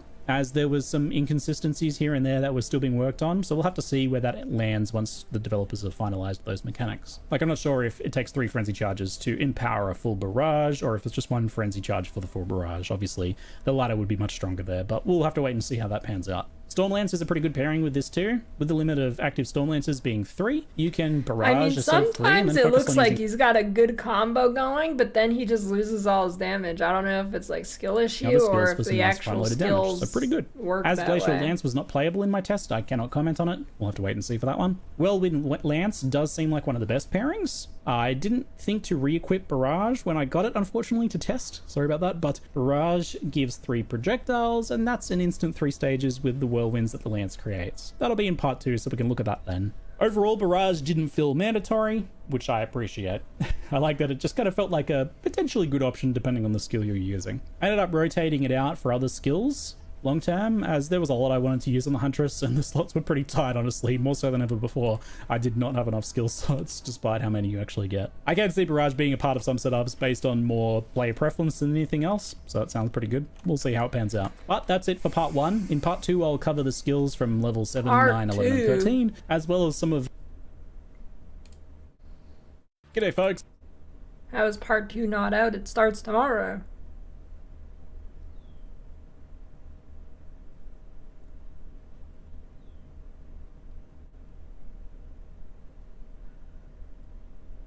"15 top need to know changes and features."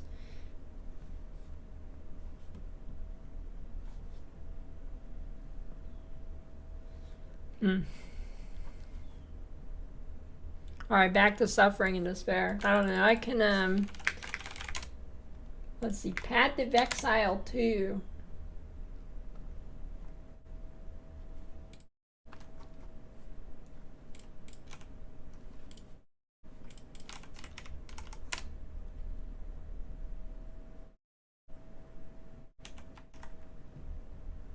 Your Spectre video? Alright.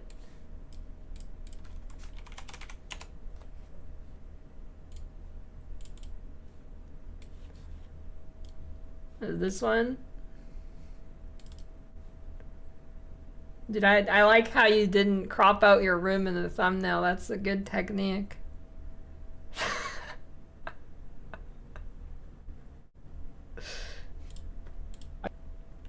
Hey guys, it's Oscrix. I'm super excited for Spectres in patch point 2, so let's talk a bit about them today.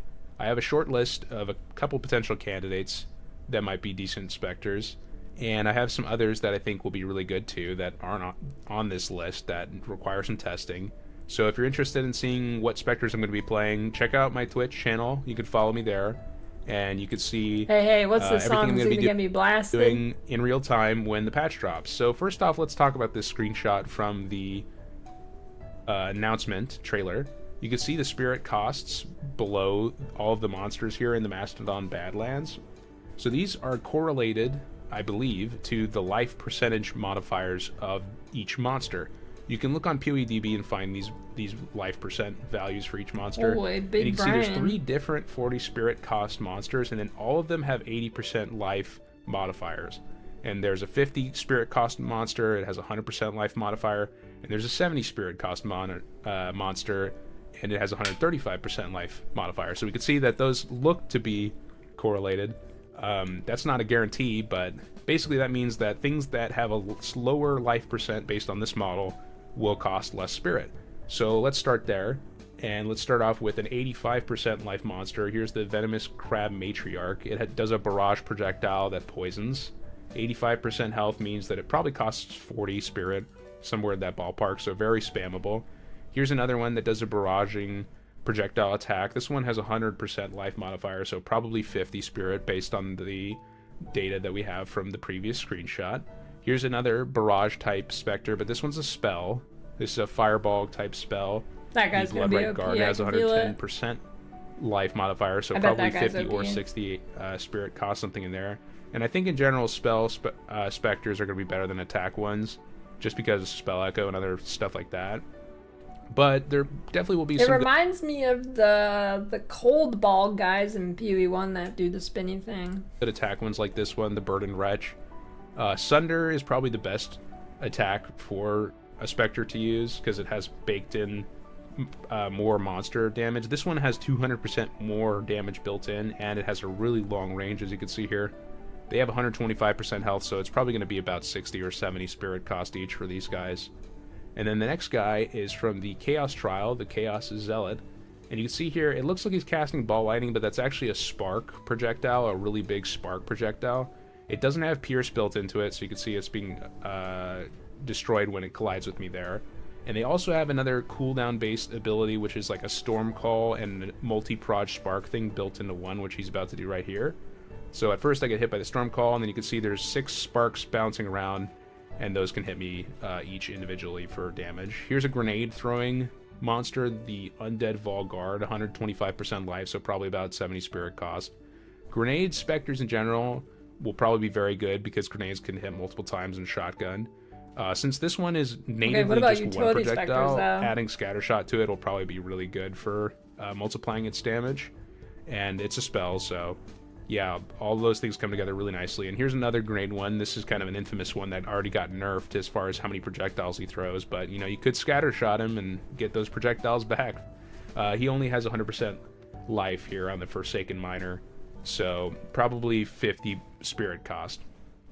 In general, I think that the best specters for this patch will have low percent life, will be spellcasters, and will hit multiple times, although there's definitely room for some attack-based stuff to work well.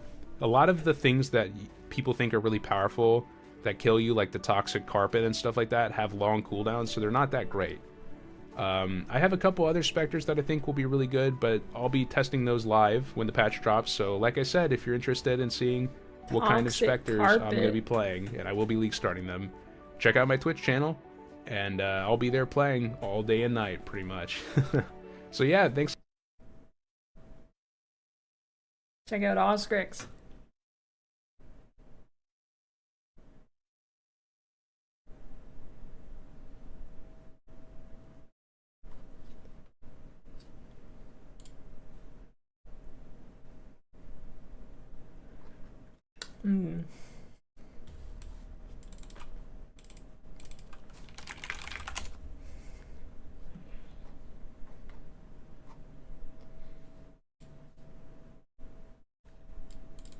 Holy, 5 starters.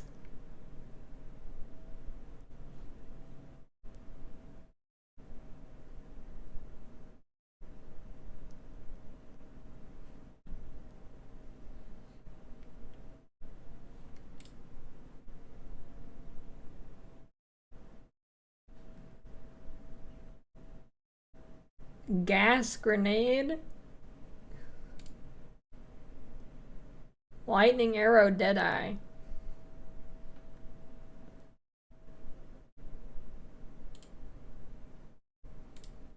Ice strike invoker monk. Nice. That's crazy.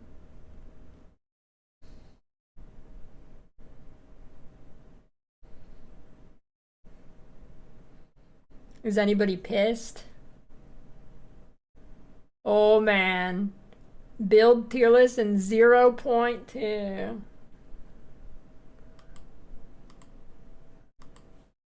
What is going on, guys? Add.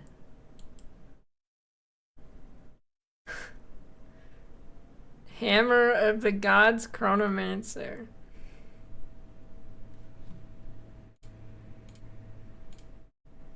You can use for leveling.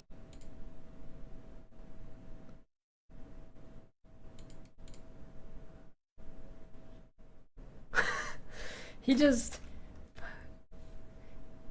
puts the Ascendancy with not actually saying what build it is in the tier list. It's genius. How do you think of that?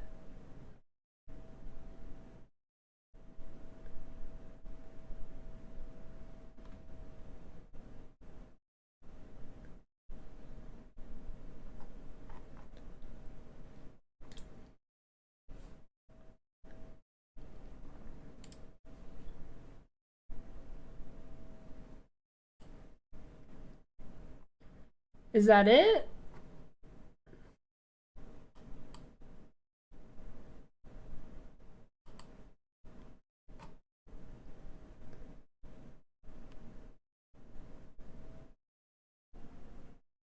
I mean, they gotta get the money, dude.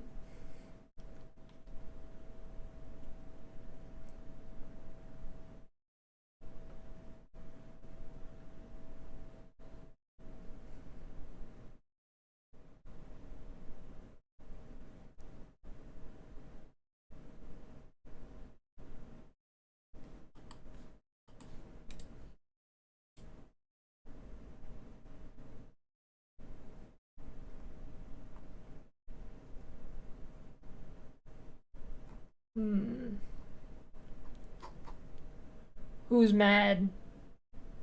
Who's mad?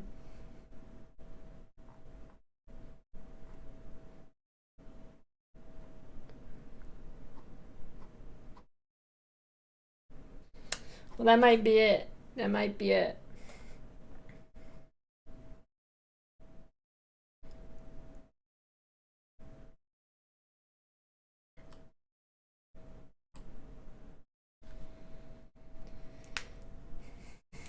I guess I can play the game. I don't know what else I'd do. Back to the flow chart. I mean, the flow chart's finished. It's done. Yeah, it's done.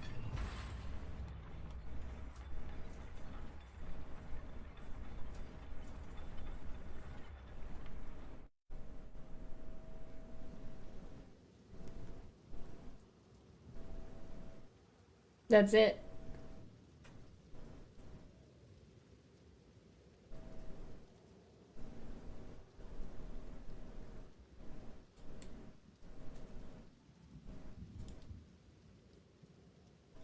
I don't know. I mean, it's a good video. Maybe I should try and stretch it out. Maybe.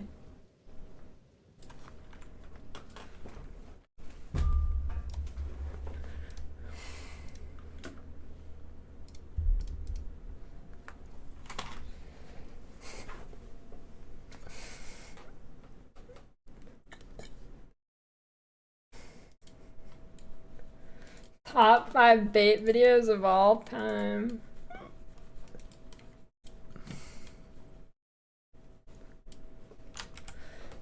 I don't know. I'm not feeling the hand drawn for this.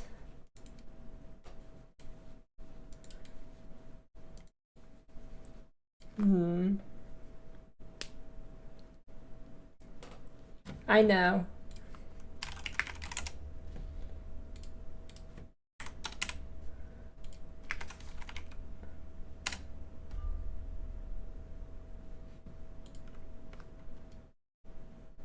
This is it. Okay. Yeah. I got it.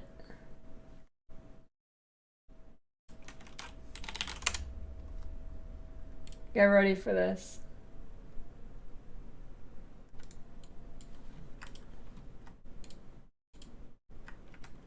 God damn it. Why doesn't it work? Fuck you.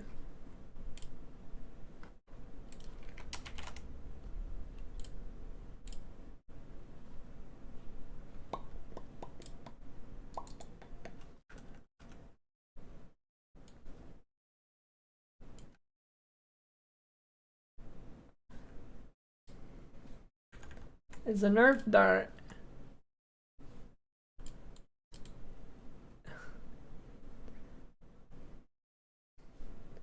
Does that look weird? Or is it just me?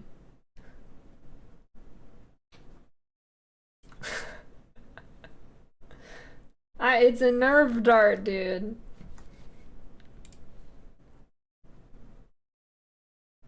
But I need it in like... Let's see. I need a better image.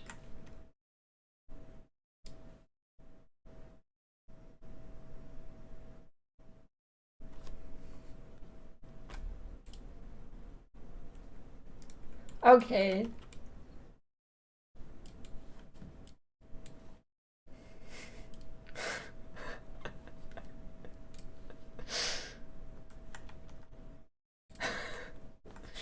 I can't find a good image.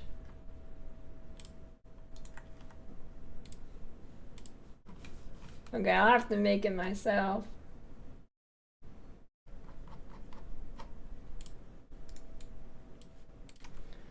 Maybe I could generate it.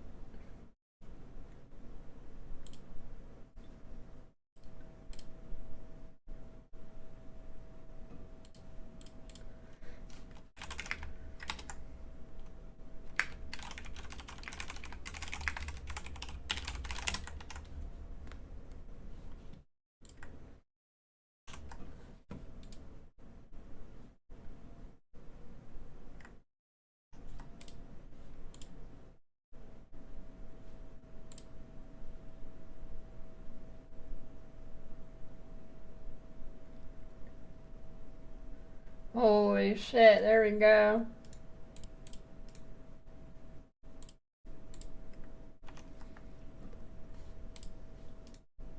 Damn, that's a high-res nerf dart. Look at that. It's fucking huge, dude. Oh my god. Why does transparent selection not work on it? Fuck you.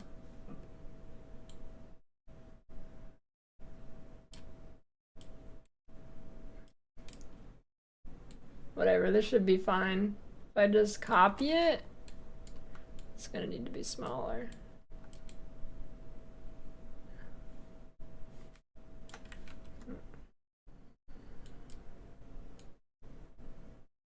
I want it to leave an orange trail. Yeah, there we go.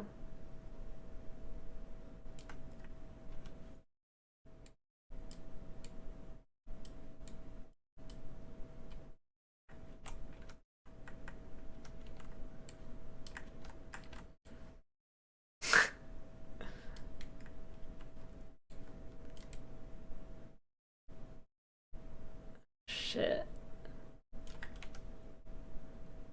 Okay, I don't think I can do a diamond with this. Dude, people are so gonna know that's a nerf dart. Fine. Here, check this out. How do you not know that's a nerf dart?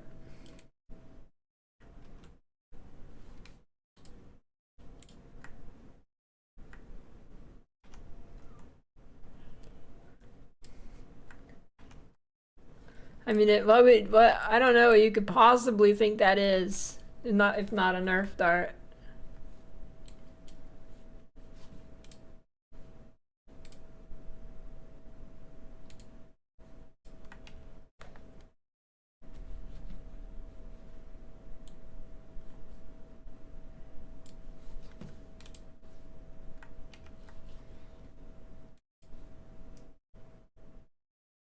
Okay. I think I start from scratch here.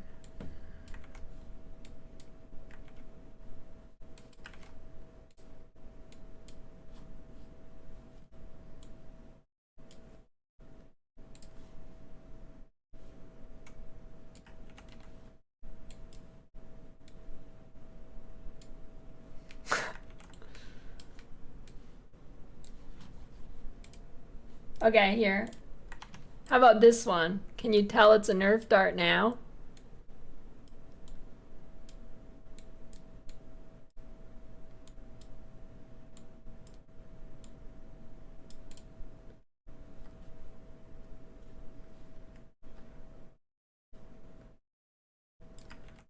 Well, maybe you should learn to read.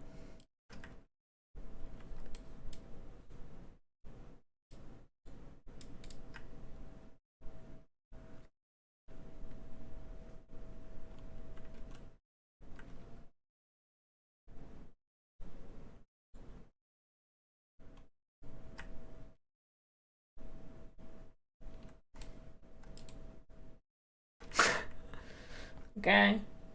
This is gonna be tough. If only I could rotate it in MS Paint, but it doesn't work.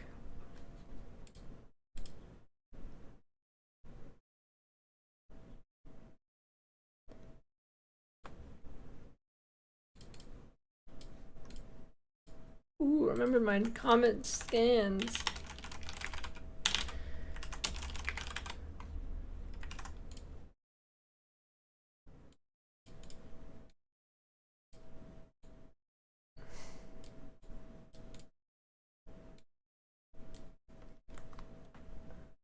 Rotate my mouse. Rotate it in PowerPoint and then copy paste. You're crazy.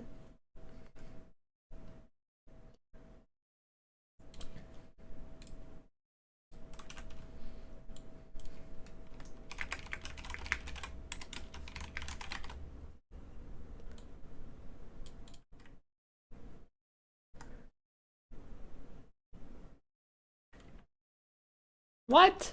Oh my god. Oh, never mind.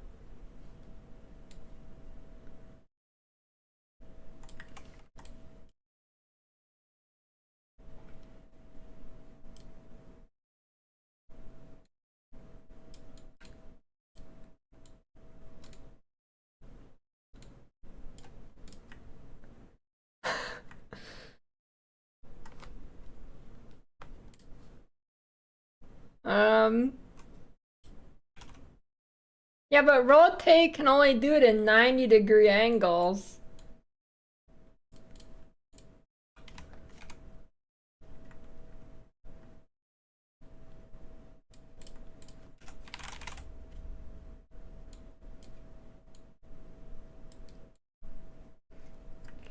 Yeah, it's gonna cook.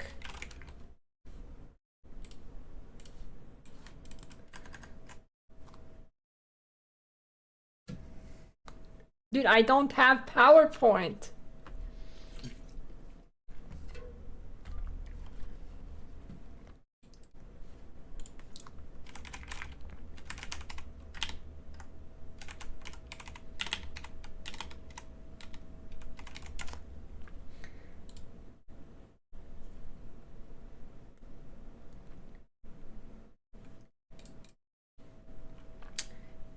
Hey, how many generations do I get on ChatGPT? Am I gonna waste them all on fucking nerf darts?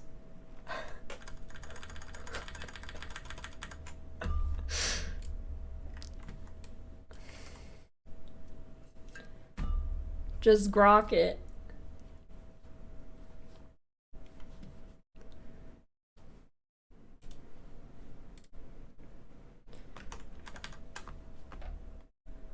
Grok your hernia to make sure it's really a hernia.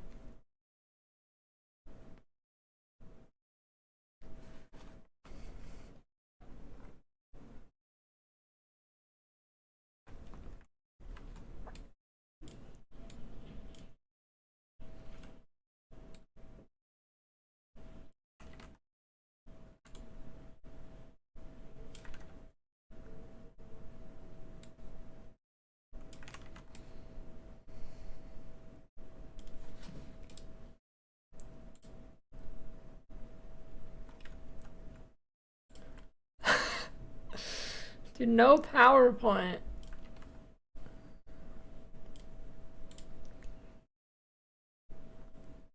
Okay, I mean, this is gonna look kind of sick, actually, I think.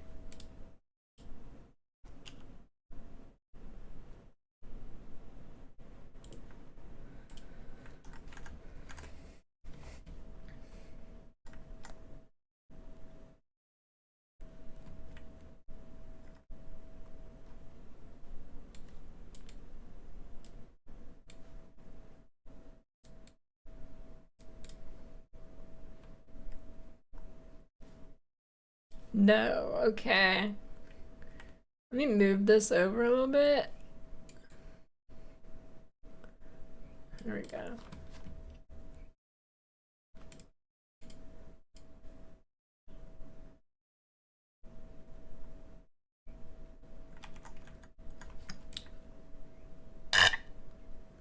Scrumptious.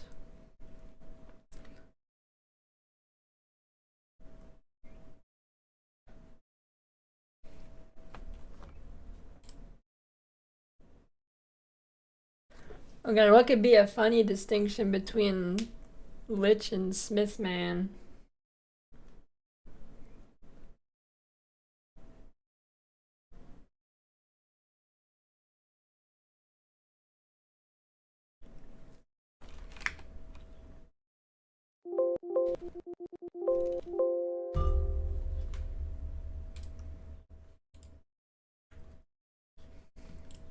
I don't know what that means, Dr. Kem.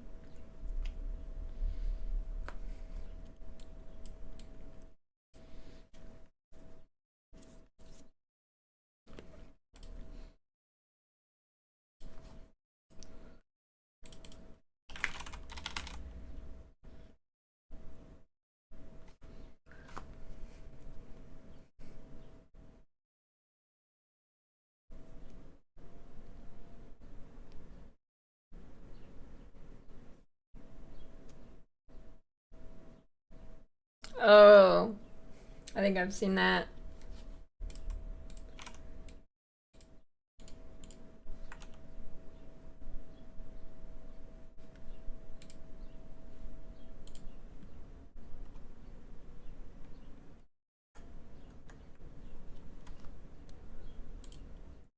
I mean, it's, I don't know if the logo makes a difference or not.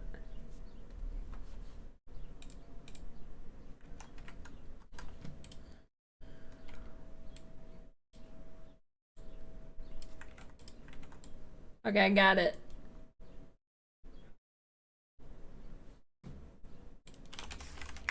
I've got it.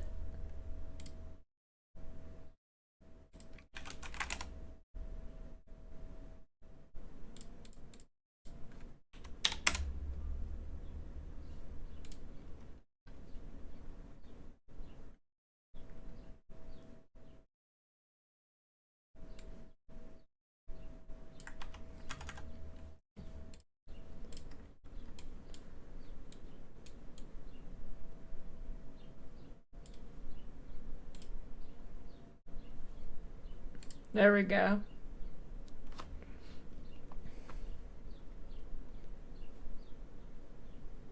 Oh, but now I want a red nerf dart. Red nerf dart.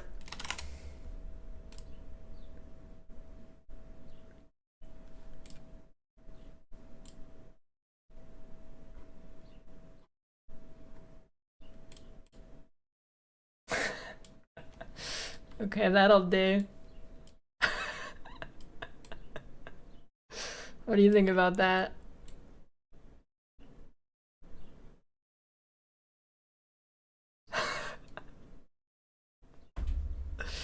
I just... Okay, I'm gonna have to do some... I'm gonna have to do some high-tech editing here.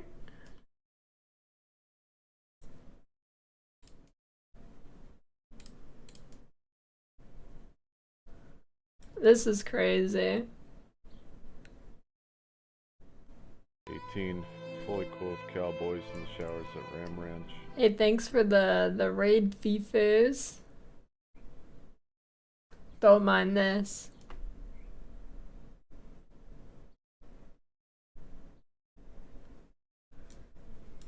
This is what it's come down to.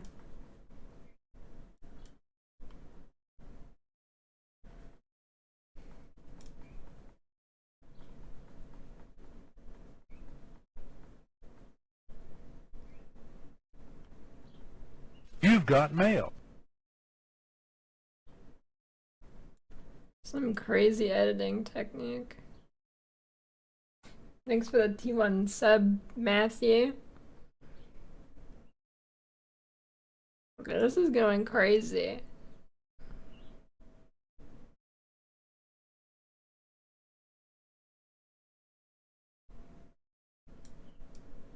Oh, that's good.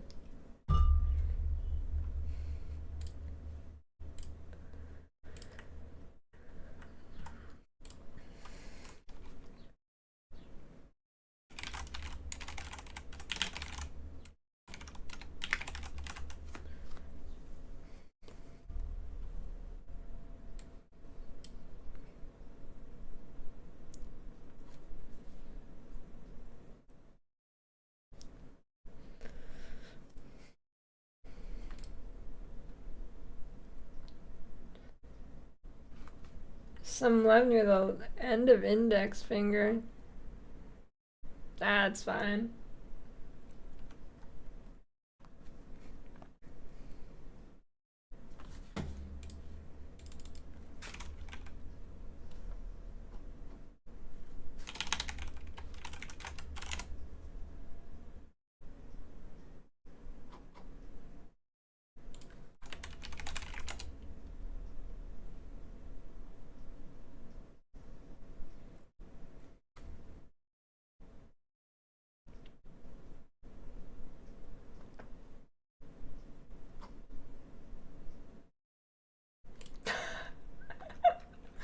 This is gonna be a good one. You're gonna like this one.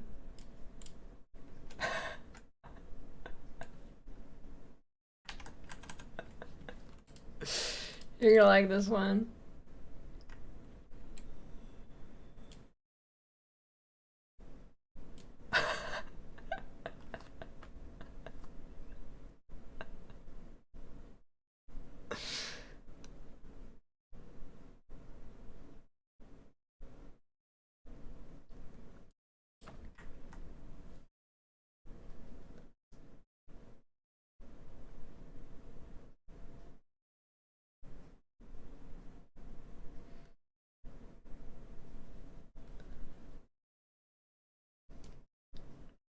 Why does paint do this thing where it looks bigger until you left hold or you stop holding down the mouse key? Do you see that? Why does it do that? Wait, I could just paint. Wait, what am I doing, dude? I could just do that. Of course.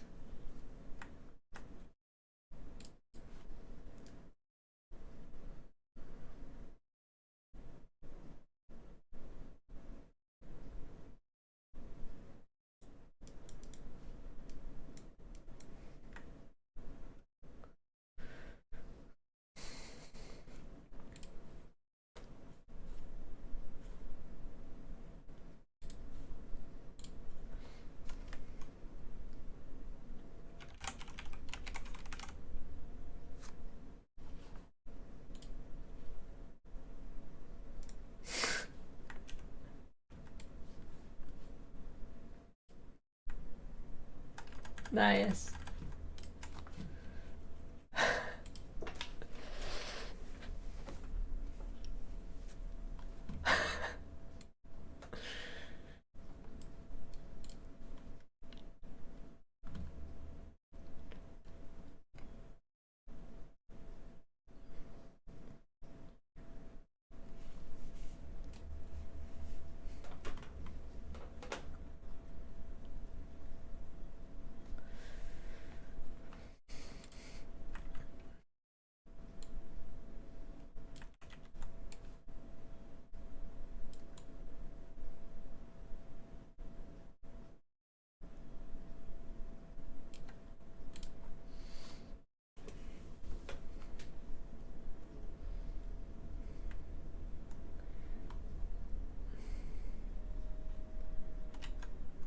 This dog looks like your childhood best. What?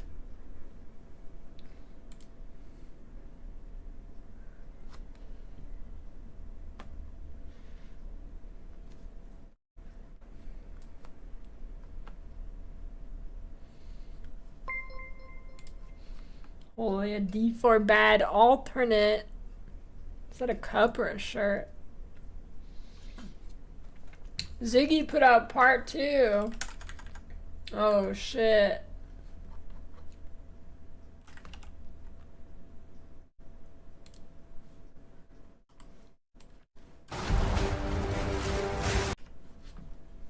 Nice.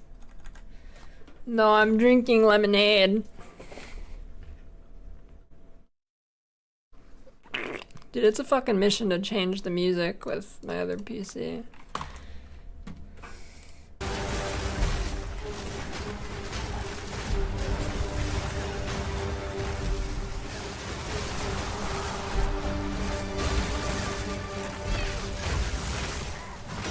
G'day folks, ZD here. Welcome back to part 2 of my hands-on look at the Huntress and Spear skills. If you missed part 1, it's linked in the description, so check it out first.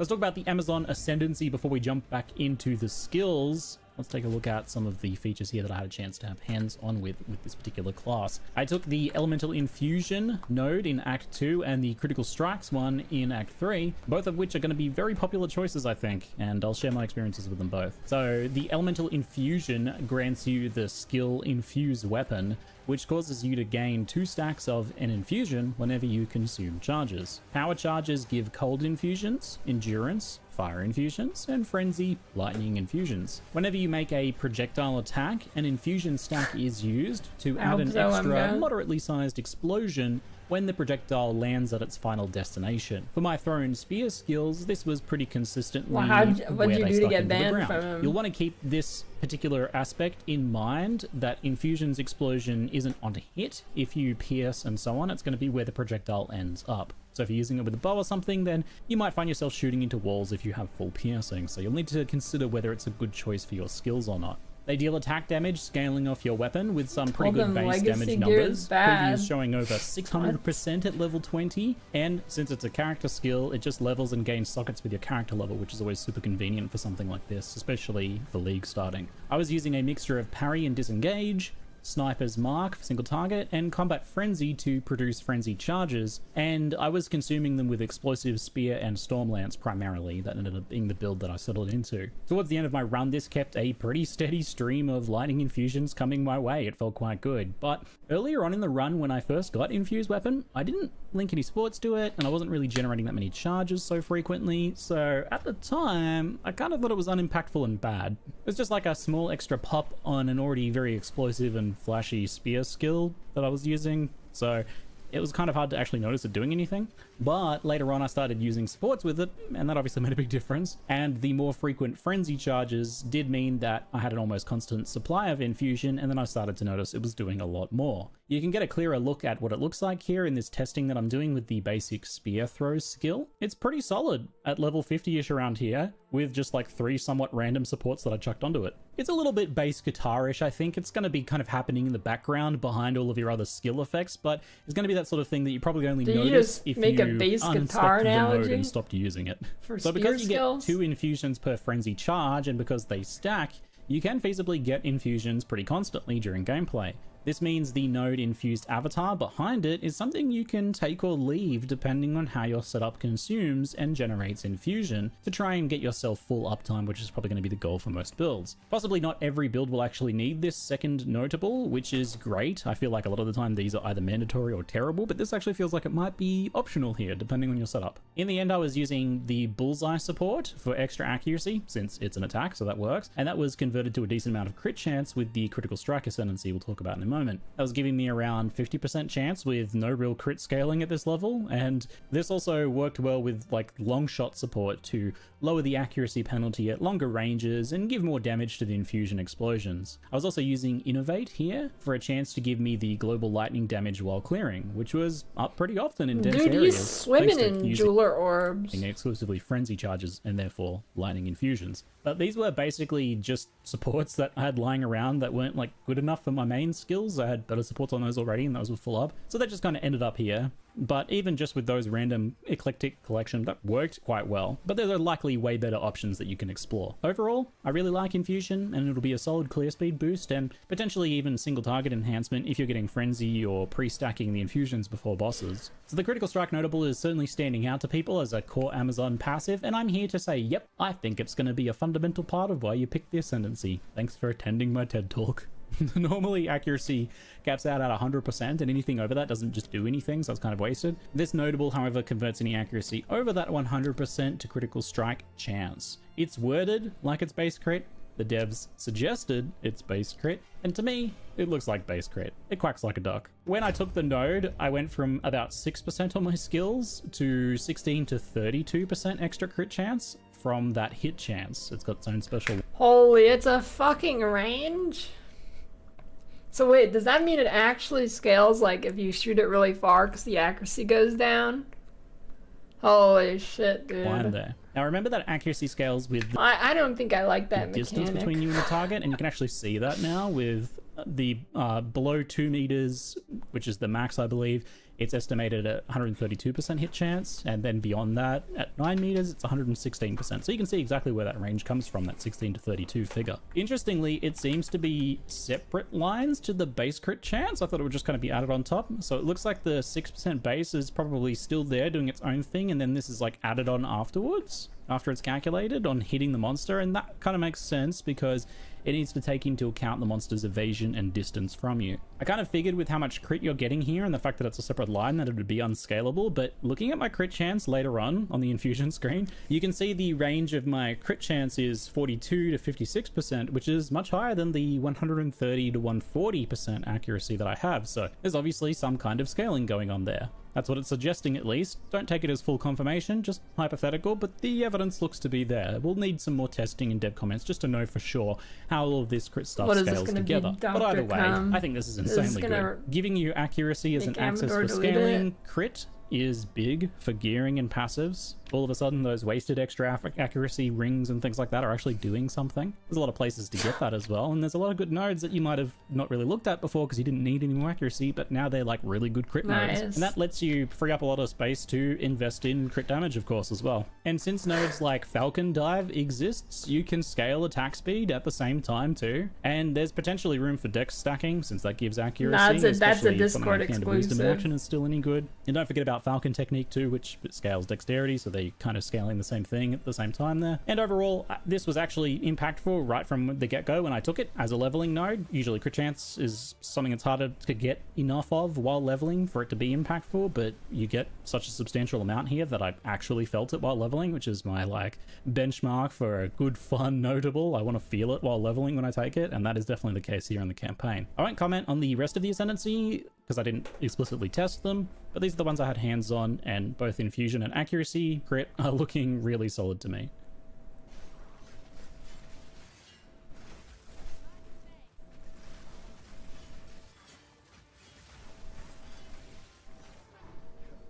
Next up, Blood Hunt is a pretty wicked melee attack that lunges you at a target. It interacts with the blood loss mechanic I covered in the last video for Herald of Blood. So if the target has suffered blood loss, it's consumed, and 25% of that total bleed damage is dealt as a non-scalable physical damage explosion. The area of effect of the explosion also scales up to 100% larger, depending on the amount of blood loss that they've suffered. This is a pretty great payoff skill, I think, here, and I mean, it looks pretty clean on my phone, Dr. Cum. It's a way to effectively trigger the bleed again for an instant damage spike, and the fact that they've built it around this blood loss mechanic instead of like triggering an existing bleed to speed it up or something, which is usually how these sorts of things are done, this is, I think, way better. It's the sum total of bleeds that you've done to the target up to that point that as this like separate blood loss mechanic is so good. It'll be a great skill to have on your bleed build when like an enemy or pack needs to die like right now. I need to get rid of them because you can pop it and not have to wait for that dot, which is obviously often a weakness of damage over time builds, that they can be in danger while they wait for something to die. You can speed things along. And of course, it's obviously really important for helping single target in bleed setups too. I did start a bleed focused second run, but I didn't have enough time to get to a high level on that. I only got a brief look at it. I didn't get to test it in a real scenario, but it looks very good. The mechanics, the numbers, everything about it looks very appealing to me. And I think it's just exactly the sort of thing that bleed builds want. It's almost a way to trigger Herald of Blood style effect earlier without needing to kill them, and it also works on bosses, which Herald of Blood obviously doesn't really. So as this is a payoff for bleed and doesn't need to actually cause bleeds itself, you can use the blood loss support to scale its damage nicely. The new blood in the eyes support as well should be a pretty interesting option here on Amazons, because Hobble as a mechanic lowers evasion, effectively allowing you to scale your crit chance further. If the enemy's evasion is lower, your effective hit chance is higher, and thus your crit is higher higher with that node. So that'd be pretty nice for boosting your damage for your next bleed and then the next blood hunt after it. And don't forget the new rip and tear supports as well, which seem like a good pairing with this if you're using it primarily for clearing. Well, at they least. do Give you some mention big life when's the new recovery Doom? scaling. Is it like now, just May a quick 5th? note that Glacial Lance wasn't working in the build that I played. It's an Ice Throne Spear skill, but it's got the wrong icon and it wasn't really playable, so we'll have to wait and see on that one. I can't give you any look at that one. The only other ice skill is Fangs of Frost, and having that freeze is really useful for combat frenzies, for generating frenzy charges, so having a ranged option to do that could be really good, but we'll have to wait and see what the skill does. I know nothing about it. Sniper's Mark obviously isn't a new skill, but it's the other option on gem level 7 skills here, and it's quite relevant as a way to generate frenzy charges on bosses on demand without needing to parry. So that's pretty helpful for your damage output. You drop a mark on them, causing the next crit you deal to get some extra decent bonus damage to critical hit damage, which is either good or not that important depending on the skill you're doing. If you just hit them with a small hit and consume that, you're not really going to get much damage in the end. But more importantly really is the fact that the mark is consumed when you crit the target to give you a frenzy charge, so that you can do your empowered spear throw and generate infusions and all of that good stuff. The Fusion support and gives you a chance at an extra charge too, so it's obviously a good pairing here. And Sniper's Mark, like all marks, is pretty mana hungry, so you will have to restrain yourself from spamming it too much, which is really what this skill wants you to do. I used Inspiration to help a little bit, lower those mana costs. With the Frenetic passive from the skill tree and the Profusion support, I was able to get pretty consistent frenzy charges in boss fights with this, with just recasting Sniper's Mark every so often between volleys of thrown spears. How is that? How's a 5% chance? It is a pretty nice boost to your damage to weave in there. On to gem level 9. The first skill we're taking a look at here is Corrupted Thunderous Bush is Leap, a very damage. satisfying movement skill akin to Leap Slam. It doesn't seem to be quite as fast as Leap Slam, and I couldn't really animation cancel the landing like you can with it to speed it up, but still overall combined with Dodge Roll and Disengage, this skill gives you a ton of mobility, and of course, the most important feature, the ability to jump over gaps and ledges. Apart from lightning conversion, this skill does one other important thing. It's a detonator. So, you can use it to jump on your Storm Lancers, Explosive Spears, and the Rapid Assault Stuck Spears to explode them. And that is super satisfying. Because it's a slam too, you can use Fist of War for 20% more damage in AoE, which makes it even more satisfying to leap in and blow up a bunch of When did it happen? Right here? Combined with Dodge Roll and Disengage, Are you sure that's this not skill just gives the you life a ton of flash? mobility, and of course, the most important feature, the ability to jump over gaps and ledges. Apart from lightning conversion, this skill does one other important thing. It's a detonator. So, you can use it to jump on your Storm Lancers, Explosive Spears, and the Rapid Assault Stuck Spears to explode them. And that is super satisfying. Because it's a slam too, you can use Fist of War for 20% more damage in AoE, which makes it even more satisfying to leap in and blow up a bunch of spears. Really, it's just such a nice thing that they threw into this archetype to be able to, you know, you've thrown those ranged spears, they're just sitting there, instead of waiting for them to explode, you jump in and do melee damage, and that explodes them, and that feels very epic. I think every spear build will use this either for mobility, for blowing up thrown spears, even bleed builds as a way to detonate those stuck spearheads, and there's just so much utility for skills like this too, like Shocking Leap for shocked ground, Jagged Ground to slow enemies, or Holy Descent for consecrated ground to heal you. I personally will never not use this skill on a spear build. So Bloodhound's Mark is a new mark skill for, you guessed it, bleed builds, pretty obvious. That's This crazy. one's pretty different. It causes the marked target to gain heavy stun build-up from blood loss. I don't think we've ever seen a damage over time contributes to stun build-up effect like this before, and that's pretty cool for bossing or for dealing with nasty rares. The second part of the skill is that when the marked target dies or gets heavy stunned, there's a bleed explosion, much like Herald of Blood or Blood Hunt, with a little bit of a twist. The explosion deals its own base physical damage as an attack in an area, and it doesn't scale with your weapon. It gains up to 100% more area and damage based on specifically how much heavy stun has been caused by blood loss specifically. So the more you're focused on bleeds, the chunkier it's going to be. Fortunately, Bloodhound's Mark doesn't compete with Blood Hunt and Herald of Blood though, in that it doesn't consume the blood loss. That's really key here. Only the mark itself is consumed, and the damage from Bloodhound's Mark is its own independent thing. That means it can stack with those other effects. The explosion seems like, to me, a bit of a bonus aspect of it. You can scale it with supports and things like that, but I think the real allure of this gem is enabling stun on a build that's primarily focused on damage over time, something that you wouldn't normally get. And getting a heavy stun is, of course, how you can make use of the rupture support to aggravate bleeds, which is essential for bleed DPS. After all, a heavy stun target is sitting still and not moving around, so they're not taking that bonus damage, so you'd kind of be like doing yourself a disservice there, but thankfully that support exists. I think Rupture would be amazing on Bloodhound Marks itself, since it will hit the heavy stunned enemy with the explosion, so it should work. We'd need to make it just double sure with a bit of testing, but that seems like it would work.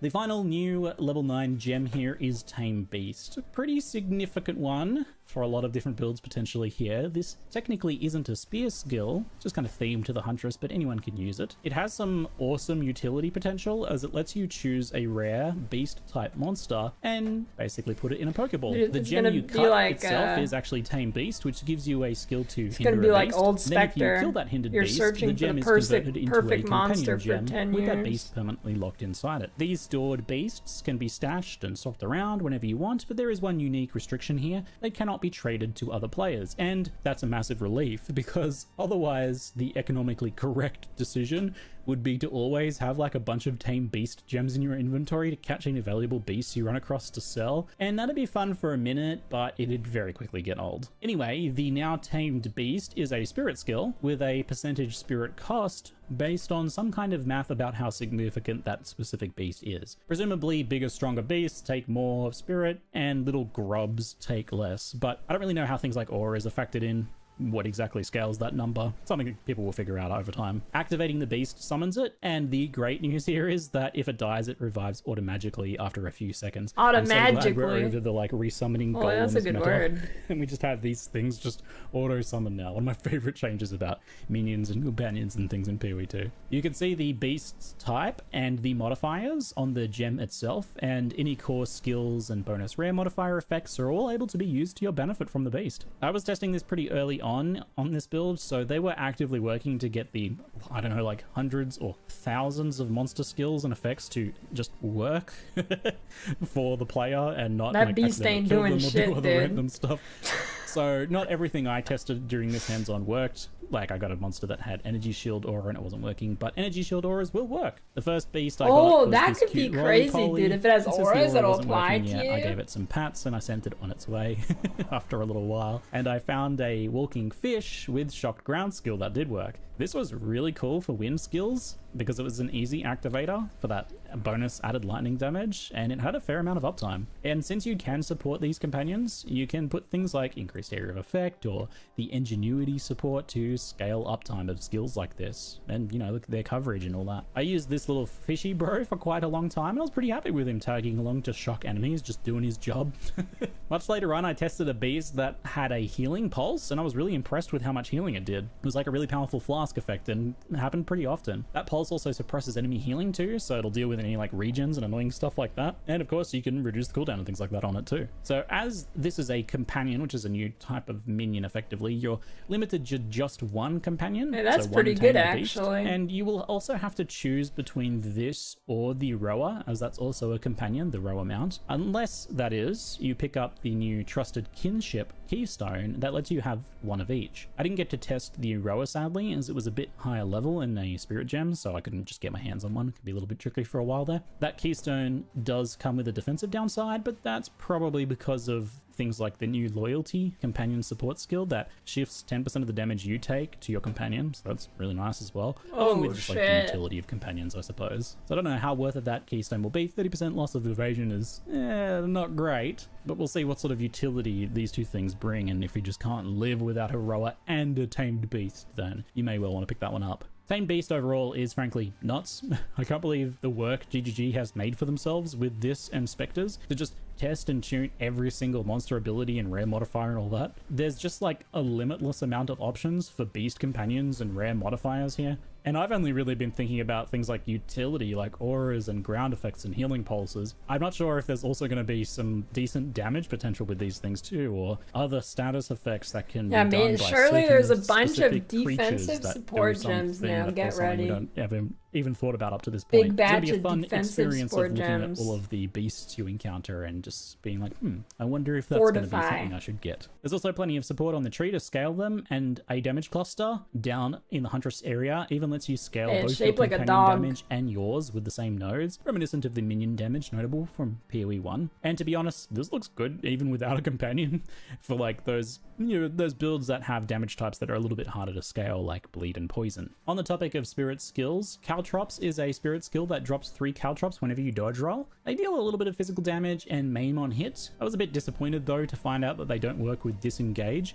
I know disengage isn't dodge roll, but it kind of works in much the same way, and I half hoped that it would. Disengaged Caltrops would have been really fun and maybe want to use this a bit more. It's a pretty low impact skill, to be honest. Maim is just easy to get elsewhere. Even just like the maiming strike notable in the Huntress area is like right there on the main path, and it's kind of good for damage anyway. It does have some cute details, like the damage scales with thorn scaling, and since they're a projectile, I guess you could use scattershot, which I didn't think to test at the time. And if you're scaling hazards for a spearfield build, then there's some synergy there, but overall I only really see this getting some niche use for the just trade-off of using this instead of another spirit skill. There's other better options for most builds, right? I like the idea, but it seems kind of hard to justify, I think, in most builds, unless there's some like nice utility from certain supports or items that I'm missing. I'll probably look like an idiot when it's discovered that there's some super easy giga-busted combination here that everyone ends up using.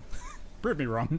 On to level 11 gems. The first of the 2 level 11s we have are Elemental Sundering, which is a build-around elemental attack designed to detonate, freeze, ignite, and shock on enemies or corpses. Just a note, this gem was a bit unfinished here, playable, but it was missing effects and such, so we'll only take a brief look at it. The skill does no damage with the initial pulse, but the pulse detonates any statuses in the area, basically. The explosion damage ranges from very high on frozen enemies to lower on the shocked and ignited ones, since those are easier to apply ultimately. Ground effects do work with this as well, so you can detonate them, or more specifically, like a shocked ground, the shock that it applies to an enemy can be detonated. And that shock ground, if it's still there, will just reapply that after a short delay. The real potential for this one seems to be if you have some nice like proliferation style effects or lots of lingering ignites and such on corpses, so that you can get a lot of overlapping explosions to blast down rares and big packs. But it's kind of hard to judge how good this one's going to be. The use case is a bit unusual in that it requires you to apply ailments to many enemies. Okay, I mean, he's kind of popping off. And in most here. cases, if you're doing that, the enemies are going to be dead. And unless there's a bunch of enemies in that same place and then you can detonate the corpses, you're not really going to need to use it a lot of the time, which was ultimately the case for me while leveling. But I'm not ready to write this skill off, as I think there will be some strong uses for it. It seems like one of those skills that someone's going to figure out how to break the game with. The other level 11 skill is Whirlwind Lance, which is a thrown spear that creates whirlwinds. Same as Whirling Slash. Whirlwinds are kind of their own separate secondary skill effect, and this creates them too.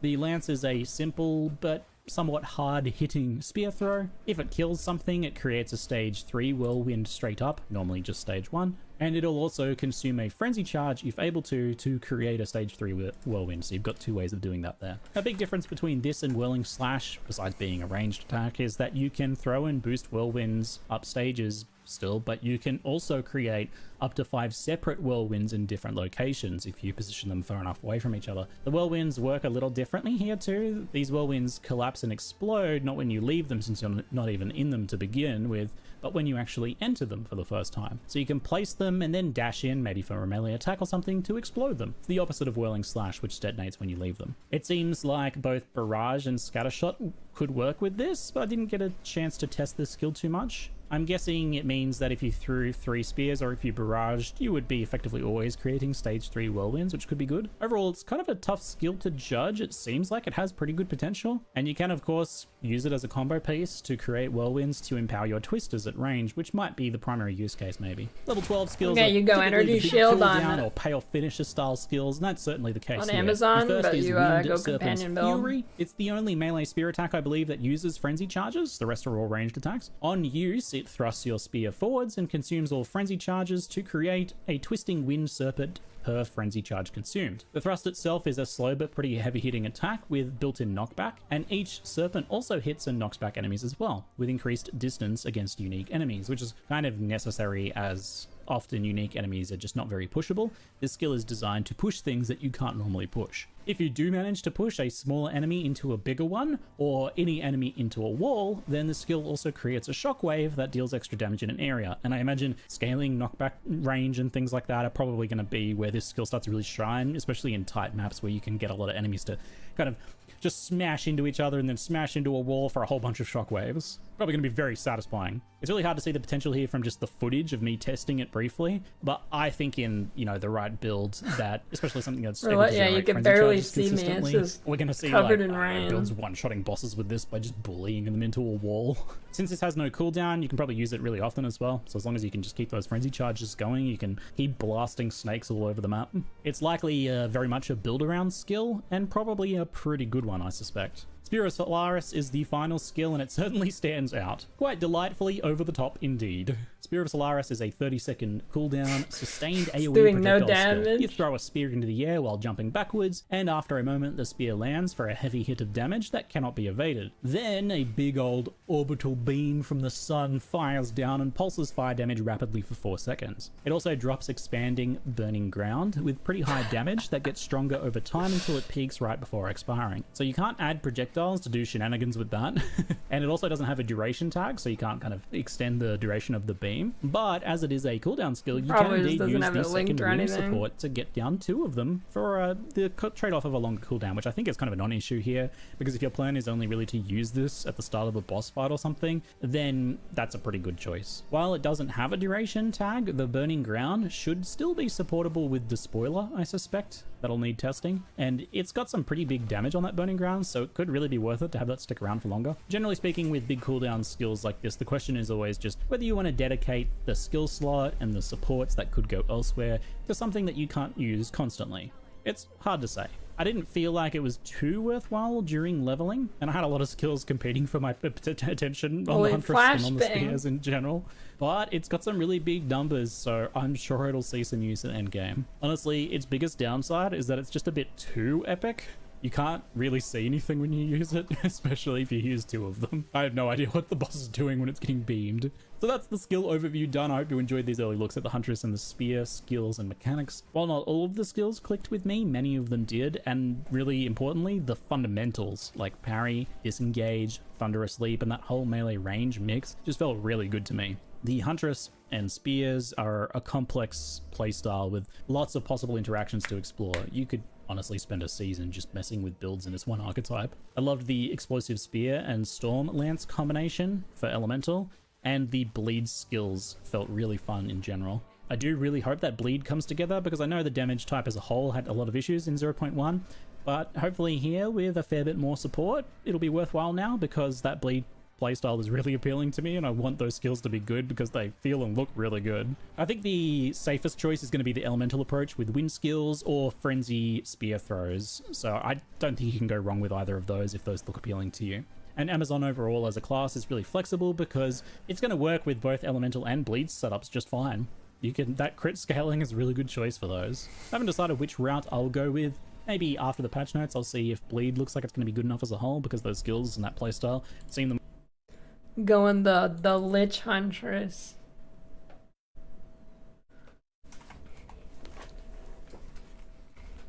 Yeah, true. It has to be bad so Quinn can play it.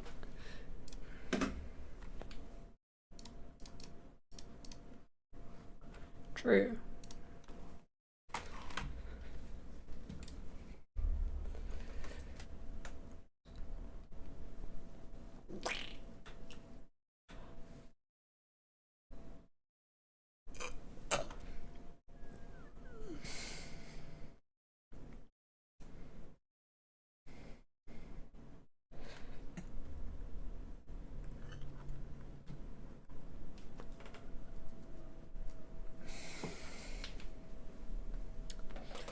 Alright, sometimes.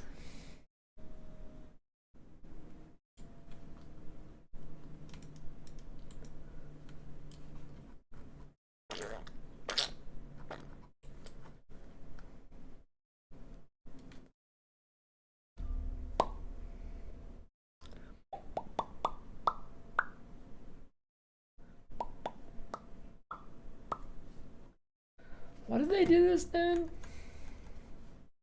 I have so many tabs open. Oh, 20% less attributes, right. Makes Lich tanky. When you have energy shield, you can't take damage to your life, and you can get like 25% of damage goes to your life first. You've got mail.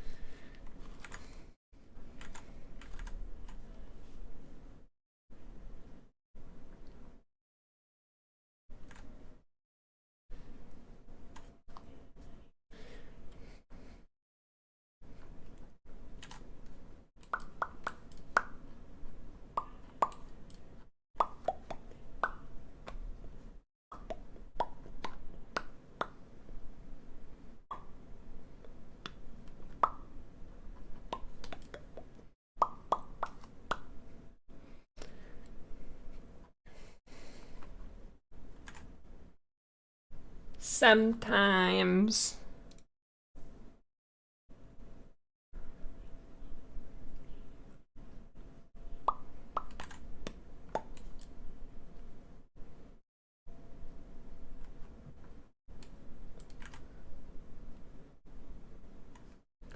Summer tires.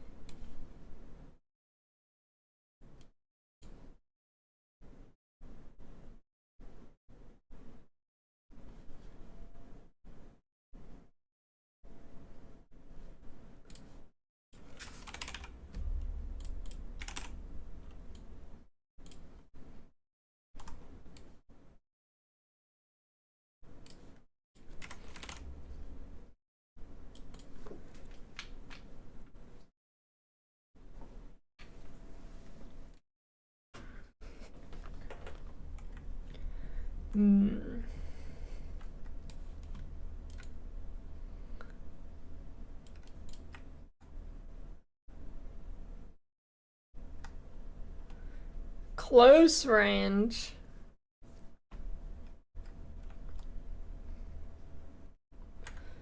What should close range be?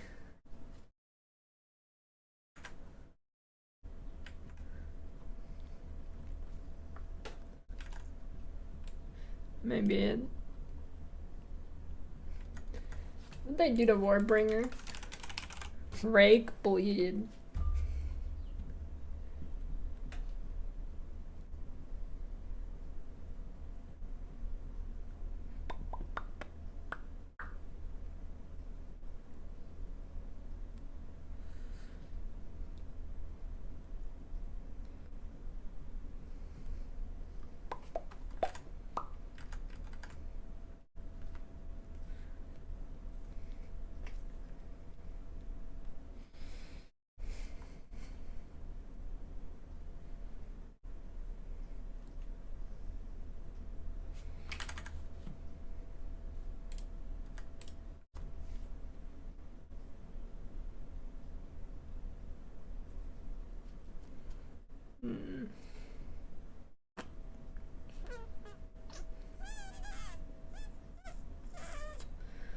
How much life are you getting with this and a third ring? Like 3,500?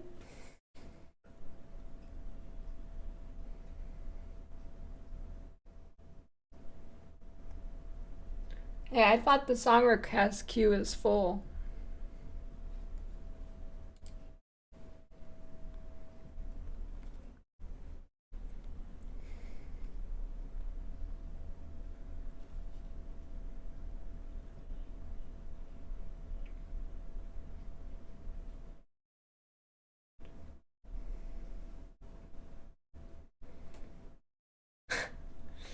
Just needed admin.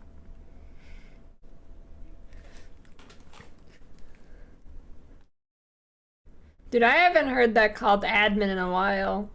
It's all about the word mod these days. I remember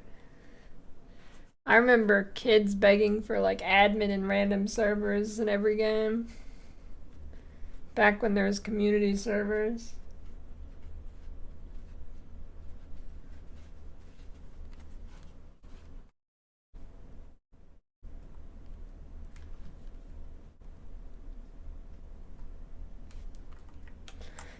Dying in close range. I don't know, there's a lot of options here.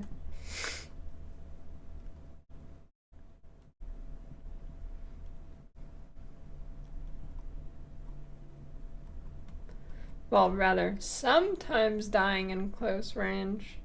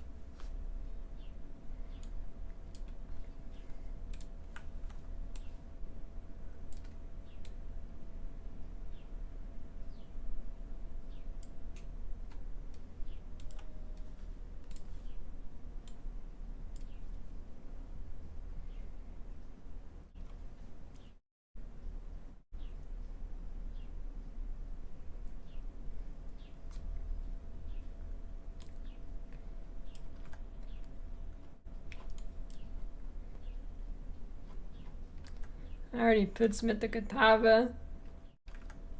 Both.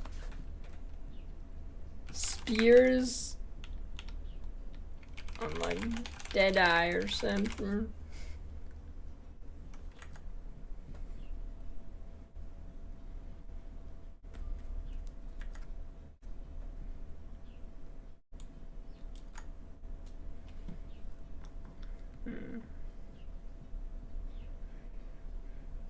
How big do the potions get? No, whatever.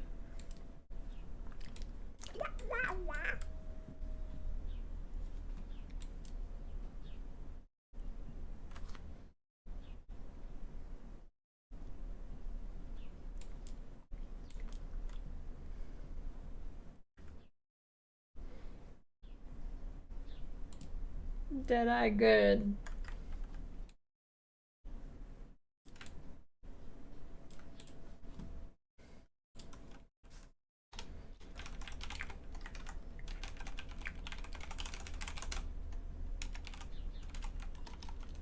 Hey, did they say anything about shock magnitude in here?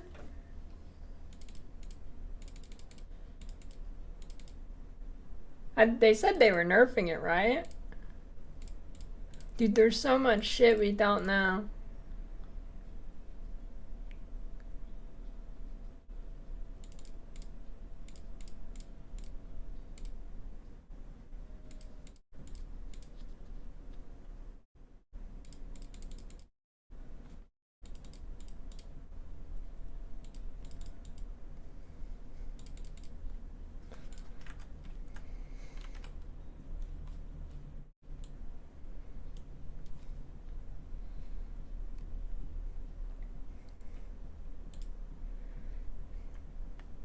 I don't know. I'm deciding, do I play something that I'm gonna die on, or do I play something that I'm not gonna die on?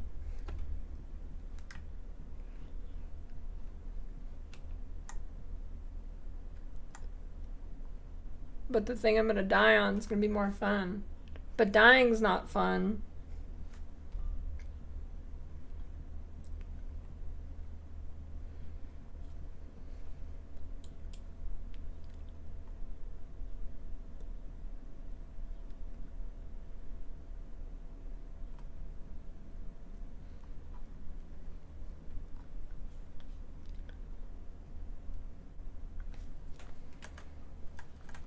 I never make up my mind till I'm about to click the character anyways.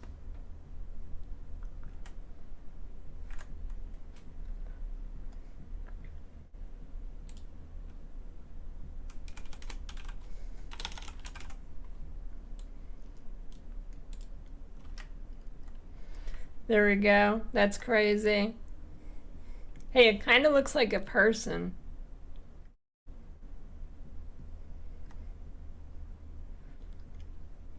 It's the nerf Colossus.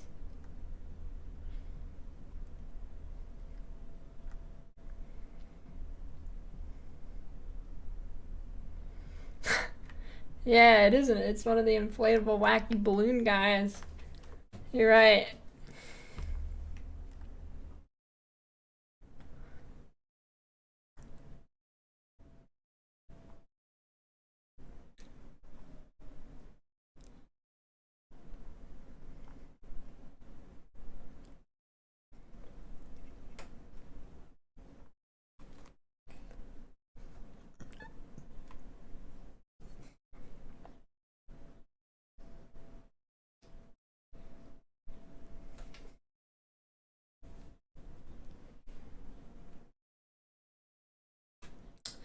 Hmm.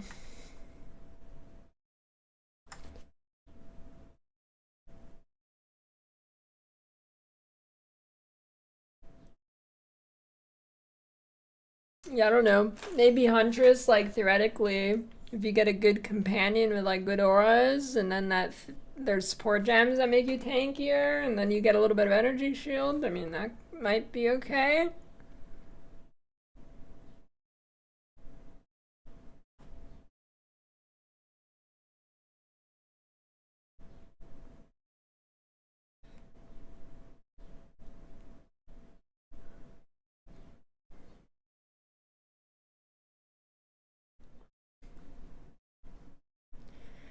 Yeah, but you're gonna get one shotted at 2k HP.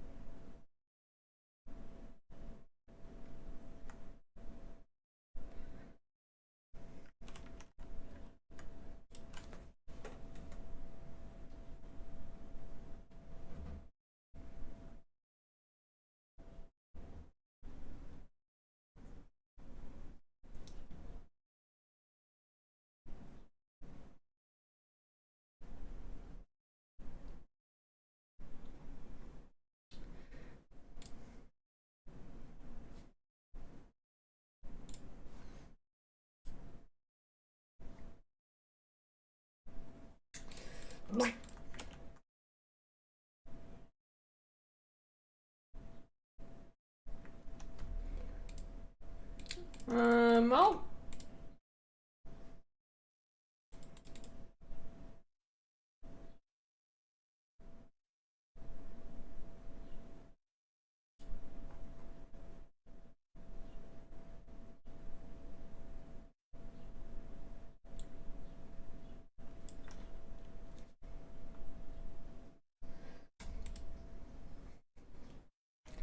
time to go.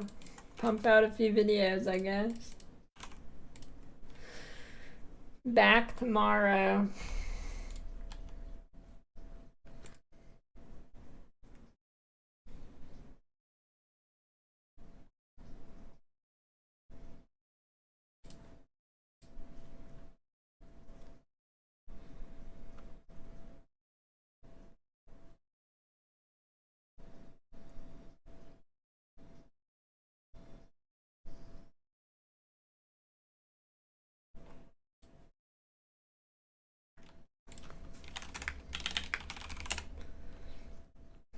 I'm gonna go check out the lead system of a down singer.